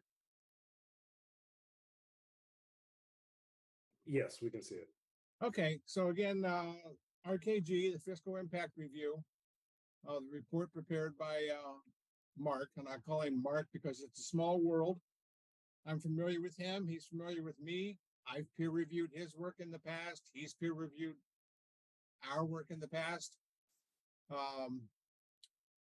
But essentially what we were charged with was to look at the baseline inputs, assumptions, and methodology that was used in his report and give an independent set of eyes for its reasonableness. As I indicated, with that report, it was a repositioning of 22 Everett Street to include 158 unit residential complex with some commercial. Now it's 150 from what I understand. Specific things to look at in the peer review are how they estimated the valuation of the project, what would be the associated costs to the town with providing services to the project, and what implications would there be on the school system with any potential new students from the project. Again, this is kind of repetitive of that, but the overall approach was to look at the valuation and as fully built and stabilized. And in that report, Mark had used a comparable approach to valuation, looking at the gables and an existing retail development in the town. These were vetted through the town assessor. RKG has no comments otherwise on the applicability of those. Town costs were developed on a per call basis with fire and police and vetted through those, with some additional costs thrown in there for general government and other services. Mark had worked those through with town officials. We also contacted town officials to see if that is in fact what they said, and if they were, quoted correctly, either directly or indirectly. Education costs, which is something I'll come back to, were based on new student generation for 158 units. And then other costs that RKG usually considers is that when you reposition this from its current use, you're going to realize some loss in taxes as the property is currently developed. And in the case of 22 Everett Street, it's RKG's opinion also that as the property goes from a commercial use, which I believe is taxed at $27.63 per thousand, to a residential use, which I believe is $14.30 per thousand, you'll realize some difference in the land evaluations. So what we did is we worked through Mark's analysis and came up with a slightly different one. And I'll walk you through this here. Essentially, the revenues under our analysis are about 40,000, give or take, lighter than they are under that developed by Mark, and that's the result of the valuation of the property. RKG looked at the property cards for the Green Gables and developed a per unit valuation. I assume that's also what Mark did, but anyway, there's a slight discrepancy. It's not a lot in the scheme of things. Perhaps we took different fiscal years. That's only speculation on my part. With respect to the town costs, again, they were interviews and discussions with representatives of each department, looking at call volume, for the Gables as an example, and extrapolating that to 22 Everett Street and cost per call. So as you can see, we really have no variation in the call volume and the associated costs here, a little over 92,000. School costs are $200,000, and this is what I was going to come back to. As I read through the analysis and confirmed in conversations with Ms. Jean-Baptiste at the school department, the project is estimated to result in 26 students. And of those students, 5 are estimated to perhaps be students requiring special education accommodations. And this $200,000 reflects only those 5 students who may require special accommodation education needs. In Mark's conversations with Ms. Jean-Baptiste, he noted that a school is currently under construction, so there's likely no capacity issues. And she also commented that in the foreseeable future, she saw no need for additional staffing. Again, I'll come back to that. The one thing that I mentioned before is the loss of existing taxes. So as is from the commercial use of the existing building and the change in the land value, we think there'll be a loss in taxes. However, that all stated, the report is presented by Mark is a positive $504,000, and our alternative is still a positive $442,000. So there's no net cost to the town from repositioning this property from this fiscal point of view. Now, if I can come back to schools. As I said, both are positive, but only the special needs kids were considered in the analysis. In RKG's work in a lot of other communities, in fact, most other communities, we look at a set of variable education costs. And these include, among other things, teachers and staffing, but they also include such things as textbooks, training materials,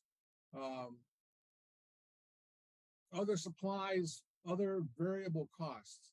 Now, while Ms. Jean-Baptiste indicated no need for additional staffing, when I spoke with her, she said she did not talk about other potential variable costs. And I would argue that for those 21 students out of the 26 who are not estimated to require special needs, there will be some variable costs associated with those students.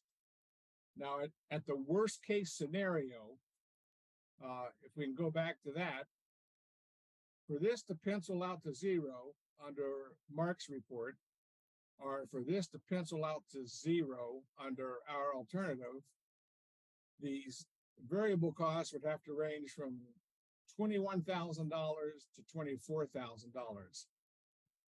Never worked in any community where variable costs, especially if it doesn't include teachers and staffing, would result in $21,000 or $24,000 per student. But I would suggest to the town that they may wish to consider the inclusion of those costs in the fiscal impact analysis, because what it will do is, while in my opinion it will not take any of this to a negative, it will reduce it and it will give you a little better refinement on the net fiscal impact as opposed to the numbers that you see here. Now, having said all that, again, if the project has been reduced from 158 units to 150 units, all of these would diminish in like order. And this may diminish also the special ed cost because it's based on a percentage of total students.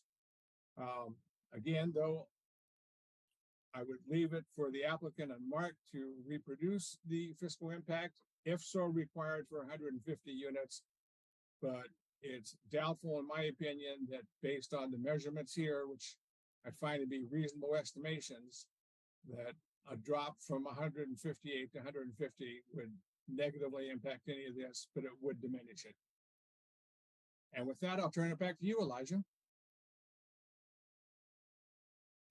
Thank you. You'll turn Chair. it back to me. Yeah, but sorry. thank you. No I'm worries. sorry. Not a problem. Thank you. That was very helpful. Stop sharing it here, unless you want me to keep it up. You want me to keep it up? Do any of my colleagues want to grab a screenshot of that or leave it on the screen? Oh, if you don't mind, let's just leave it for a moment because I think we may have some questions around that. Okay. Before I move on to Mr. Houston to see if he has any, actually, maybe we should take questions on this peer review before we move on to the other one because they are pretty disparate. Before I do that, Mr. Zaka, was there anything else to be presented around this before I? So as I said, we weren't aware that the, glad to see these numbers, at least initially. I assume this will be put on the portal. I'll get it to Mark. I had talked to Mark. I didn't think this was coming up tonight because I hadn't seen it. So, but Mark is aware. We were waiting for this to come in, and then we were going to refine our numbers, and then Mark would work with RKG, to. Yeah, as I said, I mean, not to interrupt, but I guess I am. I apologize. Mark and I know each other. We've peer reviewed each other's work in the past, and I mean, where we come down for differences is generally nibbling at the edges. Okay, thank you. Yeah, I think given that the fiscal impact conversation is a bit disparate from the rest of the conversation, if any of board members have questions or comments on this, I'll take them now. And Josh, is your yes? Yeah, so the one thing I didn't see in here is sewer expense and or surplus that we would anticipate from this endeavor. It was actually a really great conversation with the team at our site visit. So I'd like to understand, Mr. Krenner, if you took that into account at all here. We did not. I recall seeing in Mark's report that there was that mention of that, but what we were looking at is property tax revenues and excise taxes, which generally go into the general fund. And it's from that general fund that such costs as police, fire, general government, accounting department, DPW expenses are incurred. To the extent that sewer and water would generate a surplus to the town, I think that's great. Correct me if I'm wrong, but those would also be enterprise funds, and as such would not be applicable to reducing any cost associated with the general budget. But it would have net positive externalities to the town, right? Like if you get a surplus from this project, we can allocate that to improving our asbestos lined sewer pipes that live in the rest of our town, for instance. That's true. If there's a surplus, it's yours to allocate as you see fit. But in the terms of doing a fiscal impact analysis, it's such things as those are generally considered as enterprise funds and not general budget funds. Yeah, I think the other thing the actually has come up during public comments even is the impact to utilities in the town. Like every year we have a substantial water restriction and ban, and there was a lot of concern around that. So understanding the quantitative as well as the qualitative impact to the town's resources, I think would be useful. So that's why I brought that up at all. But I really appreciate this and thank you for your work. And I'm glad to see that in reality it's nearly identical. Like to your point before, it's like you're nibbling at the edges, but like you're in the same ballpark. It's not like we're making wrong assumptions here, which makes me really happy. Thank you for your comments and time too. Yep. Thanks, Josh. Phil, you had your hand up next. Yes. Hi, Mr. Craner. I just I'm trying to dive a little deeper into the education costs. I get the special needs accommodation and why that's inclusive, but give us some range or give me a little bit more as to, because those 21 other students, I can't imagine that there's going to be no cost. But I don't see much that is giving us a understanding as to how much of the RKG 441 compared to the Fougere 504 that's going to eat into. Give me some sense as to what the other, how do we guesstimate the variables on the other 21 students? Okay, again, let me preface that with for this to pencil out to zero under either of these, those other costs would have to be close to $21,000 or $24,000 per student. I get that math, but that doesn't. Okay. I see that. I mean, all that is a division of 21 students into the number. Bear with me, please. Okay, bear with me, please. We did not do, nor were we scoped to do, a detailed analysis of the school budget for the town of Westwood. Having said that, however, in our experience in working in other communities, there are a set of fixed costs for the school, which would include such things as debt, as well as a set of variable costs, and variable costs that would change or would likely change with the mix with a change in the number of students. These variable costs include such elements as salaries for teachers, staffing, books, school supplies, equipment, rental, assistant staff. In other communities that we've worked in, those variable costs range anywhere from $7,000 to $15,000 or $18,000 per student. But within those is the teacher and staffing, which is by far and away the lead component in making up that variable cost. So if you took out that variable cost, which is the teachers and staffing component, it may be in the range of 2,500 to 4,500 to 5,000 a student. I don't know what it is for Westwood, but it would be in a much lesser range. Okay, just playing with the math just for a moment. If you're saying a comparable some other town X is a $7,000 to $15,000 variable costs, we're excluding fixed costs from what you just described, that could eat somewhere between roughly $147,000 to $315,000 into the net fiscal impact on this slide. Is that correct? I would not want to make that comparison to your cost because I think that the fair way to do it is to look at the variable costs specifically for your town and school system. I can only offer you a range of what I've seen in other communities. Okay.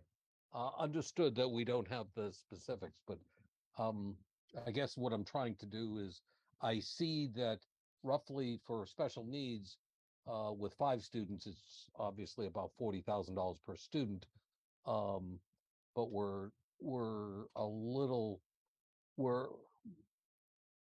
we have a gap in terms of the other educational costs that is going to have at least some material reduction from the net fiscal impact of both the RKG and the Fougere reports. That is correct. For both, the school costs are based on the 5 potential special education needs students at about $40,000 a student, which is a figure that Mark had gotten conversations with the Director of Finance and Operations at the schools.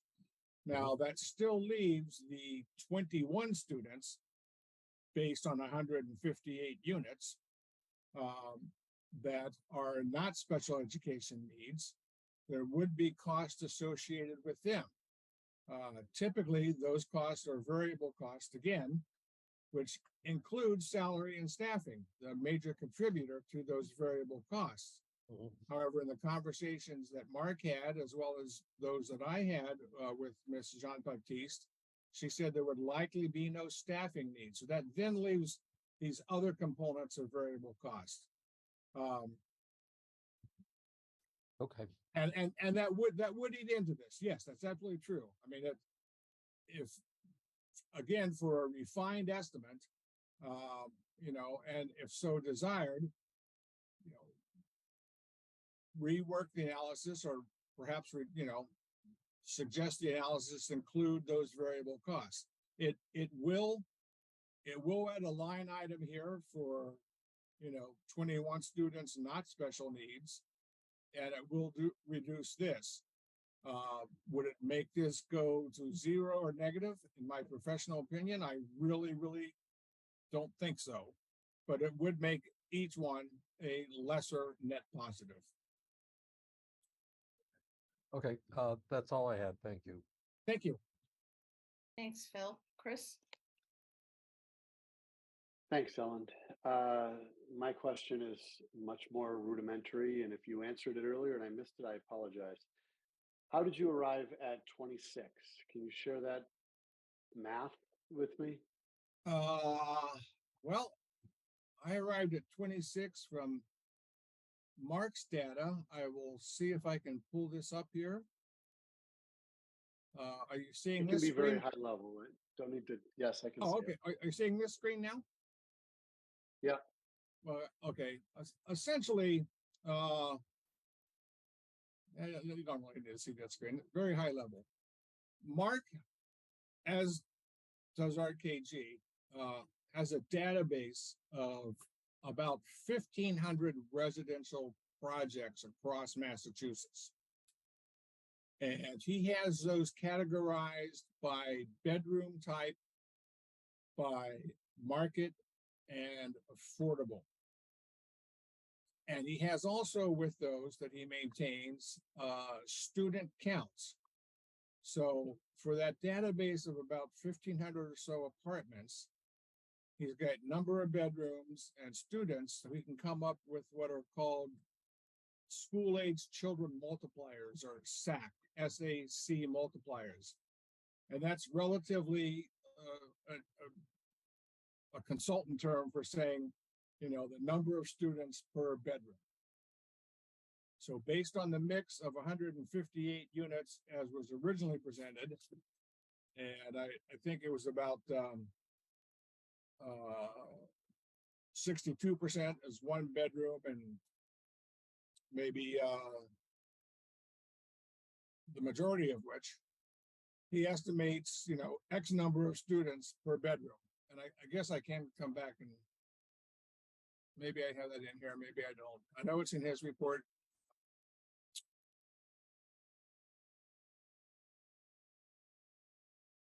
No, I didn't have it in here, so I apologize.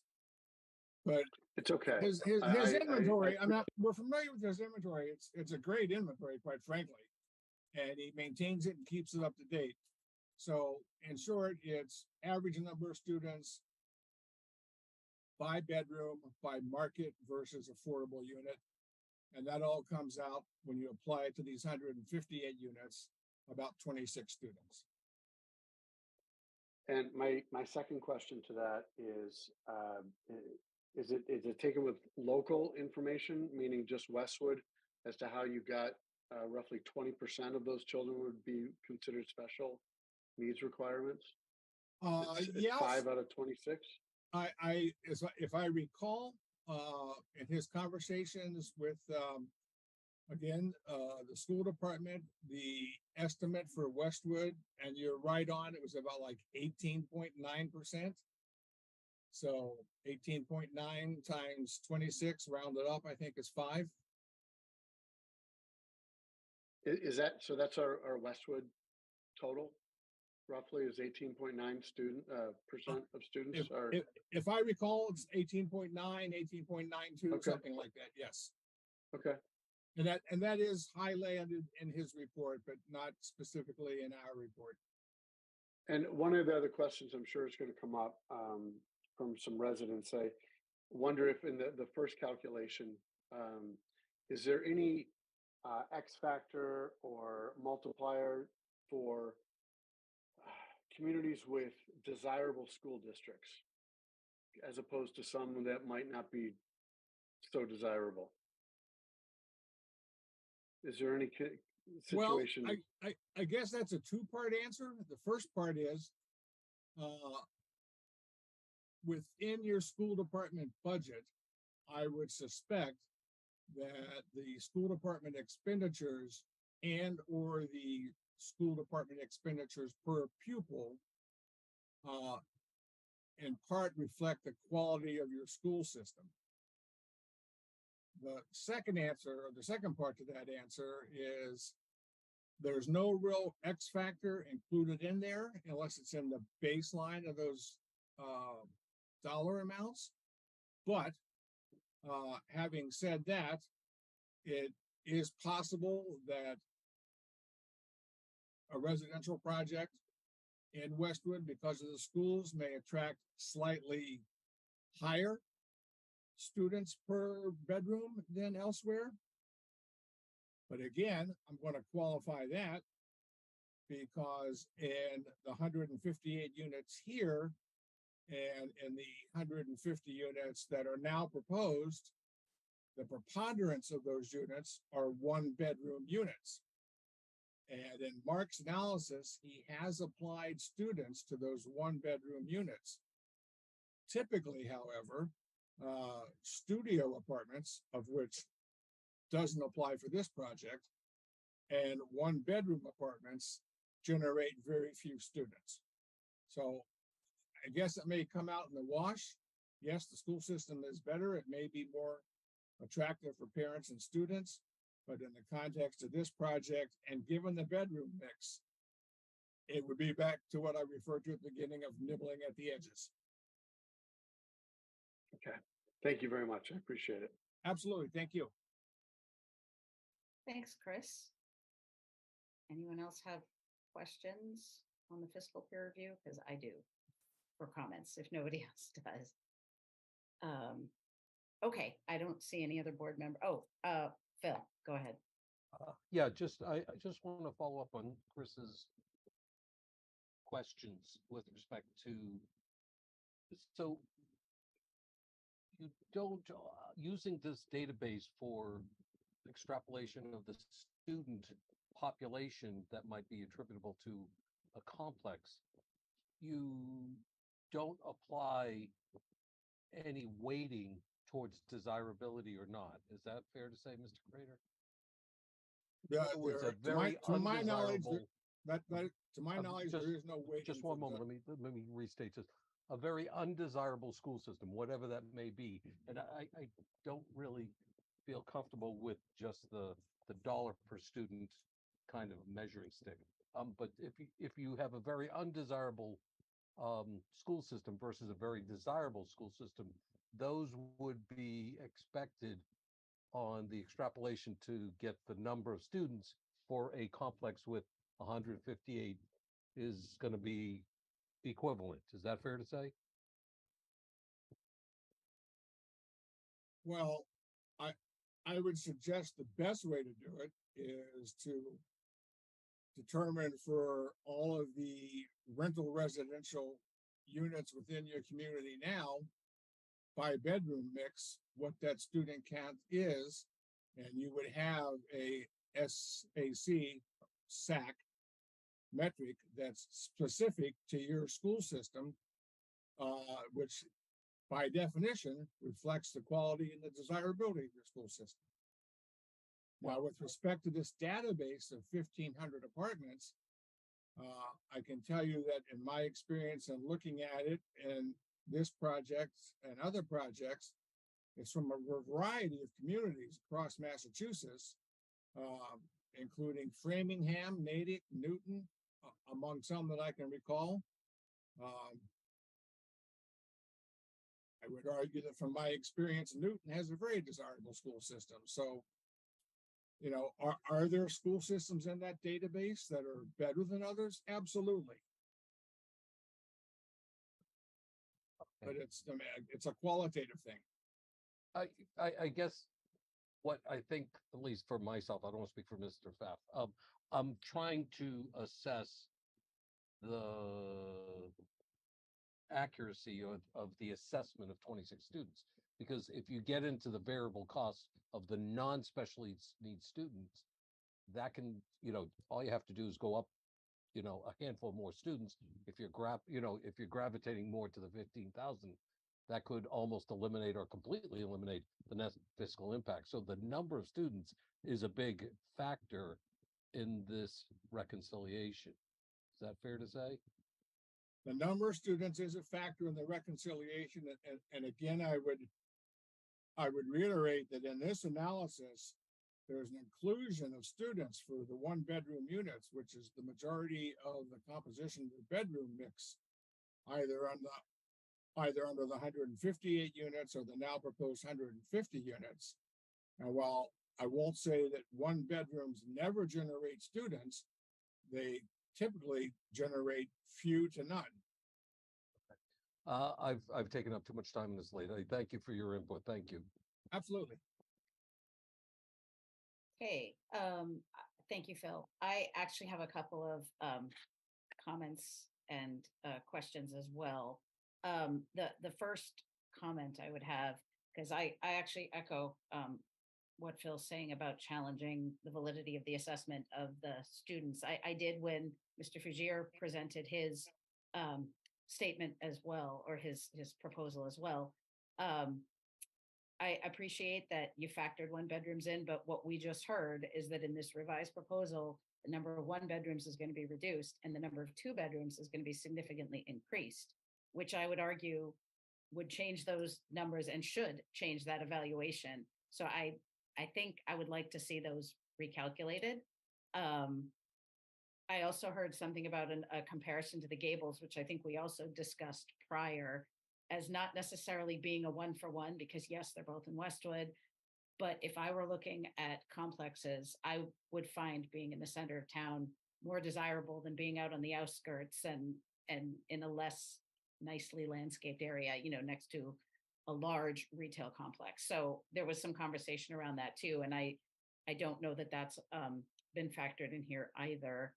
I That's definitely not factored into our peer review. Okay. I would also agree that the appropriate way to approach the impact of educating students would be to look at the costs, whatever those, I know I've been told it's 20,000 a year to educate one student in Westwood.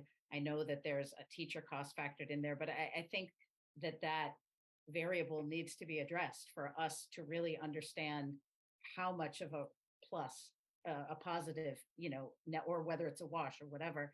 I understand you spent time with Lemma, but we have had members of the school committee come to our meetings before that seem to have slightly different opinions about the impact. So I believe that they should, at least some members of the school committee or a representative from the school committee should be included in this process because they have a different perspective than Lemma does, and an important perspective. And I think that is crucial to really understanding what that impact is going to be. As far as public safety, did the fire department impact assessment include staffing in that? Because I know there's been a lot of conversation in Westwood about the needs of the department, and my understanding is we're already understaffed. So I don't know whether or not the fiscal impact from either proposal included that. I don't know if you have the answer to that. As I recall, in the fiscal impact that was prepared by Mark, the number of police calls and or fire calls and or EMS calls on a per unit basis was estimated and then benchmarked against the 158 units here at an average cost per call. Now, whether that average cost per call is inclusive of everything in the police department budget and everything in the fire department budget, I cannot say. Okay. Thank you. I guess what I'm trying to get at is if there are potentially less than obvious impacts financially that may not be factored into this assessment that I think we as a board need to be cognizant of. Yes, Elijah. Yes, so just to kind of go back, so the scope of this project was to review the peer review report that was submitted prior. Mr. Craner has done that. If we are to go a little bit into the education numbers, that may be possible, but it was really just to review the previous peer review and to see if those numbers were, just to verify those numbers. Okay.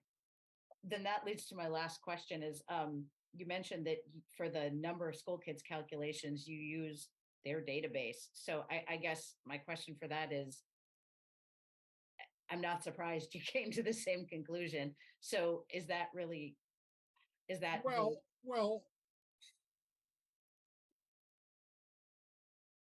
no, I have no, I'm familiar with their database of school-age children multipliers and the apartment complexes that make up that sample. I find it to be reasonable, and I have no qualms about its applicability here. Again, as I said, I believe it's based on over 1,500 units statewide from a variety of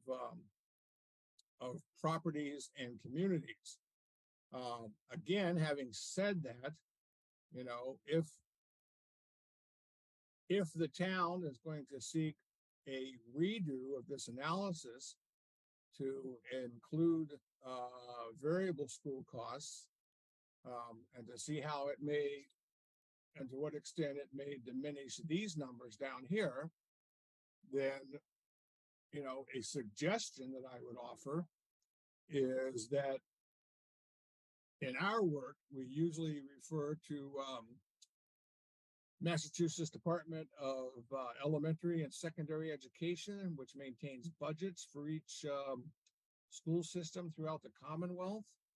And from that, we get costs for teachers, for supplies, equipment, and everything else. And that gets, and then index that against what the actual count of students is in Westwood relative to apartments. I mean, maybe the school department maintains that, maybe not.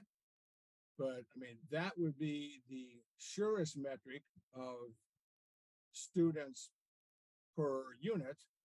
And it would be a metric which already by definition, considers the quality and the desirability of the Westwood school system. That's helpful. Thank you. Because I know that one of the biggest comments I've heard in the town from the concern from residents is, a concern over, is there going to be an increased disseminated cost to the taxpayers that isn't covered by the project itself? So we're being asked to make sure that we appropriately evaluate any potential mitigation. So I just want to make sure that what we're looking at is as comprehensively assessed as possible. So that is helpful. Thank you. Yeah, I mean, this can be fine-tuned, obviously, any impact study can be fine-tuned.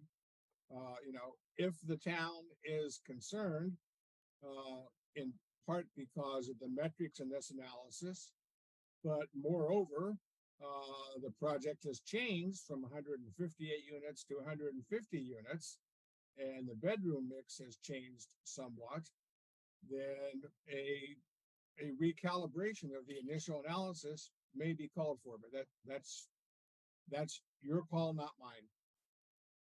No, thank you. That is helpful. And that was all I had on the fiscal impact. Kate?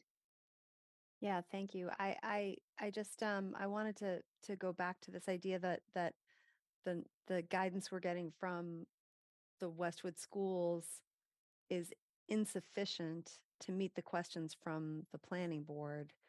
And so I just want to make sure that we're aligned with the school committee and that they're having the conversations we need. I mean, we need them to have.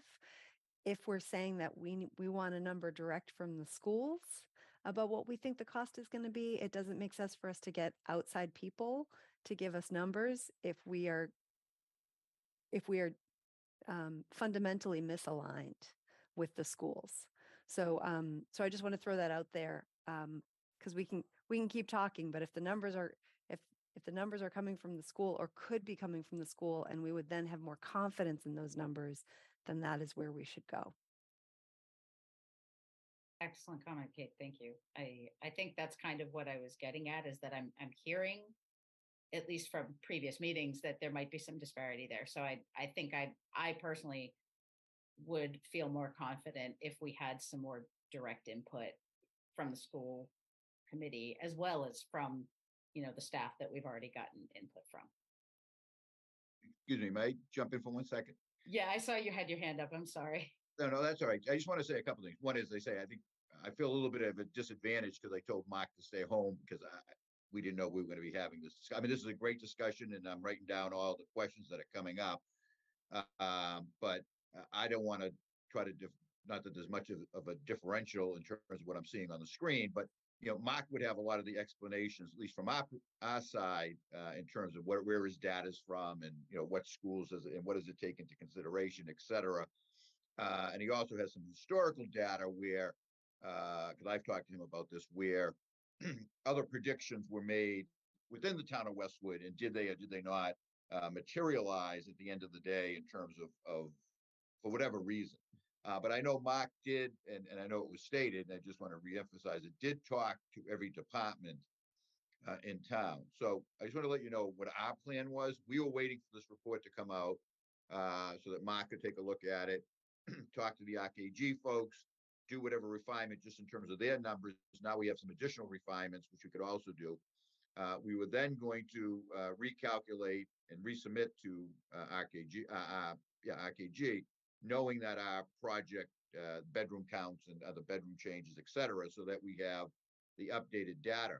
We were also planning on, but waiting for that part of it to take place, to meet with the school committee directly, because somebody from the schools did, I think a school committee member was on at the other meeting, and we thought it was premature to do that because you know, we wanted to see, well, if the peer reviewer said, hey, you know, you're at 500,000 and we're at minus 200, we had a real issue of where we were going. But, you know, hopefully between now and the next meeting, everything I just talked about can take place, and we can come back and, you know, I'd really like to have, you know, with Mark and have a discussion of how he develops his database. I know in his report, by the way, he does mention some very specific towns that are included in that database, but, you know, I mean, we've all seen these fiscal impact reports, and, you know, in a sense, I say it's almost like a traffic report. You know, everybody goes to the same handbook, you know, looks at the same numbers in terms of predicting the traffic. Mark does have one of the best databases. I've heard this from several other peer reviewers, but we can, you know, and I've used other peer reviewers that seem to use the same counts, you know, in terms of the bedroom. In terms of the dollar application, that I want to leave to Mark. I mean, you know, in terms of, and you're right, you know, if there's nothing in here and we have 21 students, they're going to need a book, you know, so that, you know, so maybe there, you know, there is factors that could be taken into consideration. And the last thing I just want to say on this, because, you know, hopefully we'll have this discussion in the future, and I say this every time, because even though we have a police number and a fire number, and I know the board knows this, and a school number, whatever this project does generate, and we clearly believe it's going to generate a net fiscal positive impact to the town. That all goes into the general fund. So, you know, we're not giving 200,000 to the schools, and, you know, that's for the town to reallocate. And I just like to say that because sometimes department heads say, geez, this project came in and, you know, we didn't get our $20,000, but it's not the applicant that does that. The project will generate the funds that it generates through the real estate taxes and through, in this case, because it's housing, and so there'll be some small personal property tax with the, you know, automobiles. The allocation of the money once it comes to the town is up to the town. But again, Mark will be available at the next meeting, and between now and then he'll, you know, I'll take this report and I'll send it to him, and I'm sure him and Mr. Craner will have a discussion prior to us coming back. Thank you. That's a very helpful update. And I am happy to hear that you are planning to meet with the school committee as well. I think that will be very helpful as well. Okay. Did anyone else, Elijah, any staff comments on the fiscal impact peer review?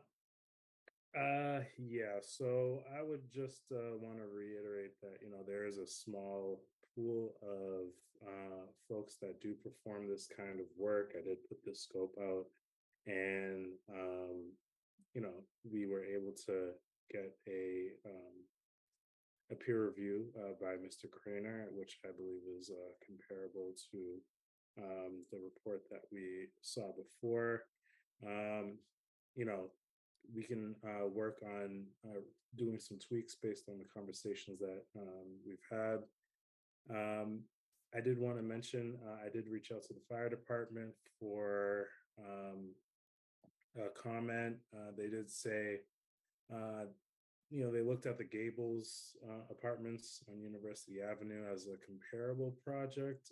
It doesn't have any commercial space, but that was probably the most comparable that they had in the town. And they said that on an annual basis, they usually get about 60 calls for service.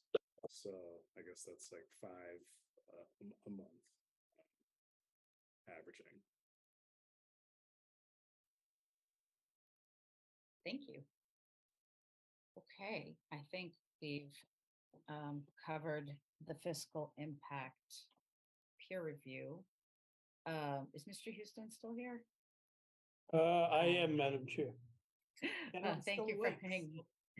Thank you for hanging in. I just wanted to offer to you if you had anything you wanted to comment on based on the design changes, or if you'd had a chance to look at that.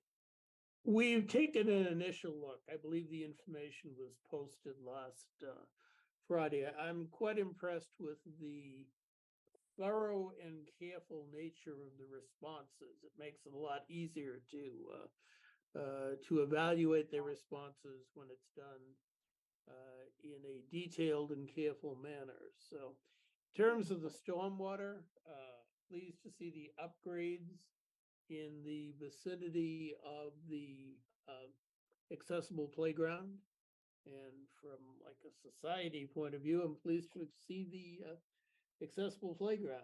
I also had some concerns about the location of the dog park in proximity to the water courses, so I think its elimination may be positive from a stormwater point of view. So we will move ahead and do a detailed review of the response, but I think they've probably touched most of the key points here. Thank you very much. Any board comments on the revised design or anything else? Josh? Yeah, I am overall very happy. Although I know some residents will be disappointed with the lack of the pickleball court. If I could see that design drawing as well really quickly, just in terms of there was a couple of like, it appeared to be transformers and dumpsters that were newly sort of appeared on the plan, especially to the right of the back building and to the left of the front building. Somebody could pull that up. Angela, can you bring that back up? And Zach, okay. And again, to reiterate what we talked about earlier, that I think has been lost a little bit in this sort of minutia, important but still minutia. During our site visit, it was really interesting to see the disrepair of the property. I mean, I already knew that, but you know, I wasn't sort of acutely aware of some of the illegal and illicit dumping in the back here by that second building, abutting that back parking lot. Who owns that now? Stewart Healthcare, maybe. But either way, it was really illuminating to see that and smell that in some cases. I don't know what kind of horse farm or whatever we're renting some areas. It was pretty gross. So, you know, to see this type of development, like, it's just amazing that expansion from this sort of really, I don't know, disgusting portrayal of Westwood to like a top of the line development. So it's really exciting to me. But like at the same time, as I said before, like I want to make sure we do it right. But so this top right corner, I'm assuming those are dumpsters around the ground floor parking entry. Right there. Yep. Yep. So again, just like with our bylaws, those are screened and we know all about that. Like it's all set. Correct. Yep. Right. There'll be enclosure around it. Yep, perfect. A little bit further down and to the left. I guess it's a different plan then. The front building.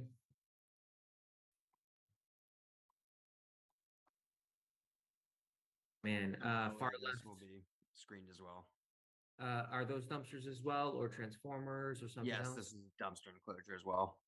Okay, perfect.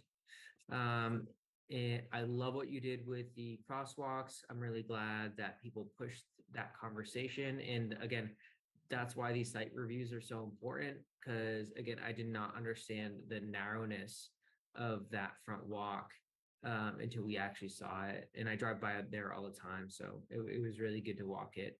So I'm glad that you guys made yourself available for that. And the board and others have, you know, done their due diligence to express their concern. I also did love that you actually took out the dog park. I mean, I like the concept of like giving back to the community and giving them some open spaces, but the dedicated spot in such close proximity to a water body like that is a point source in my opinion, and it was concerning. So I'm glad we removed that as like a specific place, like, hey, bring your dogs here, poop, pee, and whatever right next to that. That does lead me to my next comment about like, this does feed right into Norwood's water protection resource overlay district, like zone 1 even. I had mentioned that during our our site visit. Has anyone reached out to Norwood to make sure that everyone's on the same page, we're comfortable? Yeah, I know we did early on, Okay. and I talked to Angela about reaching out again after the site walk. Okay. To circle back on that at the next hearing, but we're in the process of just kind of reaching out again and touching base with them. Okay. Yeah. I mean, it's outside of our purview per se, but like, I just want to be a good neighbor, just like I want you guys to be good neighbors to all the residents in the area, right? Like, as a town, we are culpable for our impacts to our neighbors. So, Agreed. thank Makes you for sense. everything you're doing. The solar install. Actually, is another question. What percentage offset are we looking at for, I guess, at least the building operations? Do we know ballparks?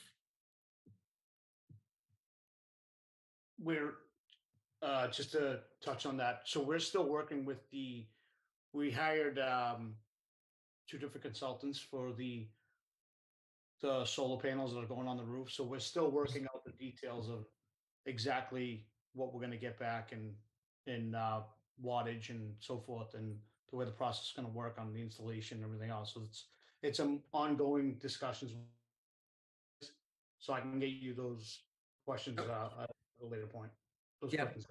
purely curious, right? Like, I would love, hopefully, fingers crossed, to see that you see a benefit from this, right? Like, you see a reduction in operating costs, longevity of your roof membrane, and everything else. Like, ideally, this is a win-win. You draw less from the infrastructure, you make some money, charging back to the national grid or whomever else. Like, win-win-win-win, hopefully. And again, obviously, the sustainability component for us. So again, thank you for all your work. Thank you. Thanks, Josh. Kate? Thanks. It's getting super late. I'm sorry. So I know that I likely won't get answers to some of these things tonight, but I do want to understand better how the school buses will work for the students who are in this area. And I also wanted to understand, I know it's been mentioned about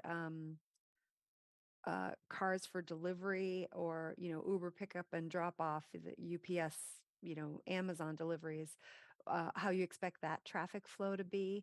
And just like Josh, I mean, after having walked the site, I was excited about this project before, again, because it lines up so well with a comprehensive plan and walkable communities and all of those initiatives. But having been on the site, being able to put this to really good use to house people well in Westwood is very exciting. So I appreciate the project, but I am curious, kids and school buses, and where are those Amazon trucks going to go?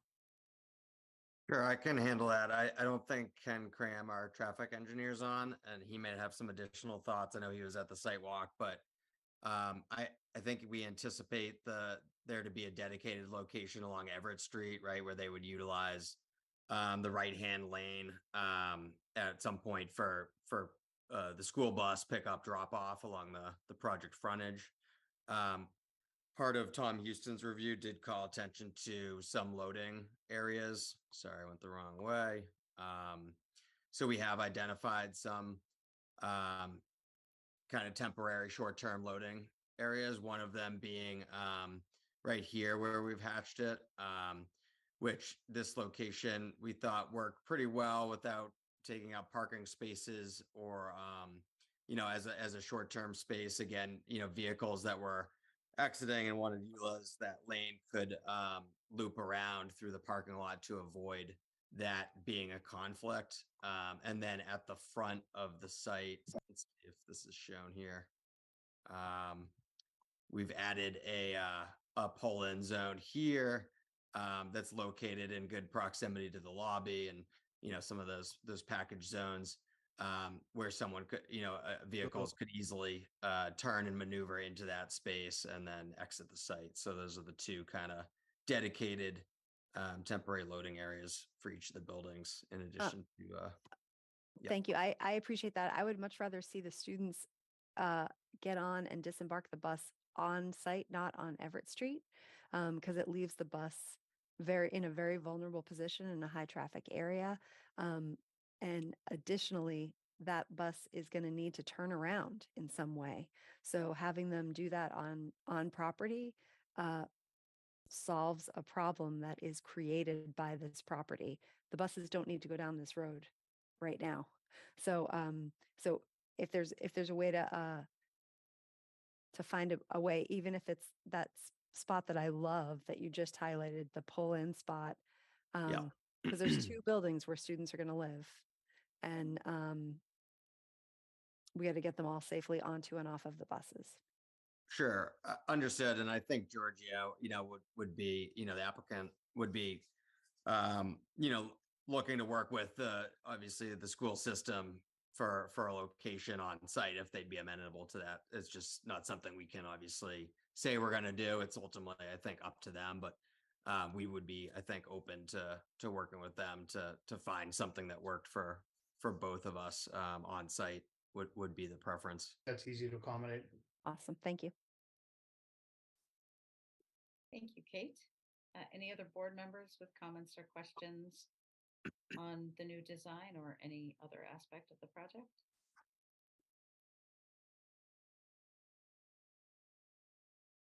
I will just add, I also am not unhappy to see the dog park no longer part of the project, because I also had concerns about it.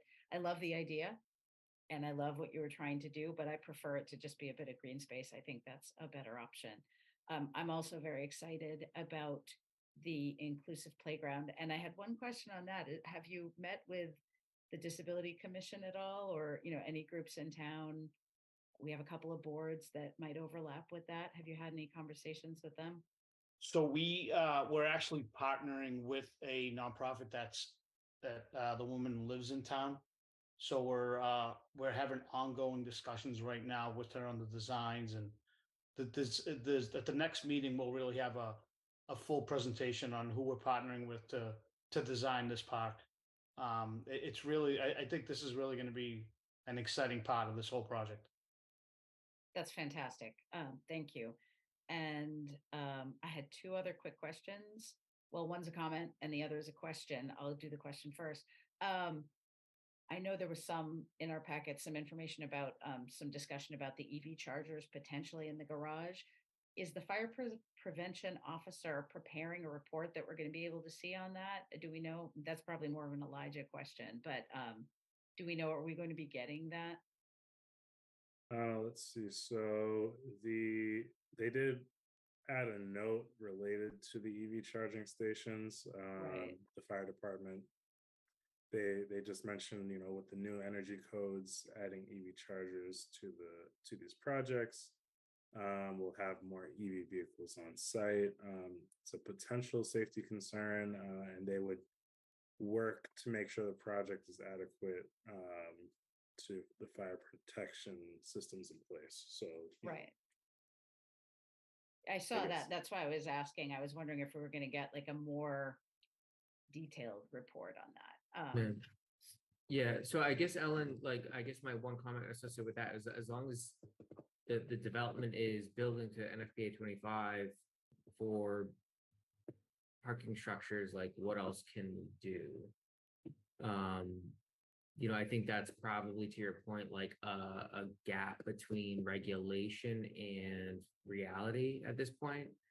But I'm not sure if anybody's in the position to really, what does that look like, right?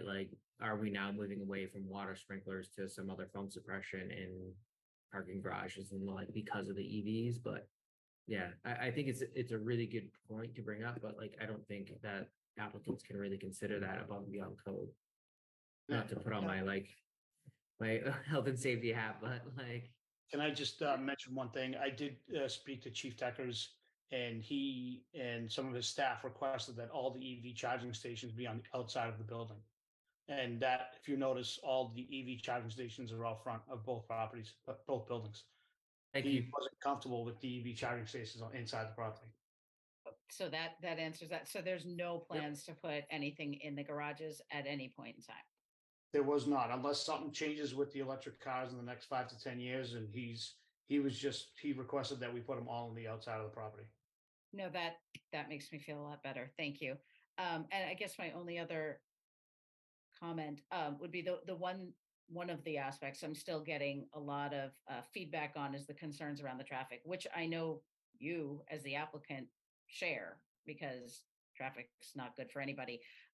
So I know you're still working on that, but I think that's whatever mitigation measures are proposed is going to be, I think, there's going to be a lot of conversation around that, at least for me, because that is probably my one really lingering concern that I don't need to tell anybody that area is really tough. So that's something that I'm going to be looking at and for in our next conversation. Aside from that, thank you. I appreciate the changes you made, and I like seeing the color plan too. I appreciate that. Thank you. That was all that I had. Did anyone else from the board have any comments or questions? Elijah, anything else from staff? Let's see. So I did go to the Bike and Ped Safety Committee, and they did make some comments based on the project. I'll just go over it very briefly. It is in you do have availability in your summary. But basically, they just commented on traffic and the intersections. Concerns on those intersections, making sure there's signage and markings, potentially traffic officer. Some as to the scale and streetscape, potentially moving the front building up and having parking in the back if that's feasible to the developer. It does tie into the Islington town center feel, and would allow for more egress through the site for cars and delivery and fire trucks and that nature.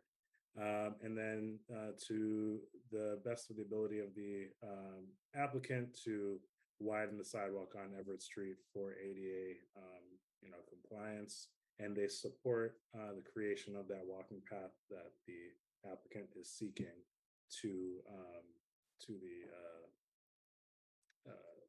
East Street Bridge. Thank you. Okay, it is a public hearing, so at this point, I'll open it up to public comment. If there's anyone who would like to participate, you can either type your comment or question in the Q&A or raise your hand. I see a hand. Steve Olenoff.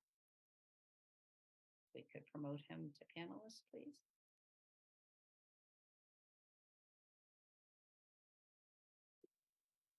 Hi, Steve Olenoff. I just elaborating a little bit. I'll be real quick on the ped bike comments. So I think there's a big improvements here. They've answered some of our concerns, getting people from Washington Street down there, that narrow sidewalk. So that's being addressed. But the I want to emphasize, I think the big thing still left to do is that path to East Street. And I want to point out that the people will want to go through there and they'll try to go through there, and that's what pedestrians do. If they want to go somewhere, they're going to go from there to the parking lot next door. And you are making it difficult because the dumpster is located right where people would probably want to walk through there to try to get to that adjacent property. So that's something to think about, how they're going to get to there, because if there isn't provision for that, people are going to do it anyway. That's what always happens. And so let's try to do that. Let's try to get a way to get through those properties and so we can get to that path on East Street. And that's it for now. Thanks. Thank you, Steve. Anyone else from the public that wanted to comment or ask a question? I'm not seeing any other hands raised, and I'm not seeing anything in the Q&A, so I would entertain a motion to continue.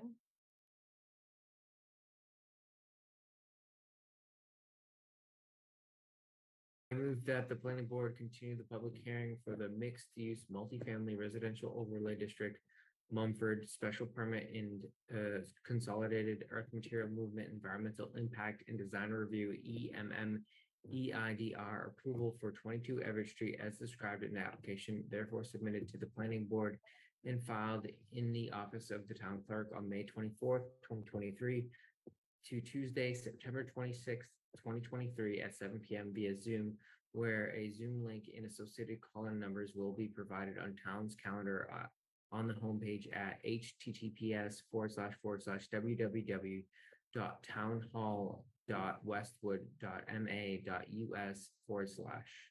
Second. I have a motion and a second. Any further discussion? Seeing none, I'll take a roll call vote. Josh? I think you said aye. Aye. There we go. Kate? Aye. Chris?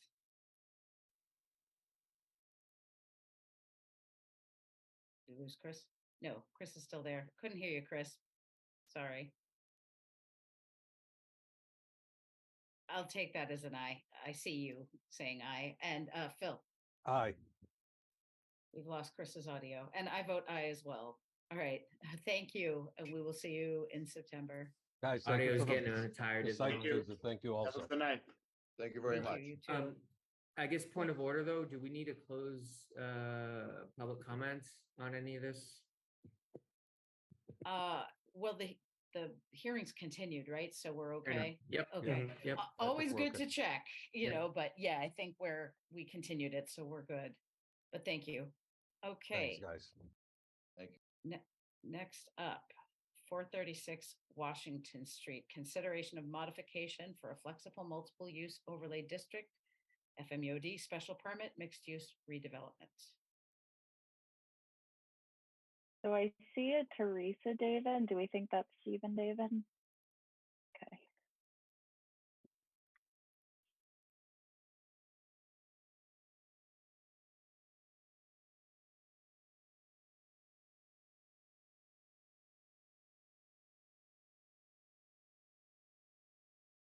Good evening. Or good morning. It's tomorrow. Did you have anyone else from your team? I'll be the only person this evening. Okay, then the floor is yours. So apparently when I took the building down, that was an act that triggered a minor modification. So I'm here this evening on my application for a minor modification. The only difference being that due to structural integrity of the walls, they weren't, my structural engineer advised me, and I forwarded a letter to remove the walls and start the building from scratch from the foundation slab up. I shared that information with the building department.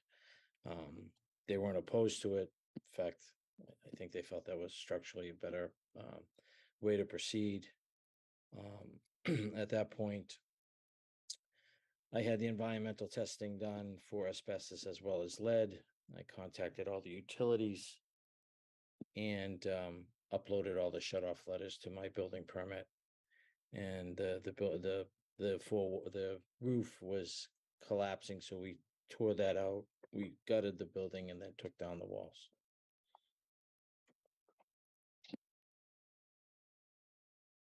Okay, thank you. I'll open it up to board member comments. Josh, I see you have your hand up. Yep. So I'm just wondering, you were referring to this as a minor modification. Who made that determination? I received an email. I received an email from Nora, I believe, or maybe Elijah as well. And they indicated that I should appropriately file for a minor modification to the special permit. Okay. I thought minor modifications could be approved by the town planner in that building department. I just did what I was told. Yep. So if I may clarify, yeah, Madam Chair, Yes. the request is for a modification, and it's up to the board whether they determine it to be minor or major. So Okay, it's a thank you. modification. Yeah. Request. Mhm. Did you receive permits for demo associated with the structure prior I was to? told, I was told to upload all my demolition requirements on my existing building permit, and that's what I did.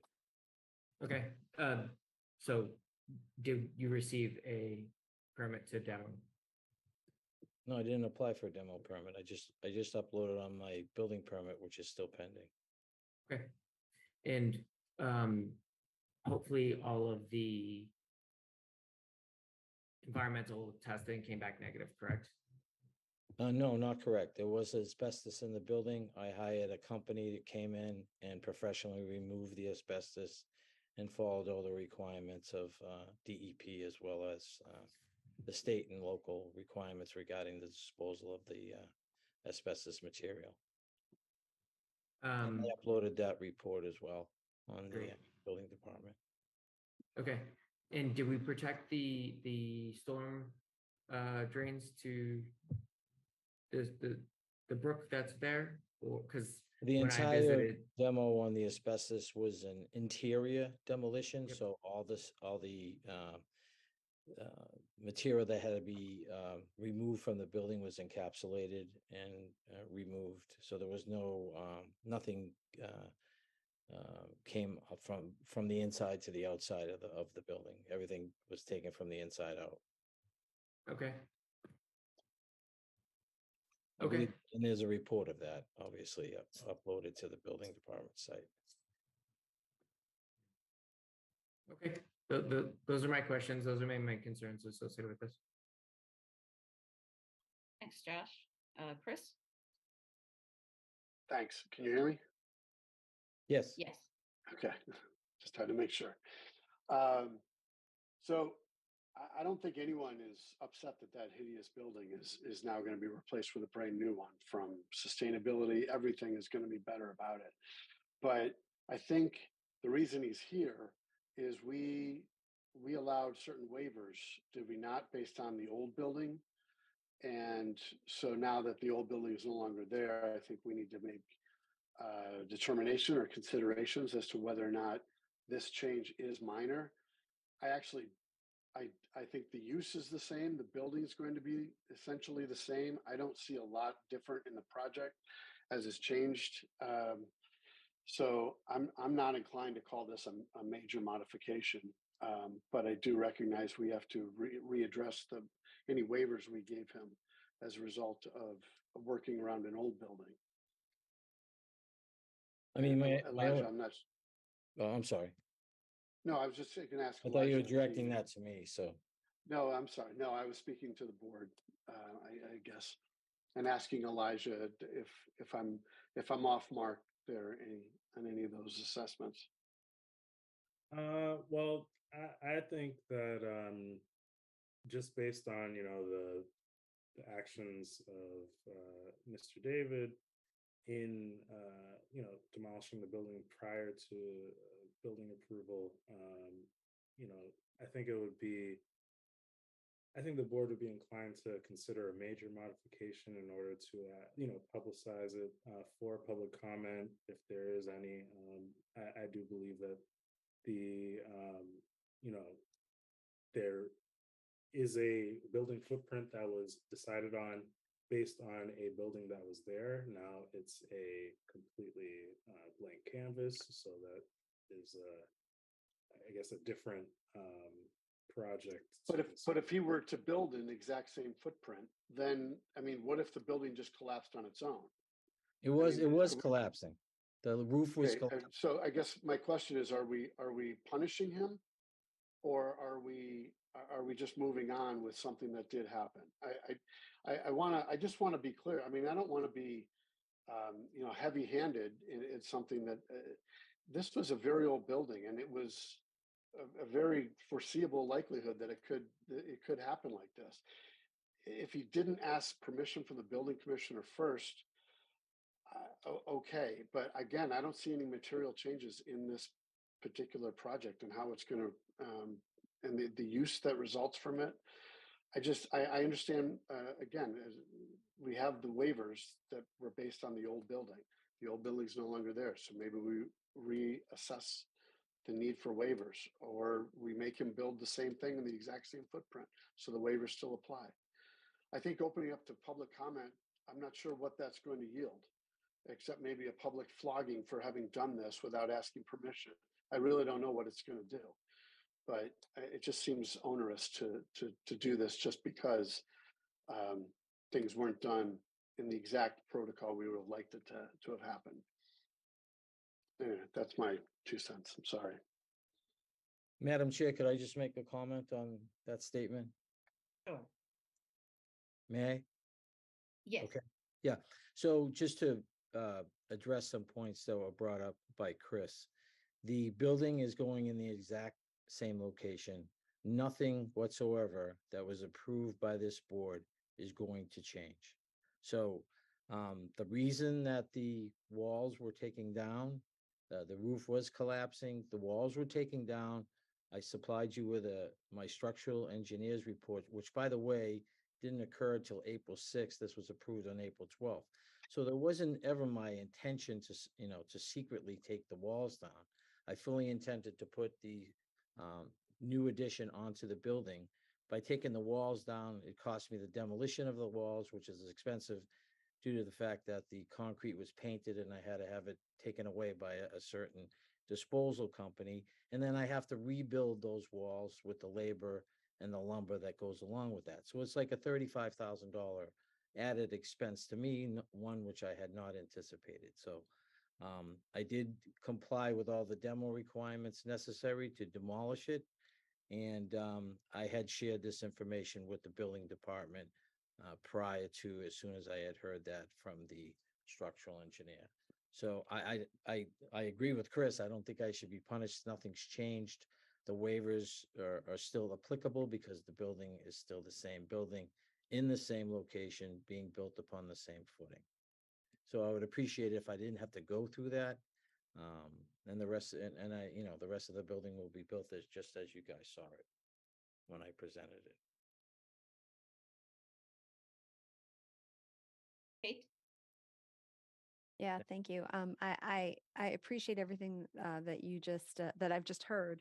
I do want to say this is the first time that this group has been able to talk about this subject. We're not able to deliberate. So this is an event that we didn't expect to see no building there, and this is the first time as a group we're able to say, "Hey, there's no building there.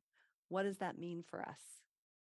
What does that mean to this process?" So bear with us while we have some internal discussion about what that means. And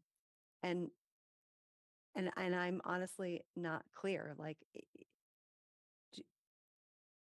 knowing the limitations of that site and that you were doing your best to work with the limitations that you had in that site is, and this might be a moot, this might be your choice, a moot question, but can we do better for the parking, for those things if you don't, now there's no building. If you don't build in the exact same site, I don't know what this means. This is my first time with a building that was there not being there now. So I'm kind of putting that out to the group. I'm maybe looking to Elijah and Madam Chair for some direction.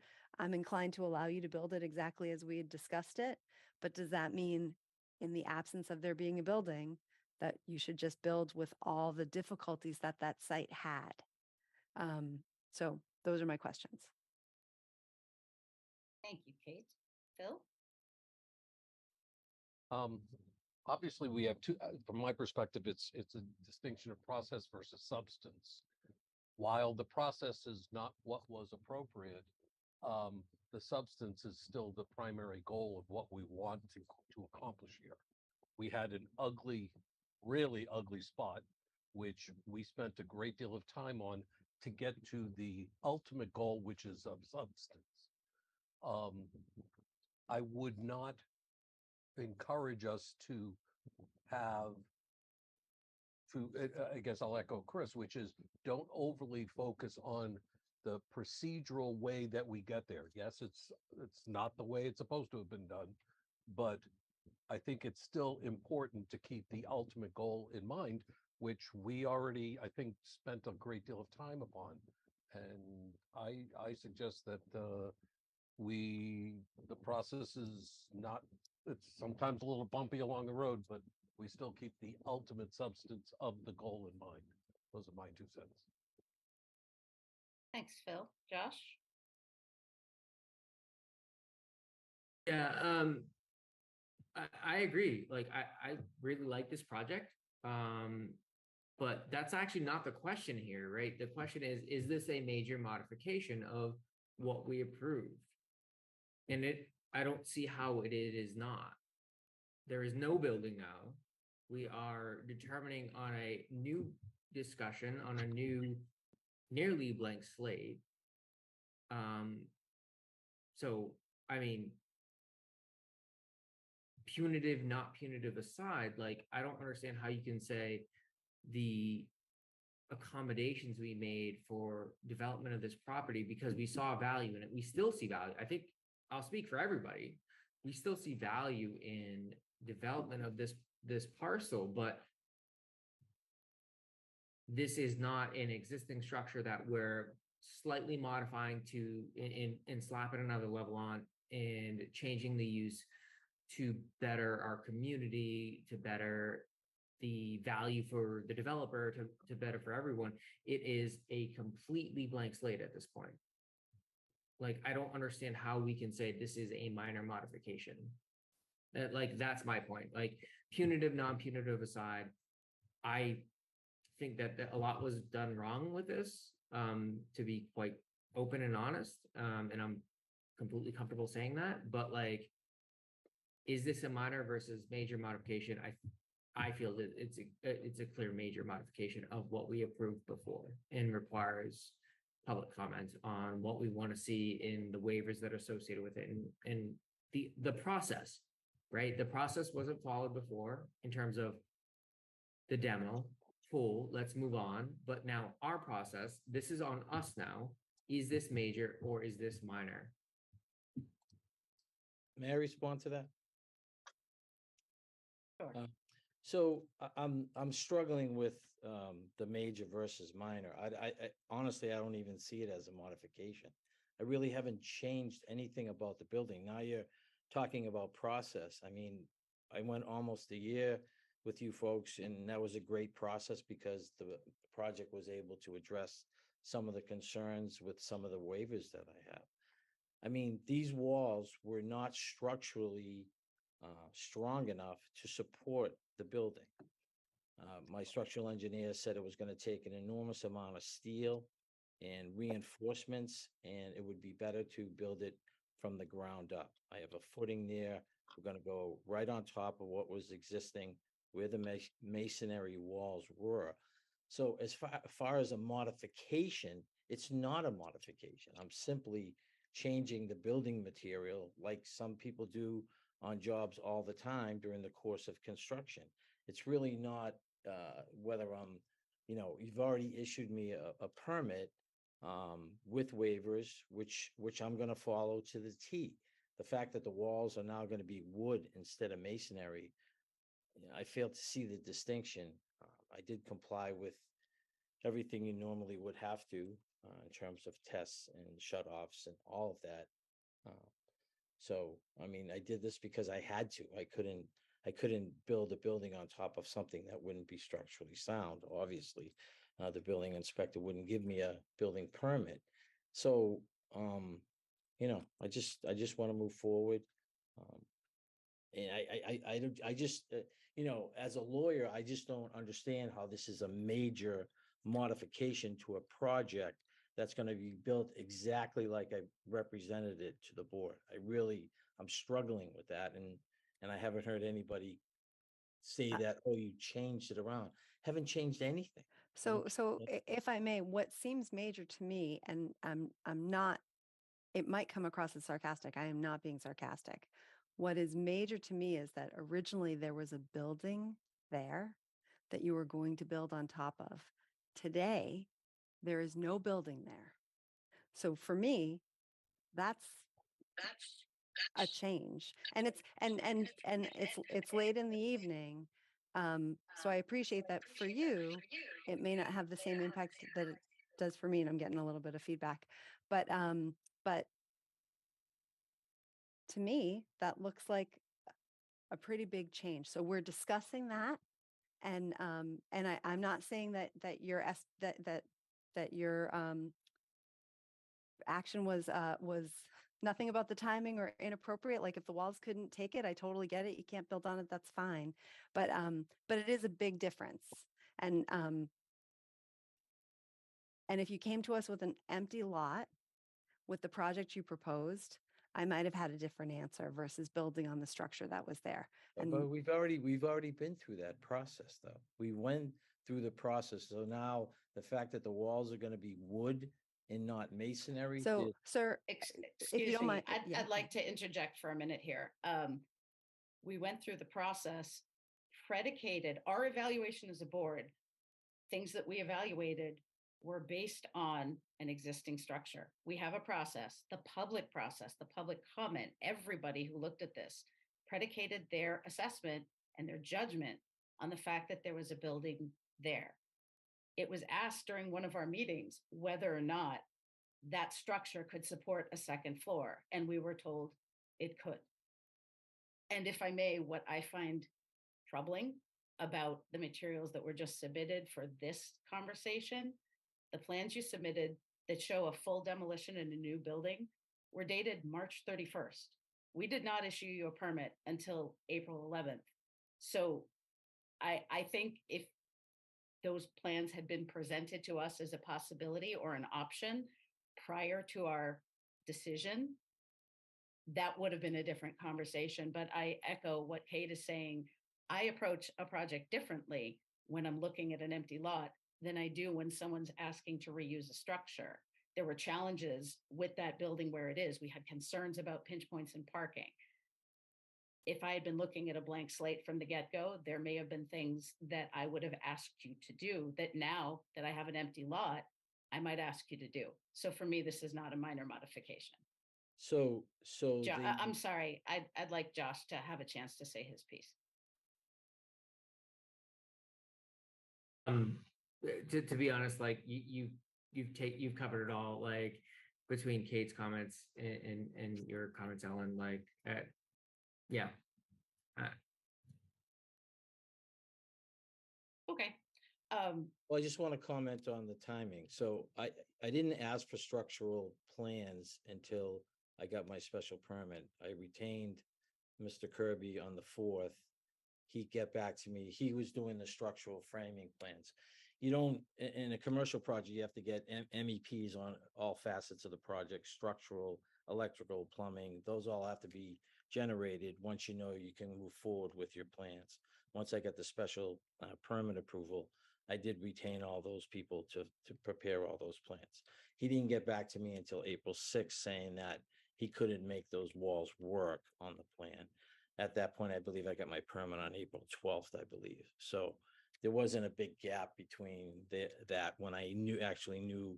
That's when I went to the building commission to tell him about this. So this was all going on at the same time. I believe he documented that in his letter. So he did, but again, the plans drawn by McKay Architects were on the 31st, which showed the wood walls and a full rebuild. What that's you're correct. asking to do now. I don't disagree with that. Yeah. So I have to admit, like, we can make anything work. It's just whether it's economical to make that work, whether reinforcement or anything. Like, it doesn't make sense to make it work if it's failing, right? Like economically. Right. And I totally understand that. But it's the process, right? Like the process matters. Like that is what we evaluated. That's what we're tasked to do. Like, I don't understand how we can be so off on the vision of like what this means in the fact that we already have plans drawn up because it was not financially viable for the project to reinforce the existing walls to meet the letter of the requirements of our. It wasn't just the financial. Like I'll speak for myself. That's my concern.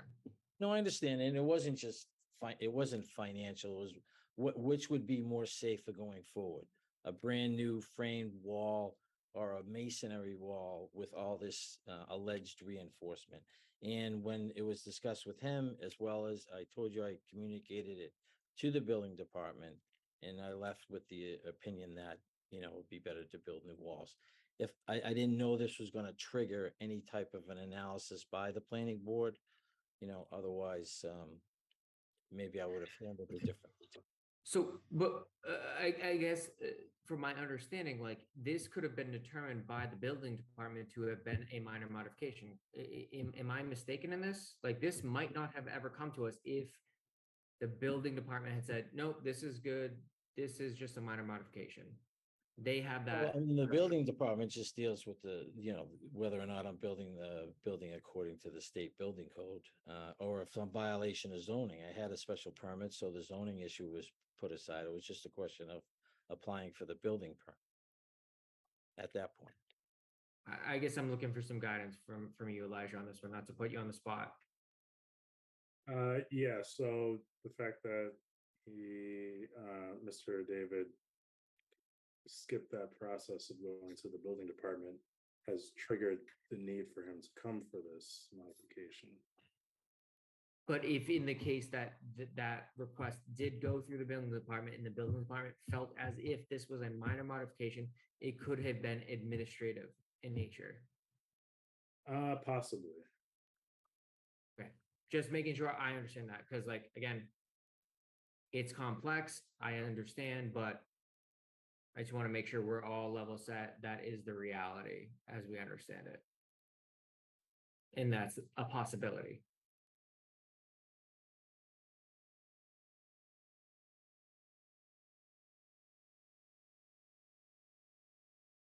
Did any other board Chris, members you're have questions? Chris, you're talking, we can't hear you. Oh, yeah, you're muted, Chris. I'm muted, sorry, I apologize. My computer died, so I had to go to my phone. I think just as a board, it's quite simple. We're here to be polled individually. Do we believe it to be major or minor? And if 3 people say it's minor, then it's minor. If 3 people say it's major, then it's major. So I don't think it require, I mean, if you want to deliberate about definition of major or minor and what you feel inside is major or minor, we can talk about that, but it's just very simple. He's here for a determination of of a modification. So I don't think we have to belabor the point. If the board feels, you know, ready for a vote, then let's just take a vote. Unless someone feels they want more information as to determine whether it's major or minor. Let's give respect to Kate on this one instead of just taking a motion, but yeah. Agreed. I agree with you. Yeah, thank you. I would like a little bit more information, Chris. Thank you for fine. posing it that way. What are the implications for finding this to be a major modification? What does that actually mean for this moving forward with this project? So if it's a major modification, then it's advertised in the paper, and it will be bumped out to September 26th to give enough time to properly advertise, and yeah, it would be a public hearing. If it was a minor modification, the proposal would be to continue this to September 12th, and it would be a public meeting as opposed to a public hearing. But Elijah, the special permit would still hold. Now we're just talking about altering it with a major modification. We wouldn't start all over again. That's correct. With the special permit, we're just talking about modifying that special permit, but it would be done so, as you pointed out. What is that, about 6 weeks from now, in late September? Correct. And if the board is inclined to ask him to redraw a new building, then he'll have to go through the expense of that with the architect, site plan, proposed site plan. He'll have to go through. If we want to see a different building, he'll incur significant costs to do that all over again. Right, completely. I completely understand that. So for right now, construction has stopped. That's correct. That's okay. And I don't have my final building permit yet. That's correct. Okay, and it can't move forward until we resolve the status of the permits in this new circumstance. That's my understanding. Okay. Okay, so so it's not, it's not my job to, I don't believe, to delay a valuable project. So at this time, for I'm open to further discussion on this from other folks if they disagree with me. At this time, I'm okay to not stop the process of development of this, not to slow down the development of this site and say that it's a minor modification, unless unless I can be swayed otherwise. It's 12:43, so you could sway me probably if you feel very strongly about it, but uh, it's going to be a wonderful project. So.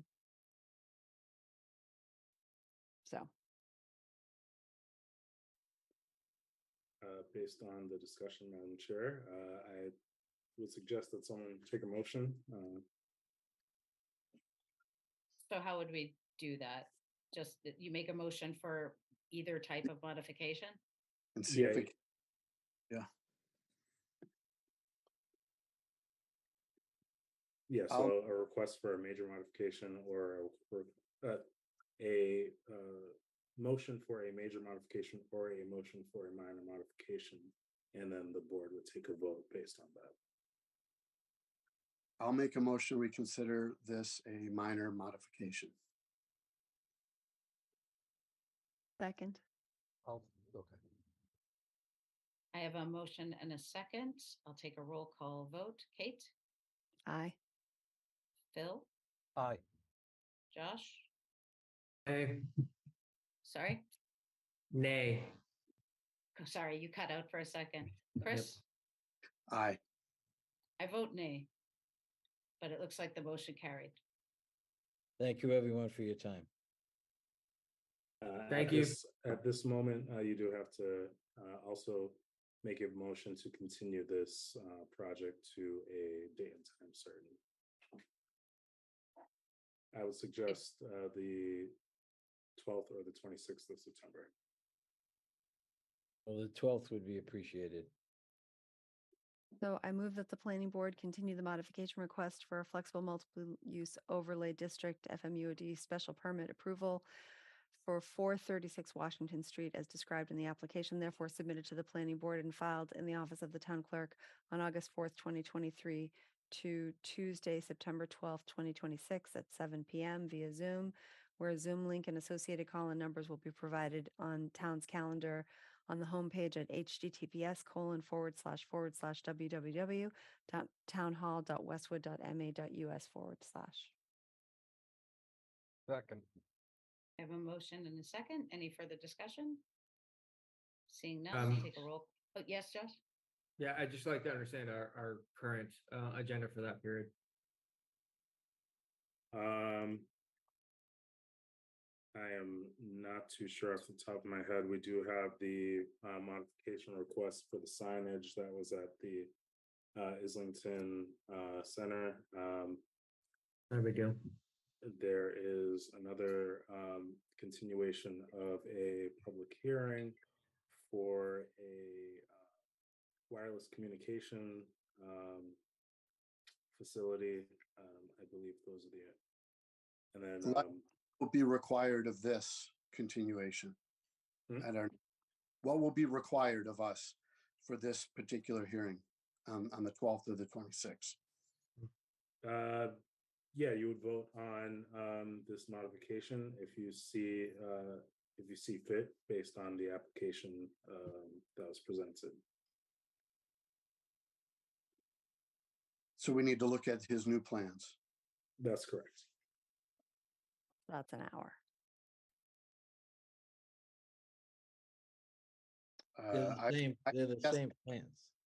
For expediency, I would suggest the applicant provide us, or we have the plans we approved with red lines of the new plan. What are the differences between the two? So we can make a relatively quick informed decision. So we don't have to keep going back and forth individually with whatever plans to a particular corner or whatever, materials being different. I'd love redline or clouded versions of a drawing to identify what the changes are, if any.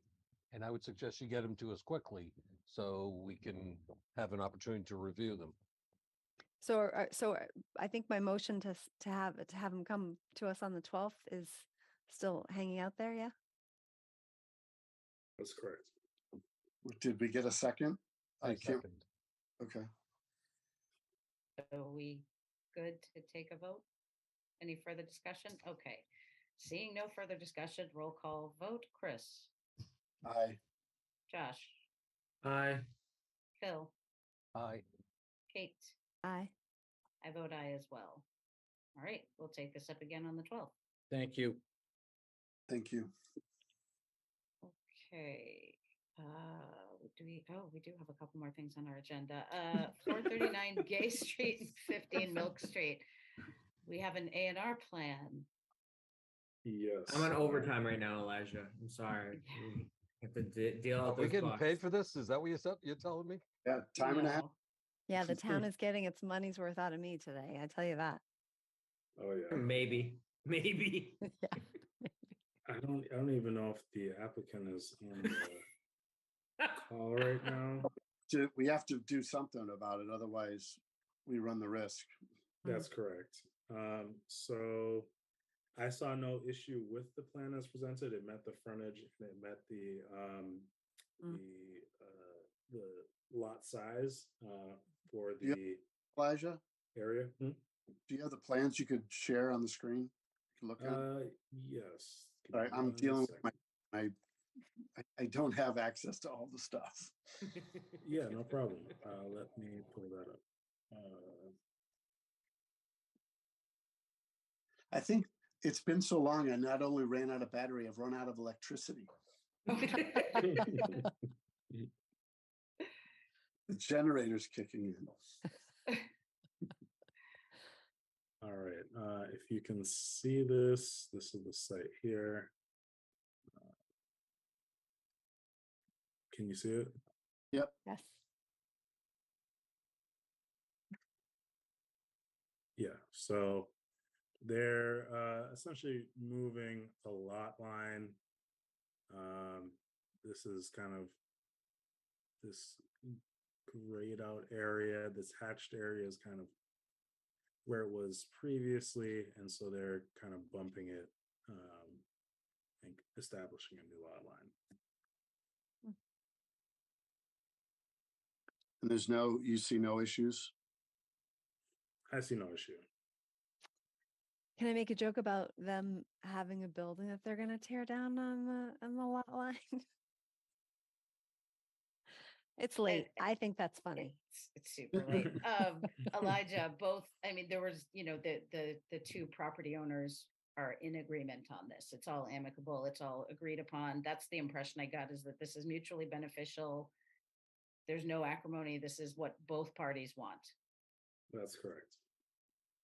I didn't see any issues with it. The acreage stayed the same. The frontage stayed the same. I did not see anything that was problematic, but happy to entertain comments from anybody else as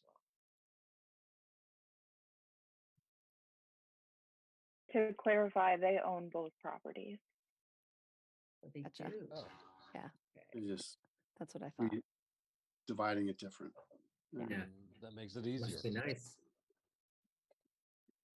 Okay. Actually, it seems like a pain. Yeah.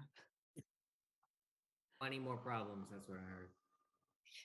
So I right. move that the planning board find the approval not required application for 439 Gay Street and 15 Milk Street dated July 26, 2023 to be complete, and that the board vote to endorse the submitted plan as not requiring approval under the subdivision control laws. Second. I have a motion and a second. Any further discussion? Seeing none, take a roll call vote. Chris? Aye. Josh? Aye. Kate? Aye. Phil? Aye. I vote aye as well. That wasn't a hearing. We didn't have to close anything, No. right? So we're good? Okay. Now we have to go. Losing my voice. You have to go sign it now. Right. Oh, right, yes. Go to the police station. So you'll let us know when that's ready for us. Thank you. That's right. Okay, review of draft meeting minutes from June 6th, 2023 and July 11th, 2023. Did everyone get a chance to take a look at the minutes? I thought they looked good. Did anyone have any comments or changes they wanted to propose to the minutes? I had one. Do it. She's the best. I love it. Thank you, Kate. I have to What day? find it. The A July long day or 11th. a shorter day? Oh, so the one at the select board meeting? That All was right, July all right. 12th. Don't show off. I don't know. Oh, it what was the 12th? meeting it was. Yeah. 12th was select board. Oh, the one so I have to abstain from that because I fell off, right? Yep. Oh. You do, but I did get an email from Pat saying to make a note, and I did in the minutes that you were in agreement, but you weren't there to vote. And I think I reflected that in the minutes. Yeah. There's When a- our there's- 15-minute block goes to 45 minutes and my phone dies. That's what you got. Sorry. Somewhere in here it says elevate, and it should say something else. Escalate? Which one? Enumerate. In July 11th. Pontificate? Cute. Kate, this has all the appearance of you stalling to make sure we hit 1 o'clock. I was just gonna say, we're trying I'm to so see. sorry. We want to hit the TikTok. 1 It's in there, o'clock it's It's been very- time. months. It's a It's very been months. simple. It's a very simple. The word elevate is there, and I think it should be alleviate instead. Ameliorate. possible. Are you sure it's not supposed to be Alleviate. ameliorate? It's ameliorate, I bet. It might be ameliorate. It might I'm be sorry. emulsion. I can't look at it now because I'm taking the minutes. No, that's fine. But that's the substitution. Is somewhere in there it says elevate, and it should say alleviate, I believe. But what day was it? Tuesday, July 11th. Okay. And you know what? If it's not there, check the other one. So Josh, you were there on the 11th. It was the 12th. I don't know. No, it I was don't the- remember yesterday. It was the 12th. I that wasn't was there for the select board. I meeting. dropped off. Yeah, I still have to send 'Cause those I was out. at- The Yeah, I was 12th at a was a baseball Wednesday. Oh, sorry. I'm confusing you. Sorry. Yeah, it wasn't the select board meeting. Okay. So the select board meeting, what minutes Is the aren't here? 12th. Yeah. Right.